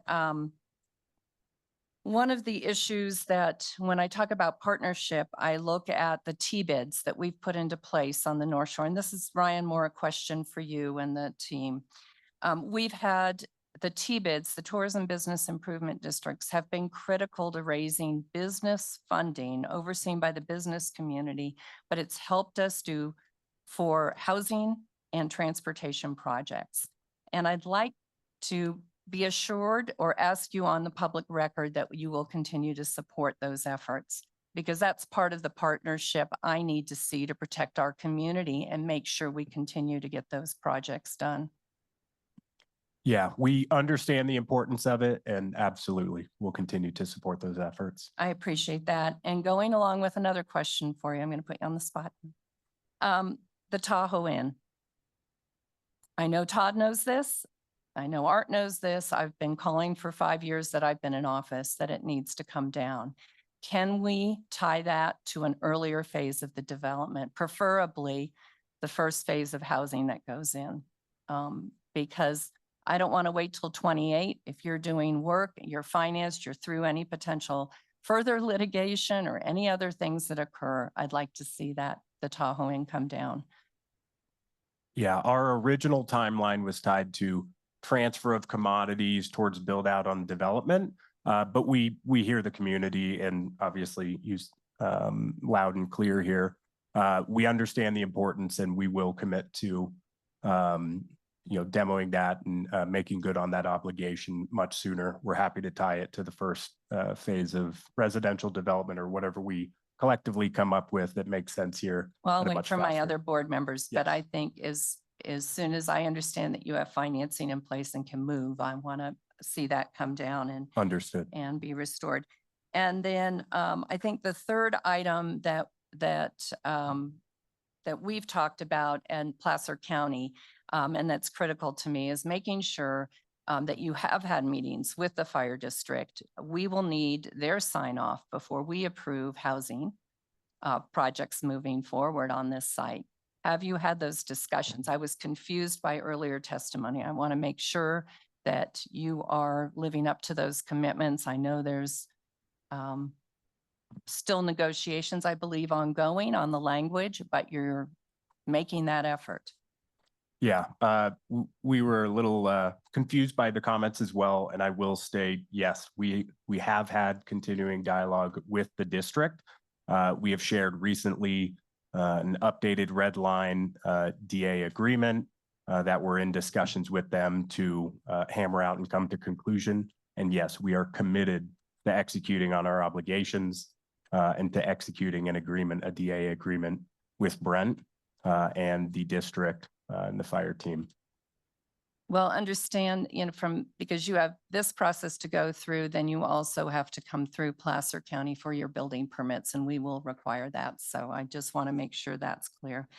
And then the final item that I'd like you to consider, we did negotiate, maybe for not, with Palisades to increase the TOT, the transient occupancy tax, because we have a dire shortage of workforce housing. We know we can't get out of this hole without significant funding.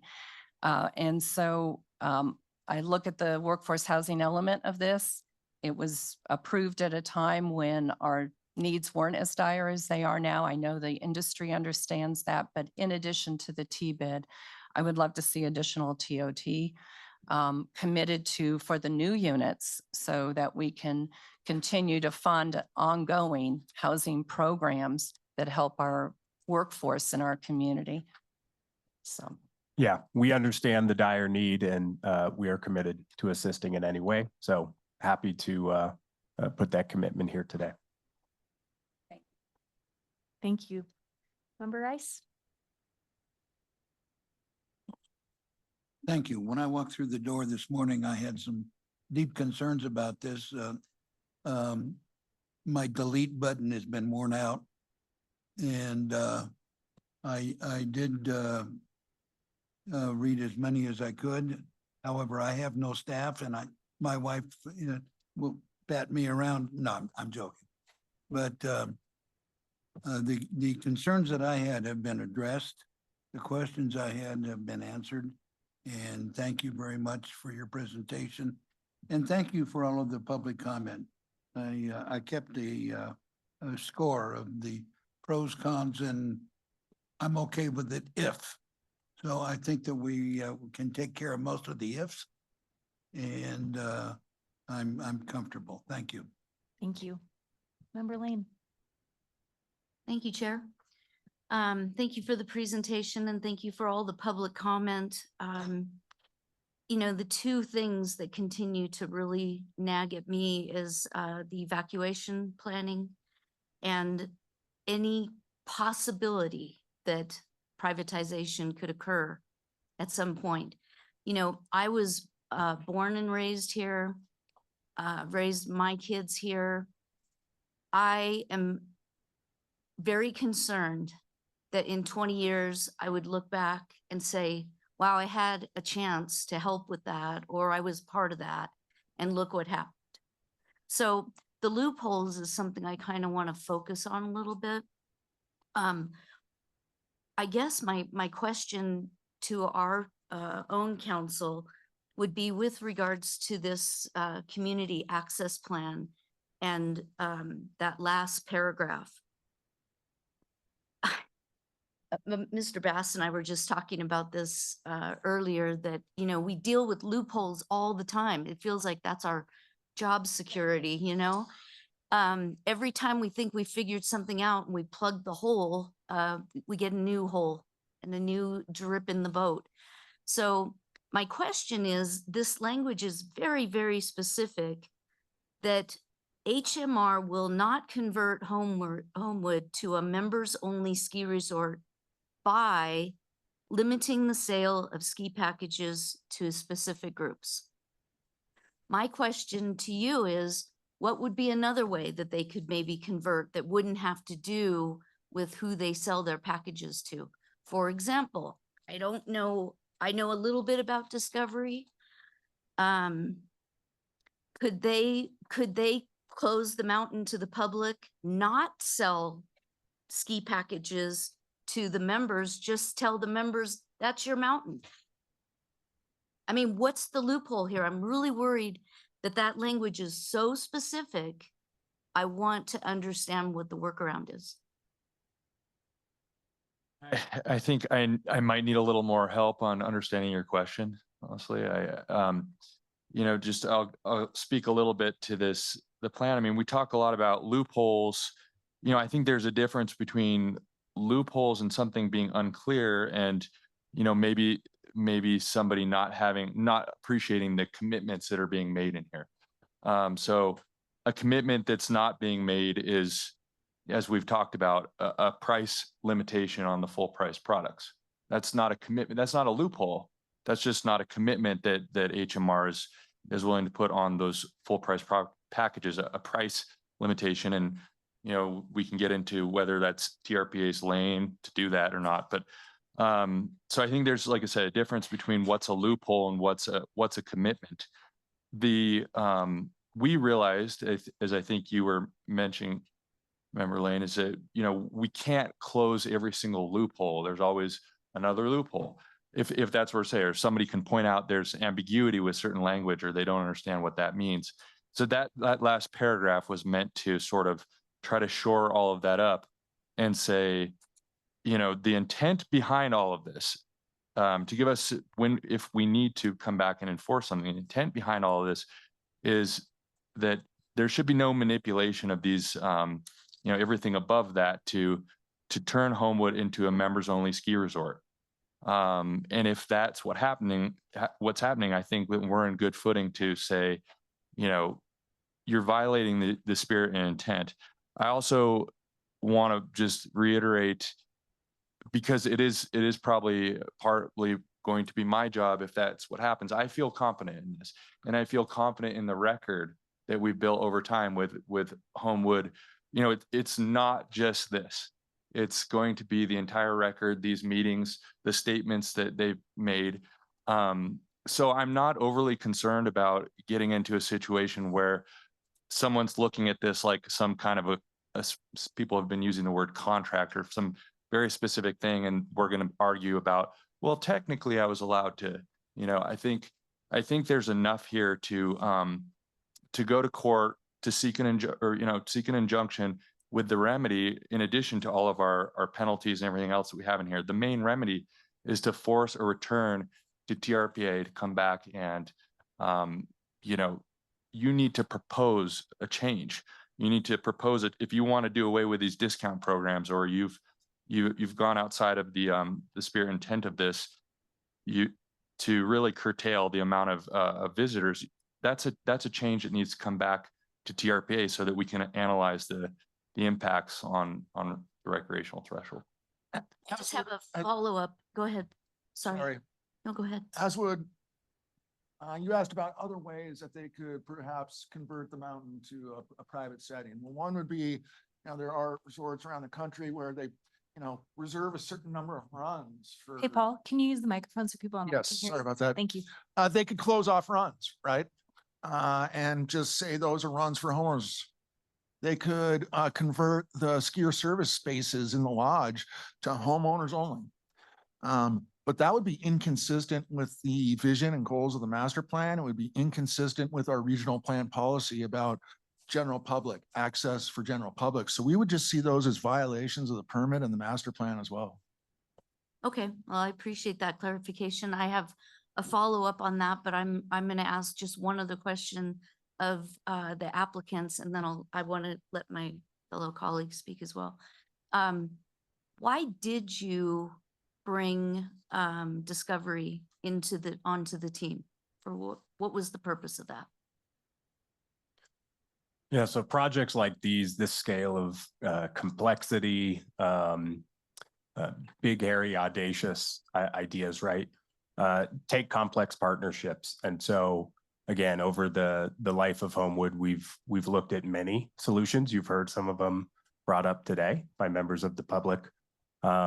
We have a current partnership with JMA, Discovery, and Mohari, which we feel threads the needle, right? Which finds a way for this resort, which has been not only struggling, but frankly is the first casualty of a small business on the West Shore to go under. I know we talk about the ripple effect to others, but we're the first to go out of business this year, effectively due to poor performance. This partnership allows us to thread the needle and find a way to thrive through development and community involvement through our different ski products packages and our hybrid model. So we feel confident. And I'm just confused because Discovery doesn't have any models out there that they operate that look anything like what you're doing. So sometimes you bring in other companies because they're investors. Sometimes they're good at the business. They have a good business model. They're experienced. You brought in Discovery that has a very clear business model of privatization, 100%.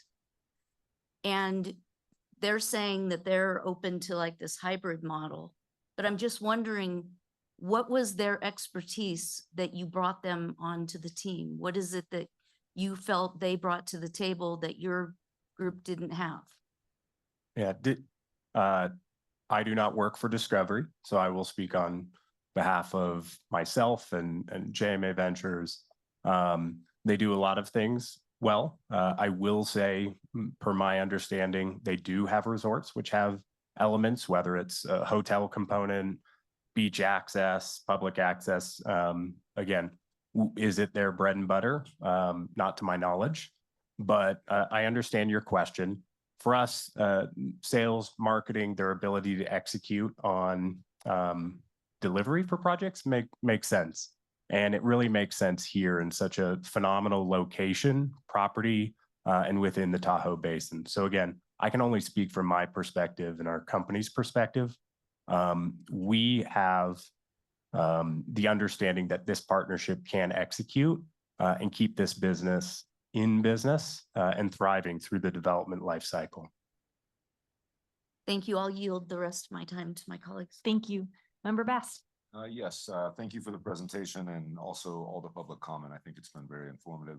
I guess this will probably go more to our legal counsel. You know, when I'm looking at this, I feel like what we're looking to approve, well, is right now just the permit to construct the gondola, right? It's not an ongoing operational permit that has to have annual renewals from TRPA to operate the gondola. And so when we essentially issue this permit as well as the construction's completed, does that not satisfy, once we've fully done our inspections and we've said this is signed off on and good to go, right? That becomes a vested property right of Homewood that doesn't come with an annual renewal that has to meet certain requirements. Because I feel like what we're setting ourselves up for a little bit is that, as you said, we would need to go to a court to get an injunction rather than just a simple denial of an annual renewal. And so I guess what I'm getting at is, should we not be looking at an operating permit that would go along with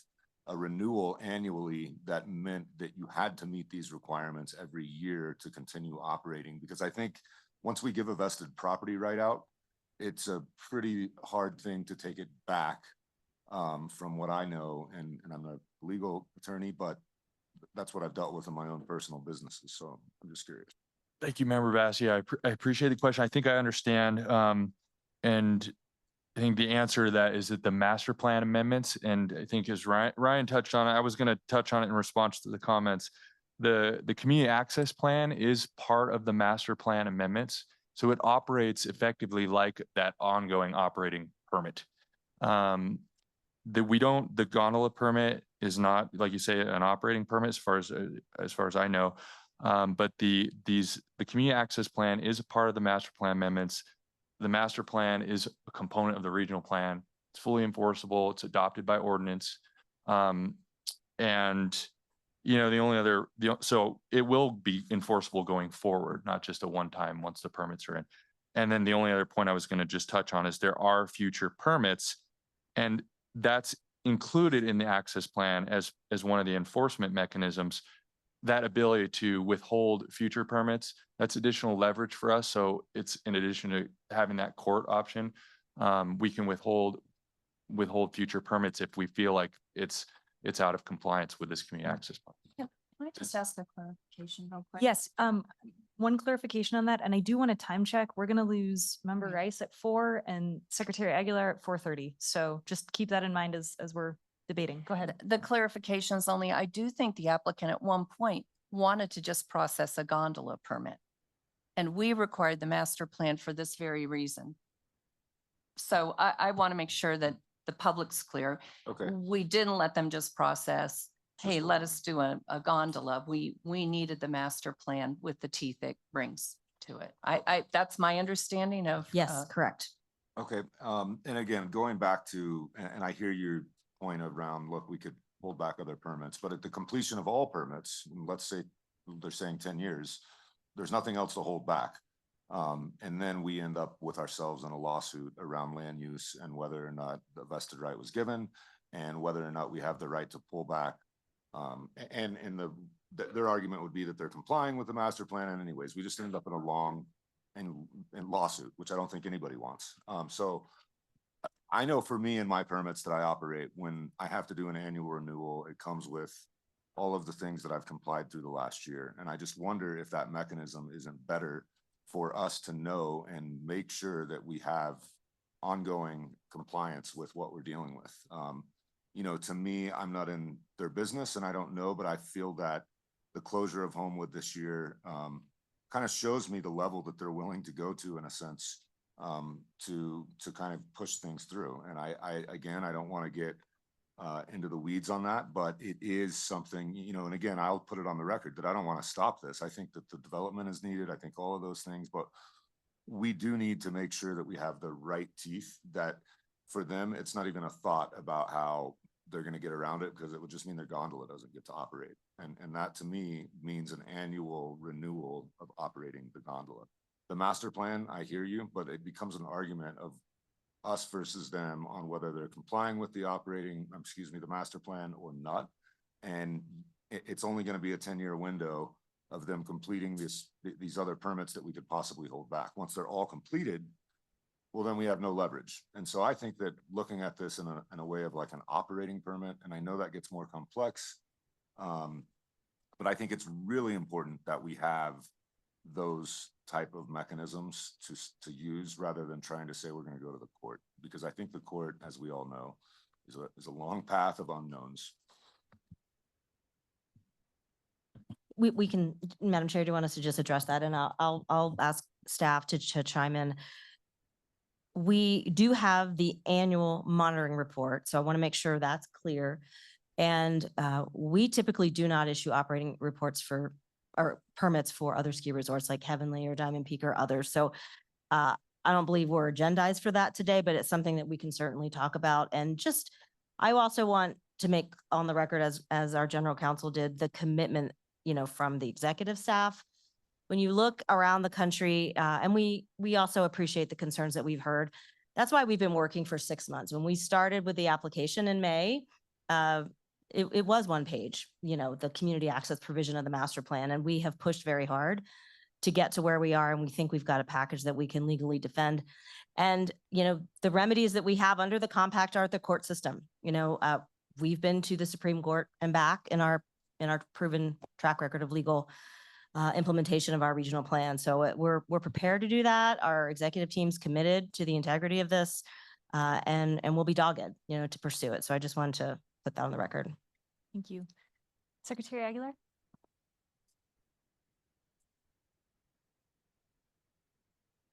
We're gonna go ahead. So we have the community access plan and then we have response from KHP with suggested changes. Are these suggested changes represented in this document, or these changes need to be considered, or where have you accommodated these changes and not accommodated these changes?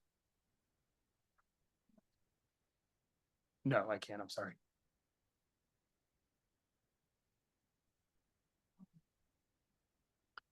Yeah, so I'm not sure specifically what documents you're looking at or versions. There have been many, but I would just describe the process.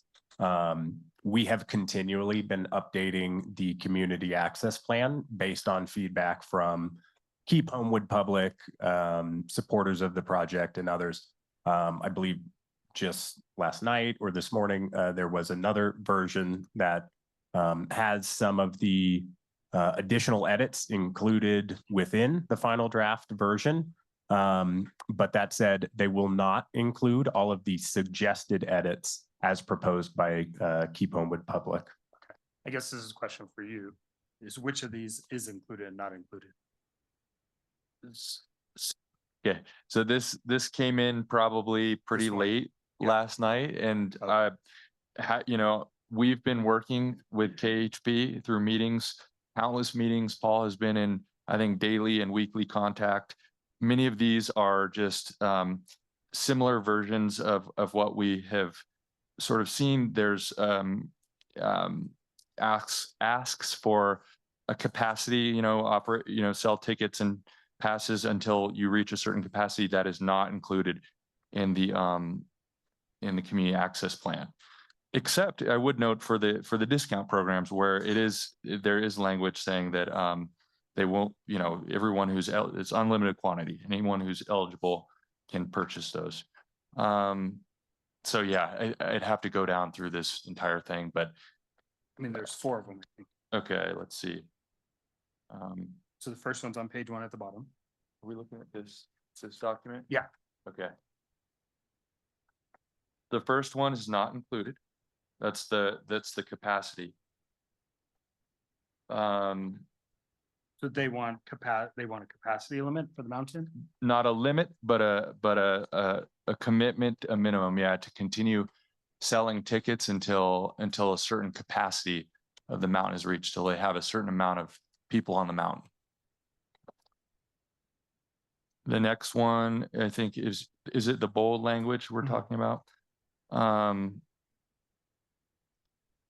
Like other Tahoe Basin ski resorts, HMR will offer full price non-blackout season passes and day tickets for sale to everyone on a first come first served basis. To everyone.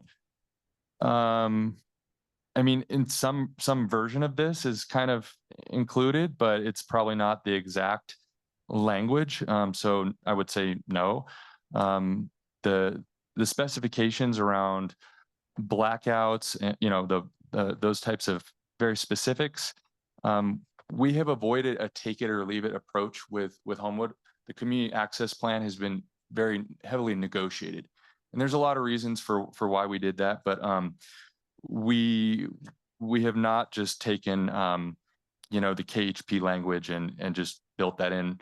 And all of the suggestions that we've gotten from KHP, we work through that negotiated process with Homewood to say, hey, is this something we can agree upon?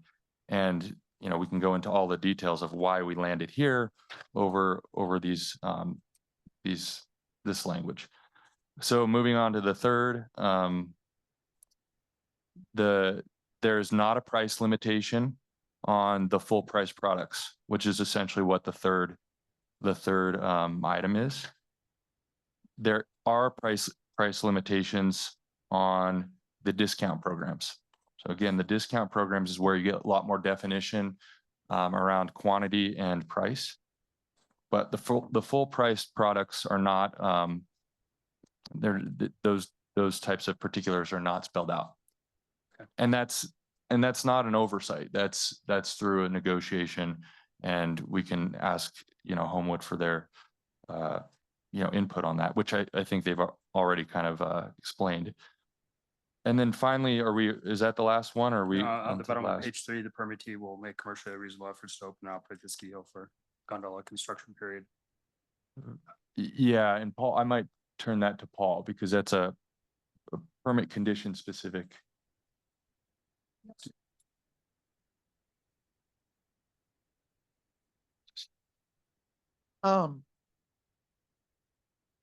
So in response to that item, we have 3 conditions that we'd like to read into the record to help address that issue. Okay. I was going to do that a little bit later, but I can do that right now. These have been discussed. Actually, the origin of this comes from Keep Homewood Public and their attorney. We've discussed it with Homewood. So there is agreement among all of us. So if I could, I'd just like to read those right now. The first condition to add to the gondola permit would read, the permittee shall make commercially reasonable efforts to open and operate the ski hill for the general public during the gondola construction period. Again, these relate to reducing the conflicts of operating the mountain when the gondola is under construction. So just 2 more. The permittee shall prepare and submit a parking management plan effective during the gondola construction period to manage parking and traffic impacts in the master plan area.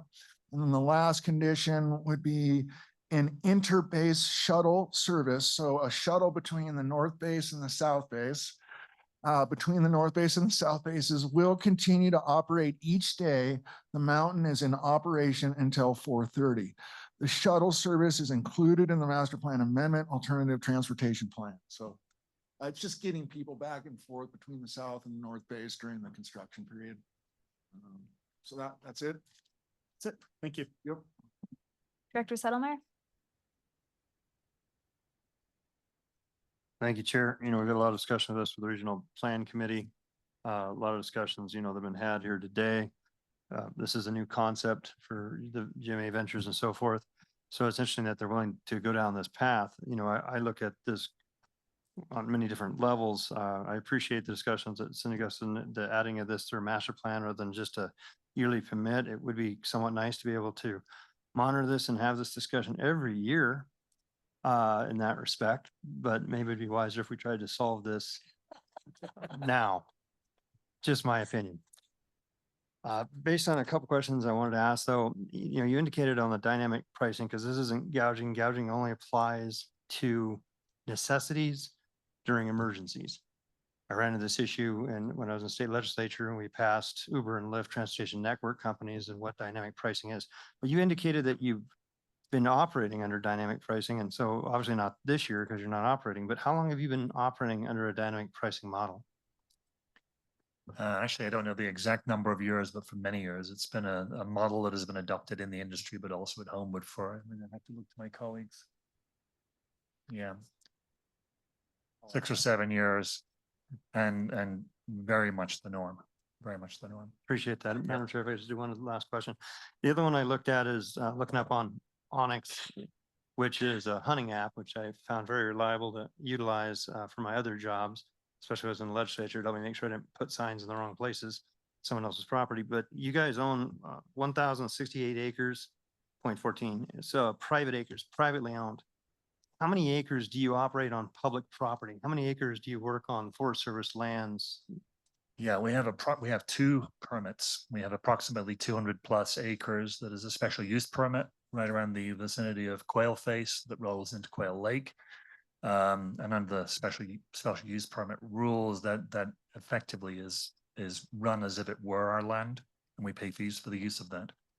We also have an outfitter permit. I don't know the actual acreage that is covered, but is it 400? Thank you. I don't remember numbers very well anymore. 400-ish acres up to Ellis Peak, and that is not exclusive use. We run cat tours into that area, and it is open to the public. They may access it by skinning or by snowmobile if they can get there. Thank you for that answer. Elaborates one other question. Sorry. So that creates about 606 acres of land that you're using that is public property.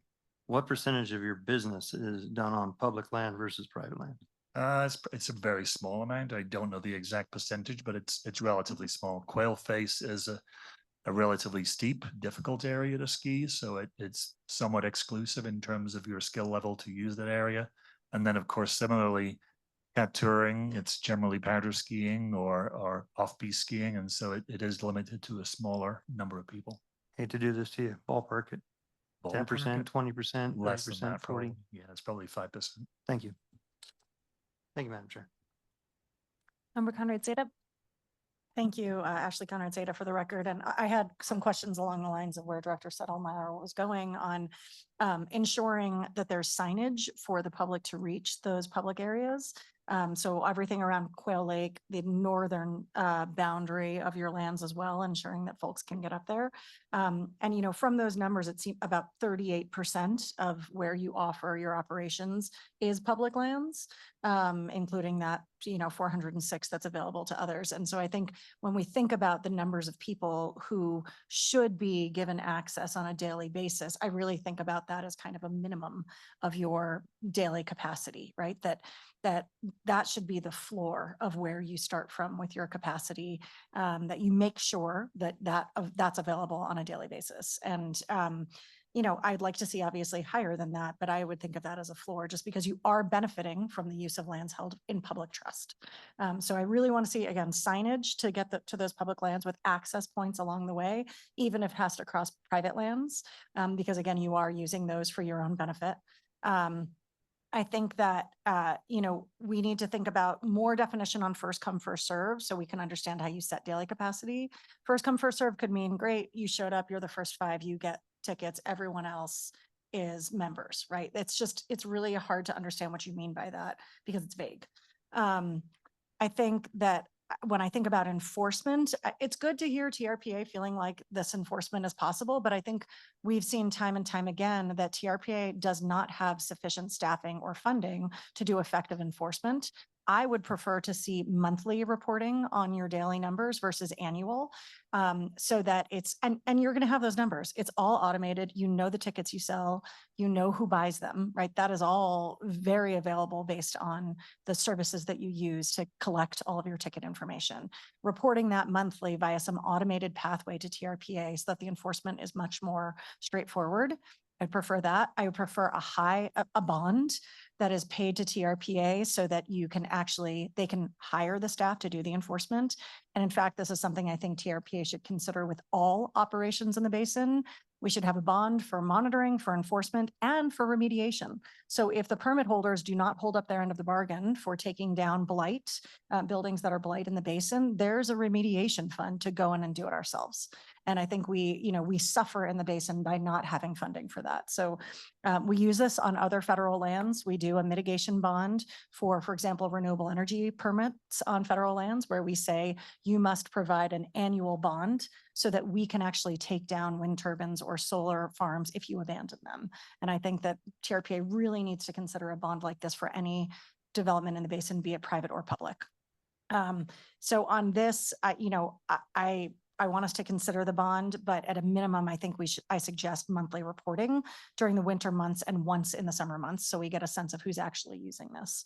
And I would like to see a higher daily violation rate because I think what we've got for, $5,000 a day penalty is essentially a drop in the bucket. I also think acting in bad faith is pretty vague from legal language. What is bad faith? How do we know what their intent is and what bad faith is? Graham, I hear you that there is a long record, but then say we go to enforce on what TRPA believes is bad faith, and with a hem and haw on it wasn't bad faith. It was just based on weather. It was just based on climate change. It was just based on visitorship. How do we define what bad faith is? Is it 5% of a violation of their permit? What is that? I think we need to be much clearer about that. So I'll just say, I so appreciate all of the comments. I appreciate the candor. I appreciate that I want to see Homewood open. I want to see us seeing a lot of visitors go there. I also just note that, I'm here on behalf of the state and I'm representing a state perspective to ensure that Homewood, the basin, these areas are accessible. And right now, my family, 2 incomes, we can't afford to ski anywhere in the basin for a day. It's $1,000 for my family to go up and ski for the day. So just knowing that we're getting behind something that could be deeply privatized and even more inaccessible for people in the state is just, it's a hard thing for me to stomach. And so I really am intent on ensuring that we, you know, we open up recreation and we open up opportunities for members, anyone in the state. And I appreciate that all the folks who live here want to see these jobs. I want to see that for you too. And I want to make sure that this jewel of California and Nevada is still accessible for all of us. Thank you. Member Kekeffer. Thank you, Madam Chair. I have a couple of questions for staff. The community access plan gets incorporated into the master plan. Are there other components of the TRPA master plan that sort of have this definition of local, like for a locals discount? Is there a mandated locals discount and for Heavenly or something like that? I don't know if there's anywhere else in the code that has this level of sort of benefit for the local community. Yeah, this plan is unique. To be specific, Heavenly does not have a plan. You know, when the Heavenly Master Plan was developed, obviously that's all public land. There's a little, you know, private at the base. But the question about being able to privatize those public Forest Service lands was not really on the table.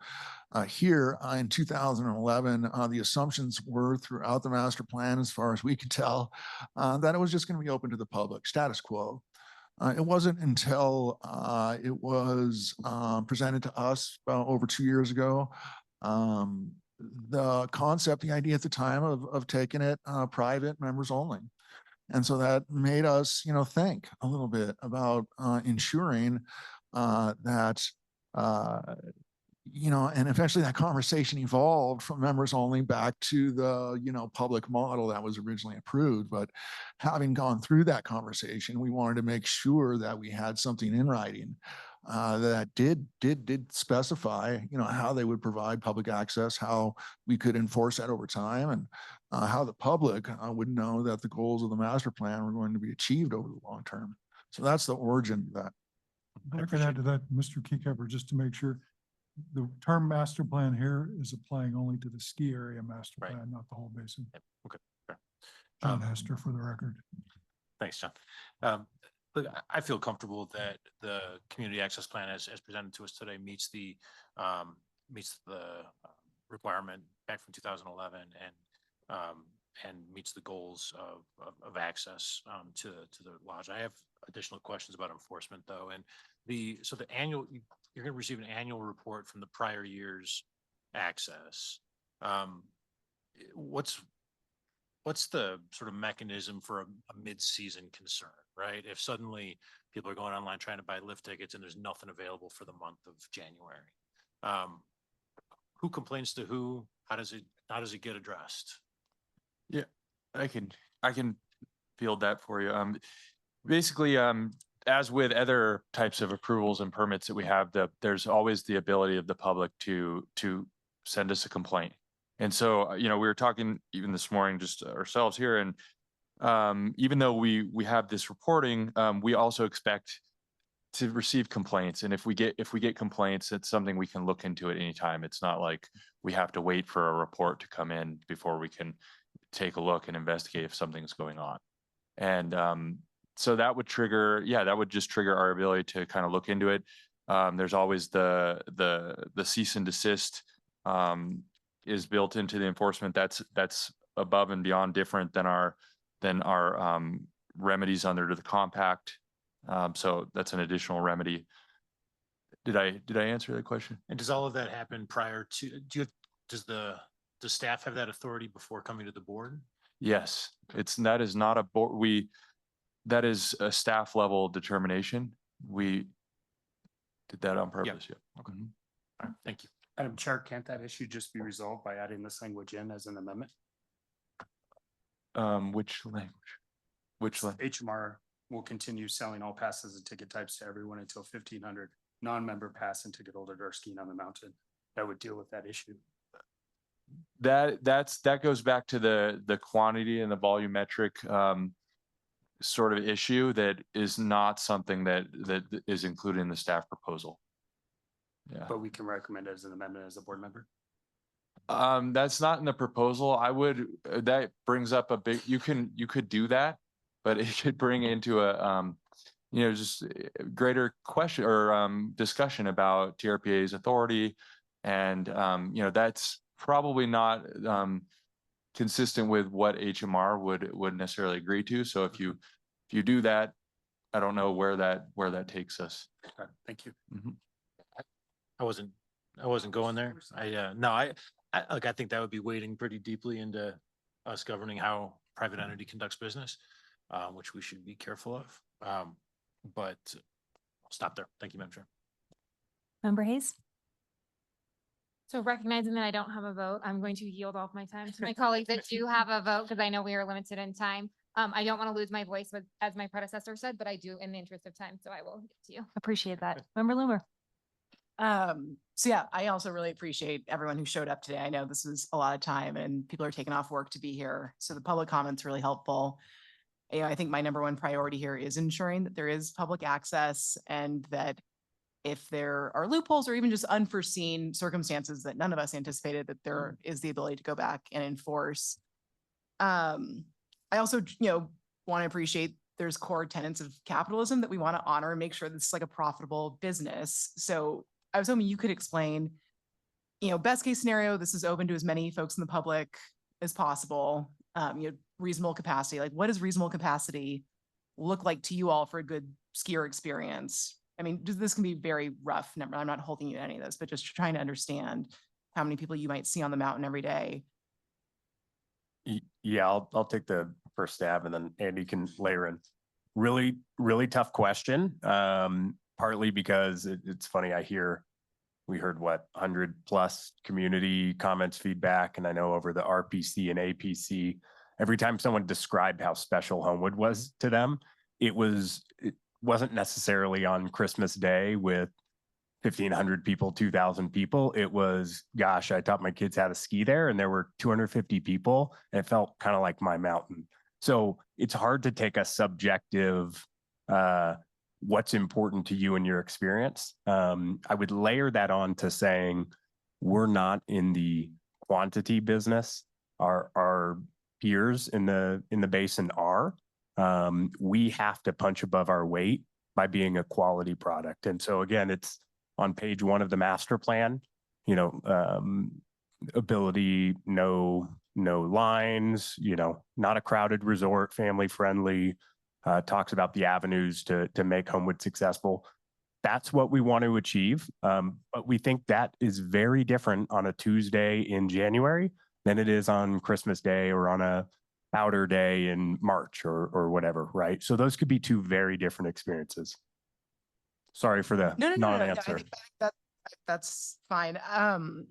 Then I guess comparing the original kind of privatized model to whatever your vision is of this public model, is it still profitable? And I mean, are you going to lose significant money by shifting over to the public model? And if it doesn't prove profitable, then what happens? Do you close? Like what scenario do you see playing out? Can you restate the question one more time? Yeah. So original vision, private mountain, we're shifting now. It's public. Do you see this public model being as profitable as what was envisioned with a privatized plan? Understood. And to clarify, original model was, again, to Paul's point, in 2011, public. We kicked the tires on a private model years ago. We think there's benefits, frankly, and Andy and I have talked about it, and I know our entire team has. The real estate is required for this deal to work, to be clear. We have the approvals to build real estate. We have to build and transact on real estate in order to fund all of the incredible improvements that people want to see there. Mid-Mountain Lodge, snowmaking, infrastructure, fire improvements. So the real estate will be the vehicle to do those things by creating then residents, members, but then also visitors, locals, local discounts, second homeowners, and people coming. We think we thread the needle and it actually becomes more profitable in some scenarios. So again, we have conviction that the deal would work. We wouldn't be here today if we didn't. And then just so I'm clear, because I just want to make sure I'm not making any assumptions. On blackout days, who is on the mountain? Who's eligible to get a ticket on a blackout day?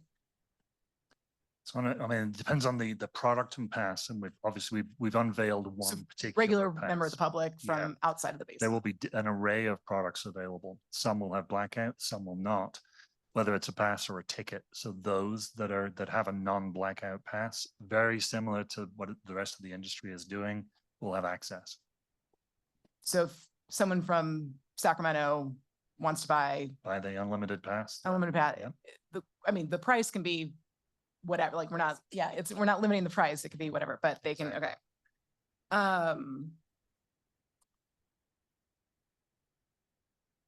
Let's see. Okay. And then I think the last one, I don't know if, I mean, this is just out of curiosity. You might not have an answer, which is totally fine, but kind of penciling this out from a business perspective, I think projections are that because of climate change and within this century, ski days are going to be cut in half. And that's probably at elevations that are higher Cohen's pretty low. So, I mean, potentially this is the last generation that's going to be skiing at Homewood. Anyway, like when does this become, like at what point with climate change, not even like looking at the number of people that are coming, but just like how many days do you guys need to be operating to like make a profit? If they are cut in half with snow days, like is that still a business model that you guys can go forward? Or were there other things other than skiing that makes that, like real estate, et cetera, that'll still make it a viable business model? That's quite a broad question on which to speculate related to climate change. Investments you have to Which at least apparently is consider. bugs. Yeah, like long term. Yeah, I mean, I will say what we have thought about operationally in terms of climate change is that is why the gondola is taking us in this current state to beyond 7,000 feet. That tends to be the snow line. That is why we're looking at the most efficient snowmaking systems in the world to produce as much snow per kilowatt hour as possible so that we can withstand the changes that climate change is going to bring. In terms of future visitation, it's so hard to predict because there have been so many changes in the industry in the last 10 years as we have seen. We're certainly going to have to adapt, whether that is with product price and limited day access or alternate activities. You know, that the whole industry is looking at this as a large problem. Yeah. And Member Faustinos, last but certainly not least. Yes, and thank you again to all the members of the public, both here in person and online, and for the countless hours that you have spent on this issue from all sides working on it. And many of the questions that I had have already been addressed. I think to Ms. Conrad Sada's point, access is that kind of untangible issue that it's not only do you have signage, is it a place you can get to? How do you feel about how you're being received at these places?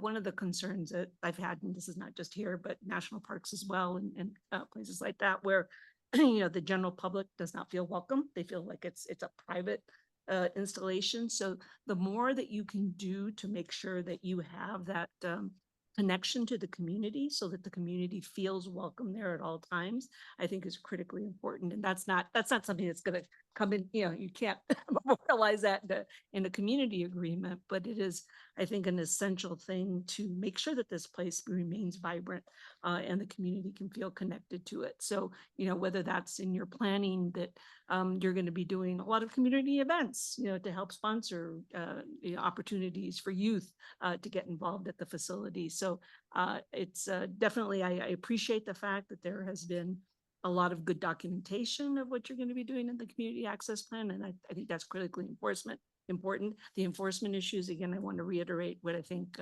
has been said by other members, that it's really, I think, would be good to track this on a monthly basis as opposed to annually, in particular, because you have a ski season that's, you don't want to get your report in December for the prior year when you could have been maybe making some adjustments, earlier in that year period. So I think that I appreciate, all the recommendations that have been made for how to strengthen this. And I, just want to commend staff and the project proponent for doing a good job on this, and the public, of course. So feasibility on that monthly reporting, is that something we can automate and have feasibly reported out? Yeah, I think we can. And again, people have highlighted just the concerns. Again, products, everything will be out there as we're reporting on a monthly basis. You know, here we are today and snow's at a premium, right? And we're in January. Every year is different. And so as long as that context is put in with each of these reports, as I know our operations team will and the TRPA staff will take into account as we review, you know, we just need to keep that in mind. But yes, we're open to that. Thank you. I think what might be productive now as we go back around is questions the board needs answered if we move towards a motion. If not, we'll take it another direction, but if there are things you guys need answered for the motions that we have in our packets, let's do that round now. And if we don't get there, we'll go in a different direction. But things you need answered to be Yes. able to vote on those motions. Well, it's kind of a housekeeping matter. I've discussed it previously with Graham. Could you tell me, Homewood Mountain Resort, is that a legal entity or just a geographical area? Because all of the references are to HMR. The permit is being issued to Homewood Village Resorts LLC, which contains specific indemnification language, but the ordinance, the indemnification applies to HMR, but I don't think HMR is a legal entity, is it?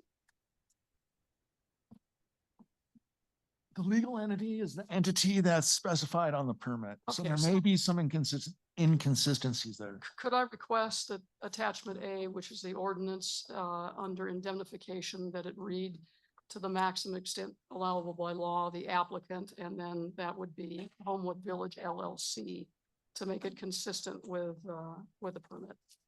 That could be amended. That would be great. Is that okay with the applicant? Yeah, that's fine. And it's Homewood Village Resorts, DBA, Homewood Mountain Resorts. So Okay, again, okay. it's one and the same. And then I just wanted to note that the mid-mountain, the swimming pool is not identified in the phasing schedule, and I believe it's going to be built in the mid-mountain with the mid-mountain improvements, correct?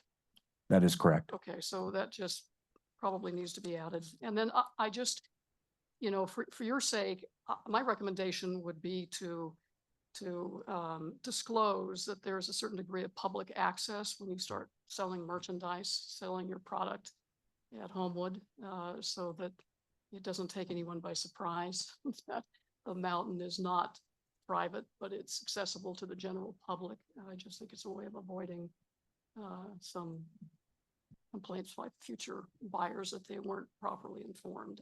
I mean, that's up to you, but I would recommend that because obviously not everyone may know what the arrangement is pursuant to this master plan. And that's it. Thanks, Member Eldine. I had three hopefully quick questions. First off, to our staff, when we get these reports from Heavenly or Diamond Peak, do they outline specific packages, programs, pricing? No, they don't. And I understand why we're doing it here. I just want to be really clear that we're not setting a precedent because now we're getting into competitive models between industry. And I'm just a little bit concerned with what we get in that reporting that can be protected, data that you can be assured of without necessarily providing that to the competitive marketplace. And I'm not sure if we're allowed to do that. Can you get a report from a private entity and keep that private within the agency and not release it if asked? I'll defer to counsel on the confidentiality. Typically, we do that with archaeological reports, for example. Yeah, there's some limited, that does, when we get records from an external group outside of archaeological and other very narrow circumstances, I don't think we'd have a great basis to protect it. It would be public. Well, we want to make sure the public's clear if there is an issue. And I think we'll have complaints about that, but I want to do the monthly reporting as well. I think that's really accurate. I just want to be cautious what level of details in that monthly report if there isn't a complaint, because then you get giving all the other scary as data that I don't think they're sharing. So I'm just concerned about that. And so that isn't a quick question. Here's a quick question. Can we do the signage for public access? I thought that was an excellent point on providing that, and will the applicant agree to that? Yeah, that's a great idea and we will commit to doing that. Okay, and then the third thing is in the enforcement, the second paragraph under enforcement in the public community access program, the fourth line from the bottom, we talk about limiting the sale of ski packages to members of specific groups. Could we just say products and packages? Because that's what's used in the first paragraph, and I'm just trying to stay consistent that there's no, I think that's your intent, but I want to make sure that, you know, packages sounds like it's multi-day tickets or season passes, and I think we're also trying to talk about day tickets. Yeah, For the fair public. point. We agree. Okay, thank you. Background?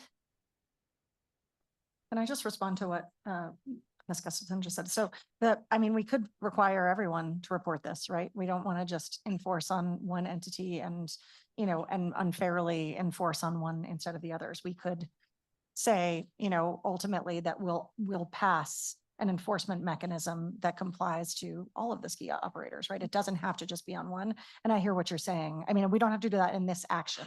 I don't right? think So we could- can. No, that's what I mean. We Yeah. cannot do that in this action, but we could say that in another discussion, we would ask all of the resorts to ensure that they're providing adequate public access via blah, blah, blah. So we don't have to do that in this one if we feel like it's unfairly biasing. Yeah, I one. don't know if it's unfair. I just wanted to point it out, So Ms. Conrad Seda, would you be willing then to have that sort of ski-wide discussion on the monthly reporting and sort of table that for Homewood today? Is that what I'm Yeah, hearing? So yeah, it's that's fair? what I'm saying, Okay. because I don't want to just put one enforcement mechanism on them that Got everyone it. else doesn't have to abide by. Thank you. Thank you, Madam Chair. I had a different suggestion for that sentence. And my suggestion would be that the sentence reads, all commitments within this plan are made in the spirit of assuring the public that HMR will not convert Homewood to a member-only ski resort without TRPA approval. I would like to take out that whole piece that says by limiting the sale of anything, because as Mr. Nielsen responded to my question, there are other things that they could do. So by taking out the suggestion of just one of the things they could do, it just says they're not going to privatize without TRPA approval, period. I would agree with that, but I think Keep Homewood Public really wanted that language. Am I correct? Paul or council? Yeah, I would say, yeah, I mean, I can read it the way that member Lane, she said it would say all commitments within this plan are made in the spirit of assuring the public that HMR will not convert Homewood to a members only ski resort ski resort without TRPA approval. And removing the language by limiting the sale of ski packages to members of specific groups. This paragraph, I believe, came from staff and from HMR, not from Keep Homewood Public. I don't really have I don't have a strong legal opinion either way on that. I would, it is one of these things, we negotiated this. So it's kind of like, I would ask if Homewood is agreeable to something like that, just removing that language. Madam Chair, if I may make a suggestion, we just keep going around because there's always a risk to changing these documents at the last minute. So I just want to make sure the board is aware of that because we have spent a lot of time thinking through. We need a minute to process that before we ask you to vote on that. So if we could just keep going around and we'll circle back. That's fine. And my point again is I'm looking for the loopholes. So just by putting that one example in of what they could do to privatize the resort, I think lends itself to other things they could do that they wouldn't have to get TRPA approval. So that's where I'm headed with that. And I will wait to hear back from staff. Thank you. Did you want to respond now? Otherwise, I'm going to keep going. It's up to you. Yeah, I think I'll defer to keep going at this point. Okay. Mr. Bass.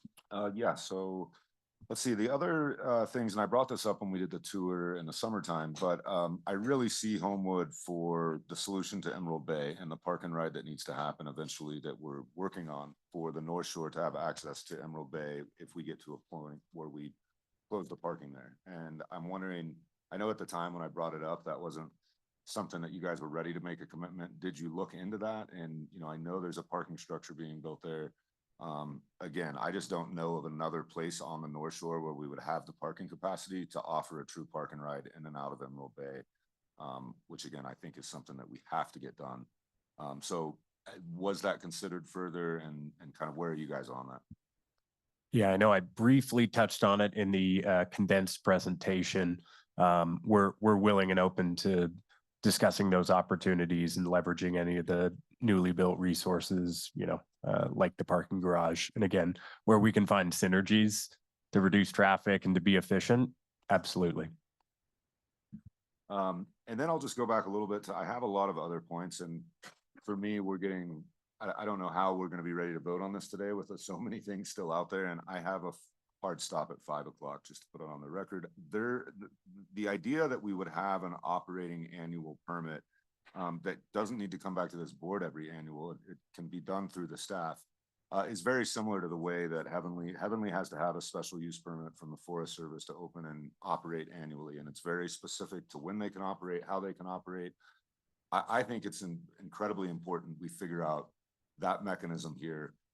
That is what, you know, our teeth would be to essentially pull the permit if they're not in compliance with it. Otherwise, again, going through the courts to try to argue property vested rights and all of these things, I think just puts us in a place that isn't good when we can create an annual permit that we have the right to revoke, that we have the right to not renew. And it seems like a much clearer path. So I, again, though, don't want to see this stop progress. I want to see Homewood open next year. I guess one clarifying question, the gondola can't really start construction until May 15th, right? Because we have underground requirements and those things. So, yeah, the moratorium will go. yeah, so we have not to say that I want to see this again in front of our board, but we have a little bit of time to where we don't stall progress. Like I'm not ready to vote with all these things clarified on this today, because I think there is a lot of questions. I do want to put it on the record. I don't want to stall progress though for this year. I do want to see this happen. I'm not trying to say that, but I think we have to have we have to have this codified for me to vote on it and have these questions answered. The thing like Emerald Bay, I want a hard commitment, not just on a record.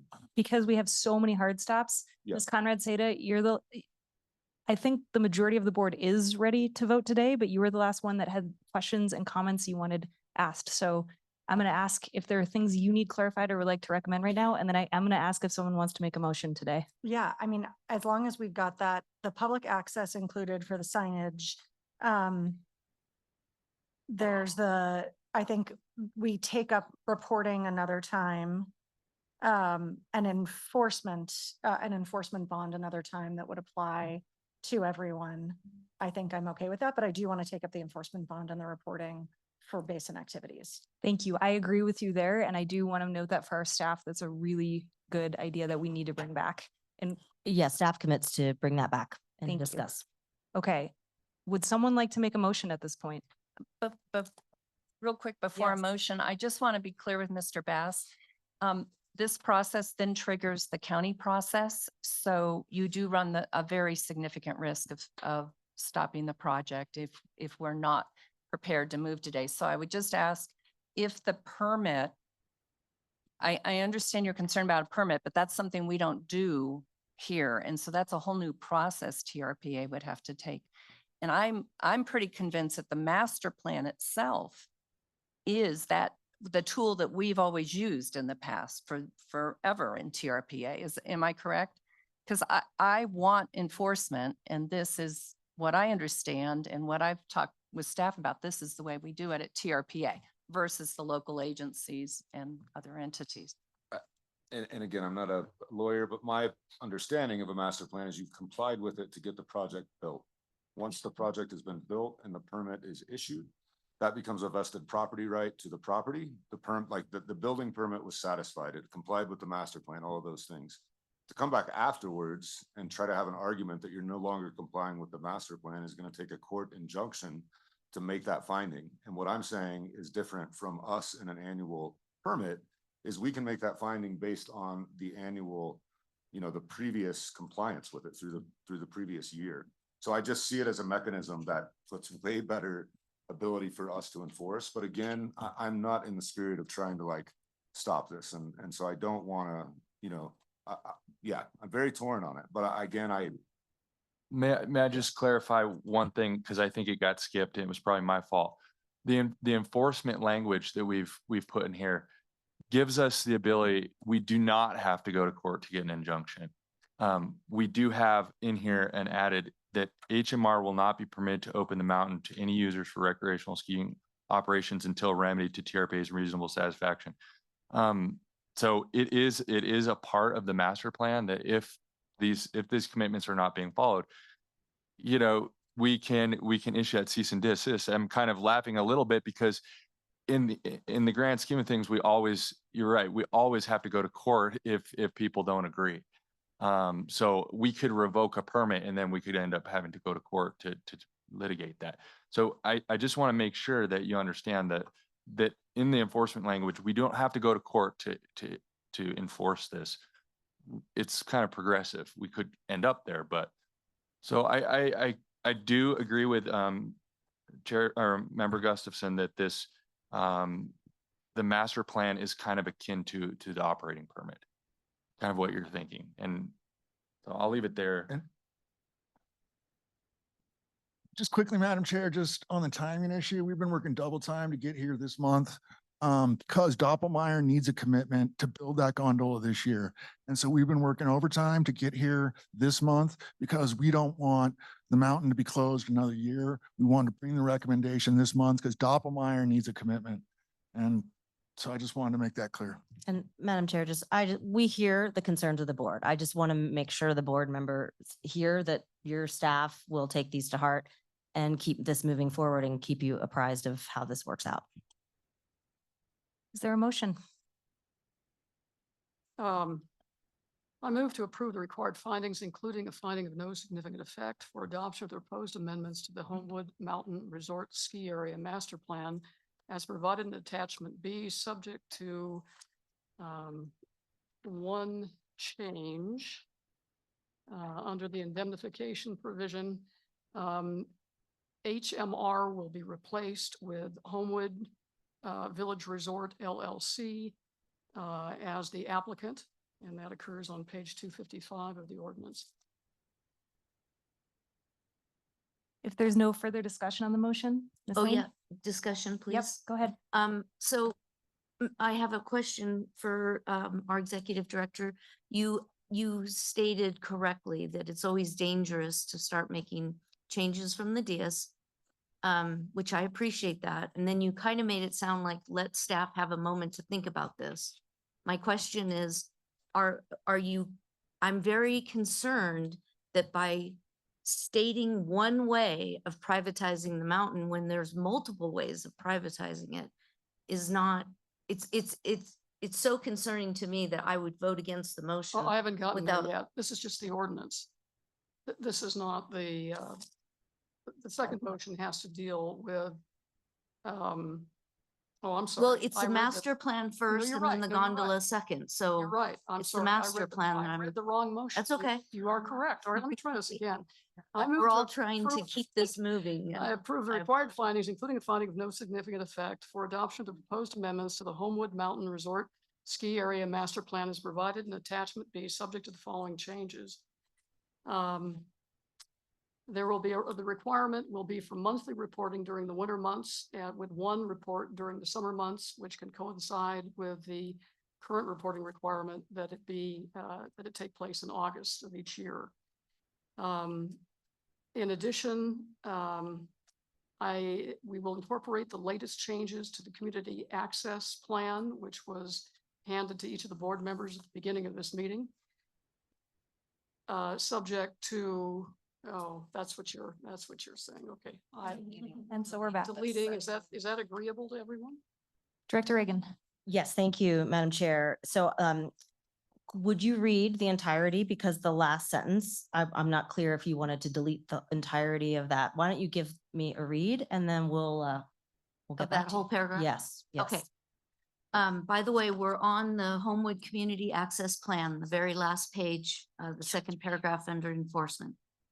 The intent of the Community Access Plan is to demonstrate how HMR will ensure the public has access to Homewood's recreational opportunities while respecting HMR's property rights and operational needs as a private business.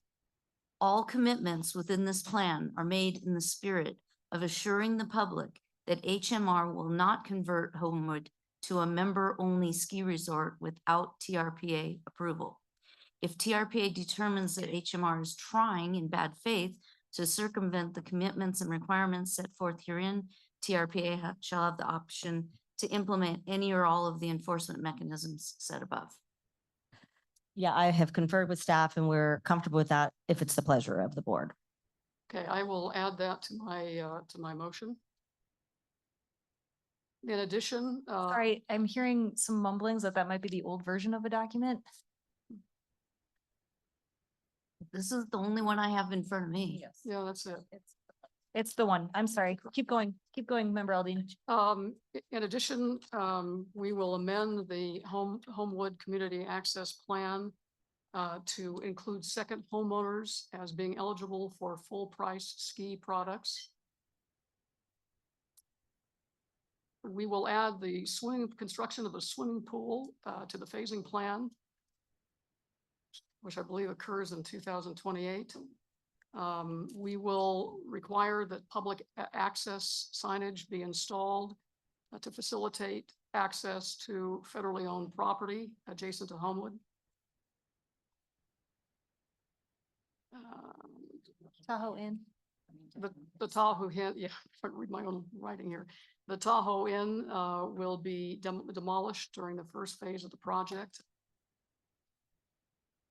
And I think that's it. Did I miss something? Okay, we have a motion. Can we call the roll, please? Well, one quick question. I'm just curious if this item were to be put to like continued onto if we're just straight continuing it, would we have to retake public comment if it wasn't to be like a changed agenda item? You'd have to redo it on the next day. Okay. I guess I'll wait for the vote. I'm just incredibly uncomfortable. Again, put it on the record. I'm not trying to stop this, but I feel like we have not had enough deliberation. There's like still so many open questions for me and things that are unanswered. So it's really, really difficult for me to vote on this right now with where we're standing. I feel rushed. I feel like I haven't had the proper deliberation and questions answered. But again, I'm so torn because I'm not trying to stop this by any means. And I don't, yeah, so I'm kind of like in a really difficult place. I can just say that.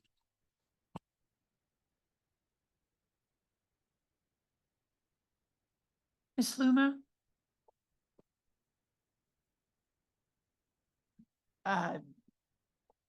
Yes. Ms. Lane? Yes.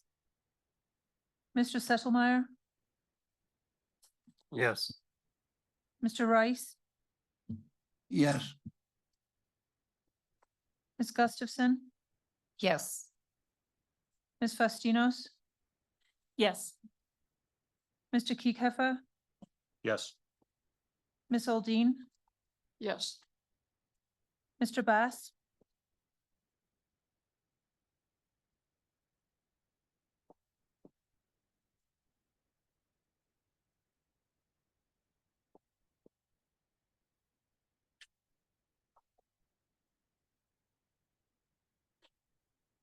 Can I ask one more question? Does it take my vote on this exact item? So it does take my vote to yes.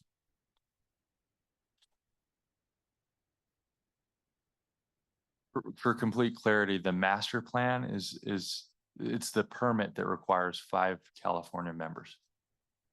The gondola permit, I'm sorry, the master plan is 4.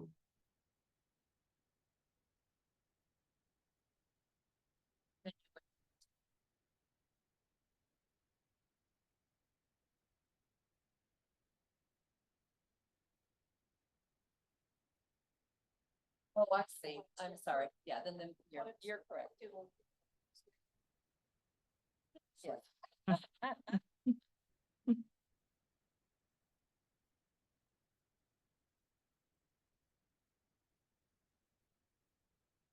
Again, I can vote no on this and we'd still be move forward. I'm gonna for this one vote no then.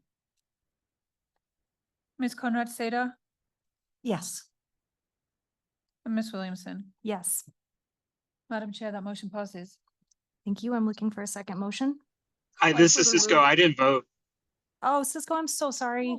Thank you for calling in, which I just asked you to do. It's late. My huge apologies. Thank you. Can we call Secretary Aguilar, please? Mr. Aguilar. Yes. My huge apologies there, Secretary Aguilar. Looking for a second No worries. motion, please? I further move to adopt ordinance 2025 as contained in attachment A to amend the Homewood Mountain Resort Area. Master plan is provided in Exhibit 1 here too, with the change of the applicant from HMR, losing track of things, to Homewood Village Resorts LLC. We have a motion. Any further discussion? Discussion, please. Please. Just a question of clarification. The evacuation plan has to be in place before the gondola permit can be approved? Madam Chair, Julie Reagan, TRPA. The evacuation plan is an agreement between the fire district and the applicant, and they have to give a willing to serve agreement before anything can be constructed. So yes, they have to get permits from the fire district, including the fire evacuation plan that's between the two parties. And then just a further up clarification on that, I read all of the permit conditions for the gondola permit. And the only thing I saw with regards to evacuations was how you would evacuate the gondola in the case of an emergency. I didn't see anything that had that as a permit condition, but we still have a way of figuring that, even though it's not Yeah. written in here. Yeah, the master plan, Paul Nielsen, here, the master plan includes an appendix, an appendices that includes evacuation plans for things like avalanches, hazmat spills, fires, medical disasters. So that is in the master plan today. Yep. Seeing no further discussion, can you please call the roll? Mr. Settlemyer? Ms. Luma? Yes. Mr. Kiekefer? Yes. Mr. Aguilar? Yes. Mr. Bass?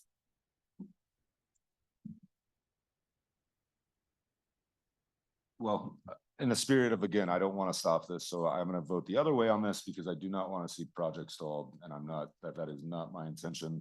So I will vote yes on this, just with that on the record.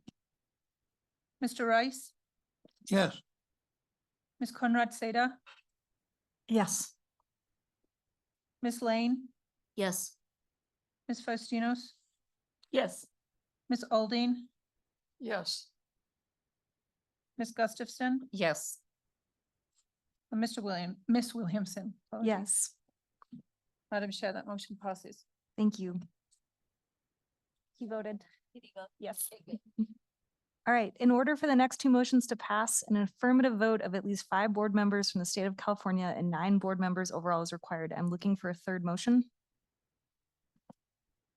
Madam Chair, I move to approve the required findings, including a finding of no significant effect for the approval of the proposed new gondola project as provided in attachment C.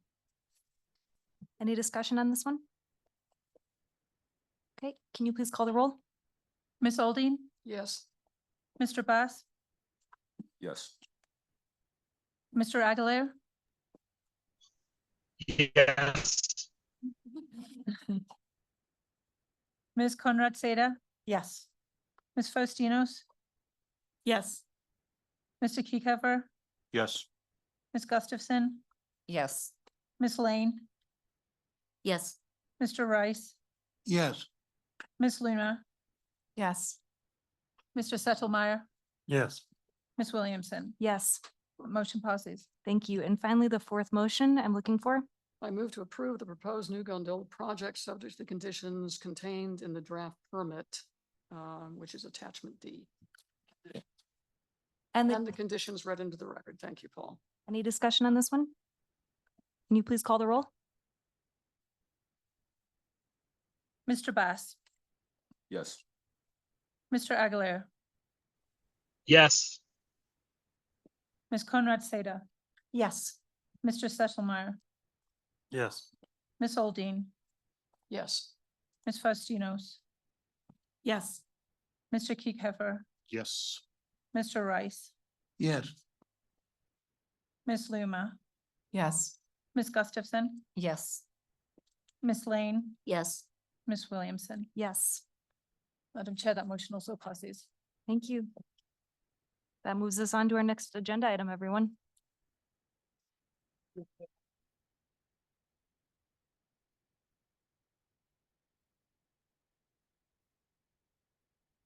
And truly, this is our community, everyone. Thank you very, very much for being here. Thank you.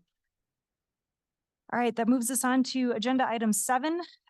Director Reagan, we have a executive Thank you. director status report, and I'm super sorry. Graham, can you make sure that we have a quorum to keep meeting? Yeah. Thank you. This goes on the. This is still here. I mean, we have. We're very, Did Cody had a hard stop at we're 5. we're about done. Yeah, We're good. There's no more. voting items. Yeah. Please go ahead, Director Reagan. Yep. I'll abort the report to say we have a lot coming up, and please make sure you mark your calendar for the 2J Governing Board retreat. We will try to have the meeting on Wednesday, a dinner, and the retreat on the next day. So a lot coming up. Thank you for your thoughtfulness, and we know how consequential this decision was. We appreciate it. Thank you. That's the end. Graham, say Michael. Yeah, no, I will not deliver a general counsel status report today. I appreciate everybody's attention, and we all learn a lot through these processes, and I think the discussion will help us going forward. And the enforcement piece, we'll continue to be diligent with that. Thank you. Thank you. Governing member reports, agenda item 8. Any governing board members that have any reports? All right, agenda item 9, committee reports. Anyone have any committee reports? Okey doke. That brings us to our final agenda item 10 is now final closing comment. This is general public interest comment period. Any member of the public wishing to address the governing board on any item listed or not listed on the agenda, including items on the consent calendar, may do so at this time. Individuals or groups who have already commented on items listed on the agenda are not permitted to comment on that same topic. The governing board is prohibited by law from taking immediate action on or discussing issues raised during this public comment period. And finally, public comments must relate to matters within the jurisdiction of this agency. And I see Ms. Waller. I'm going to skip the rest. You know the drill. Go ahead. Thank you. It's been a long day for all of us. I hate to call it this, but the next messy project, the Douglas County South Shore Area Plan Packet 1 and subsequently Amendment Packet 2, also including Partner Barton, have left the public confused, to say the least. And TRPA separate amendment for Phase 2 housing is also in play with Amendment 1. Tough to follow. You are set to approve Amendment 1 in March. I want to fast forward to Amendment Packet 2, which was bifurcated from 1 as the proposed hospital and new healthcare subdistrict requiring additional environmental analysis. The environmental assessment should, in my opinion, trigger an environmental impact report. Just because the approval of the event center was an EA and went unchallenged and now is dealing with non-compliance issues doesn't mean an EIR isn't the appropriate level. Releasing an EA scoping meeting notice on December 20th before TRPA and Douglas County staff head off for holiday break, 2 holidays until January 6th, sets the stage for this comment. Logically, this should have been kicked off in January of 2025. I acknowledge I was contacted by legal counsel and responded, let's wait until the holidays are over to discuss these issues. We both agreed and said, thank you. South Tahoe News reported an article December 23rd announcing the meeting and the scoping period ending January 31st deadline for comments. I am requesting an additional week be added because this should have never been released during the holidays. What's the hurry? I acknowledge that the EA scoping meeting was not a requirement, and thank you. Furthermore, or whoever is supposed to consider this request, I'm not sure who on staff or executive director, I am requesting that you schedule a public review period of no less than 2 weeks for public and agency reviews of the Barton assessment in progress when ready to be released for comment. A project of this magnitude with a hospital and a helipad that have never been analyzed in this basin should trigger an EA. Community character and nearby meadow, although adjacent but not within the town center, does not alleviate the responsibility to analyze nearby impacts. In the event TRPA determines an EA is still sufficient, I'm requesting that you exercise an extended public review option, which was stated in the November 24 request for proposal documentation, to have a non-regular review longer than the 5-day requirement. This is the right thing to do and transparent. And lastly, why have no financial penalties been assessed for the event center? I know this is going to be discussed in February. I appreciate the opportunity to speak today. Thank you. Any other closing public comment in the room? Not seeing any. Catherine, is there anyone online? Madam Chair, we have one hand raised online. Okay. Ann Nichols, please unmute to make your comment. Sorry, you guys. Hi, Ann Nichols, North Tahoe Preservation Alliance. Sorry about this comment, but Paul Nielsen is doing all the tough projects. He did Waldorf Astoria. He's doing the boat works. He's doing, everything. And it's for one person. I mean, I'm sure he's doing a yeoman's job, but on these Homewood, all these complicated projects, this is too much. You need more people. He's up against billionaires, smooth planners. He's trying to weigh all this. It needs to be more than one person, so that he can have another set of eyes on this. So I wish you would think about that. It's way too big, too complicated. These meetings and approvals can't be done in one day when there's this much community dissent. Thank you. Madam Chair, there are no other hands raised to comment. All right, thank you. I'm looking for a motion to adjourn. All in favor? Aye. Any opposed? We're adjourned at 5:08.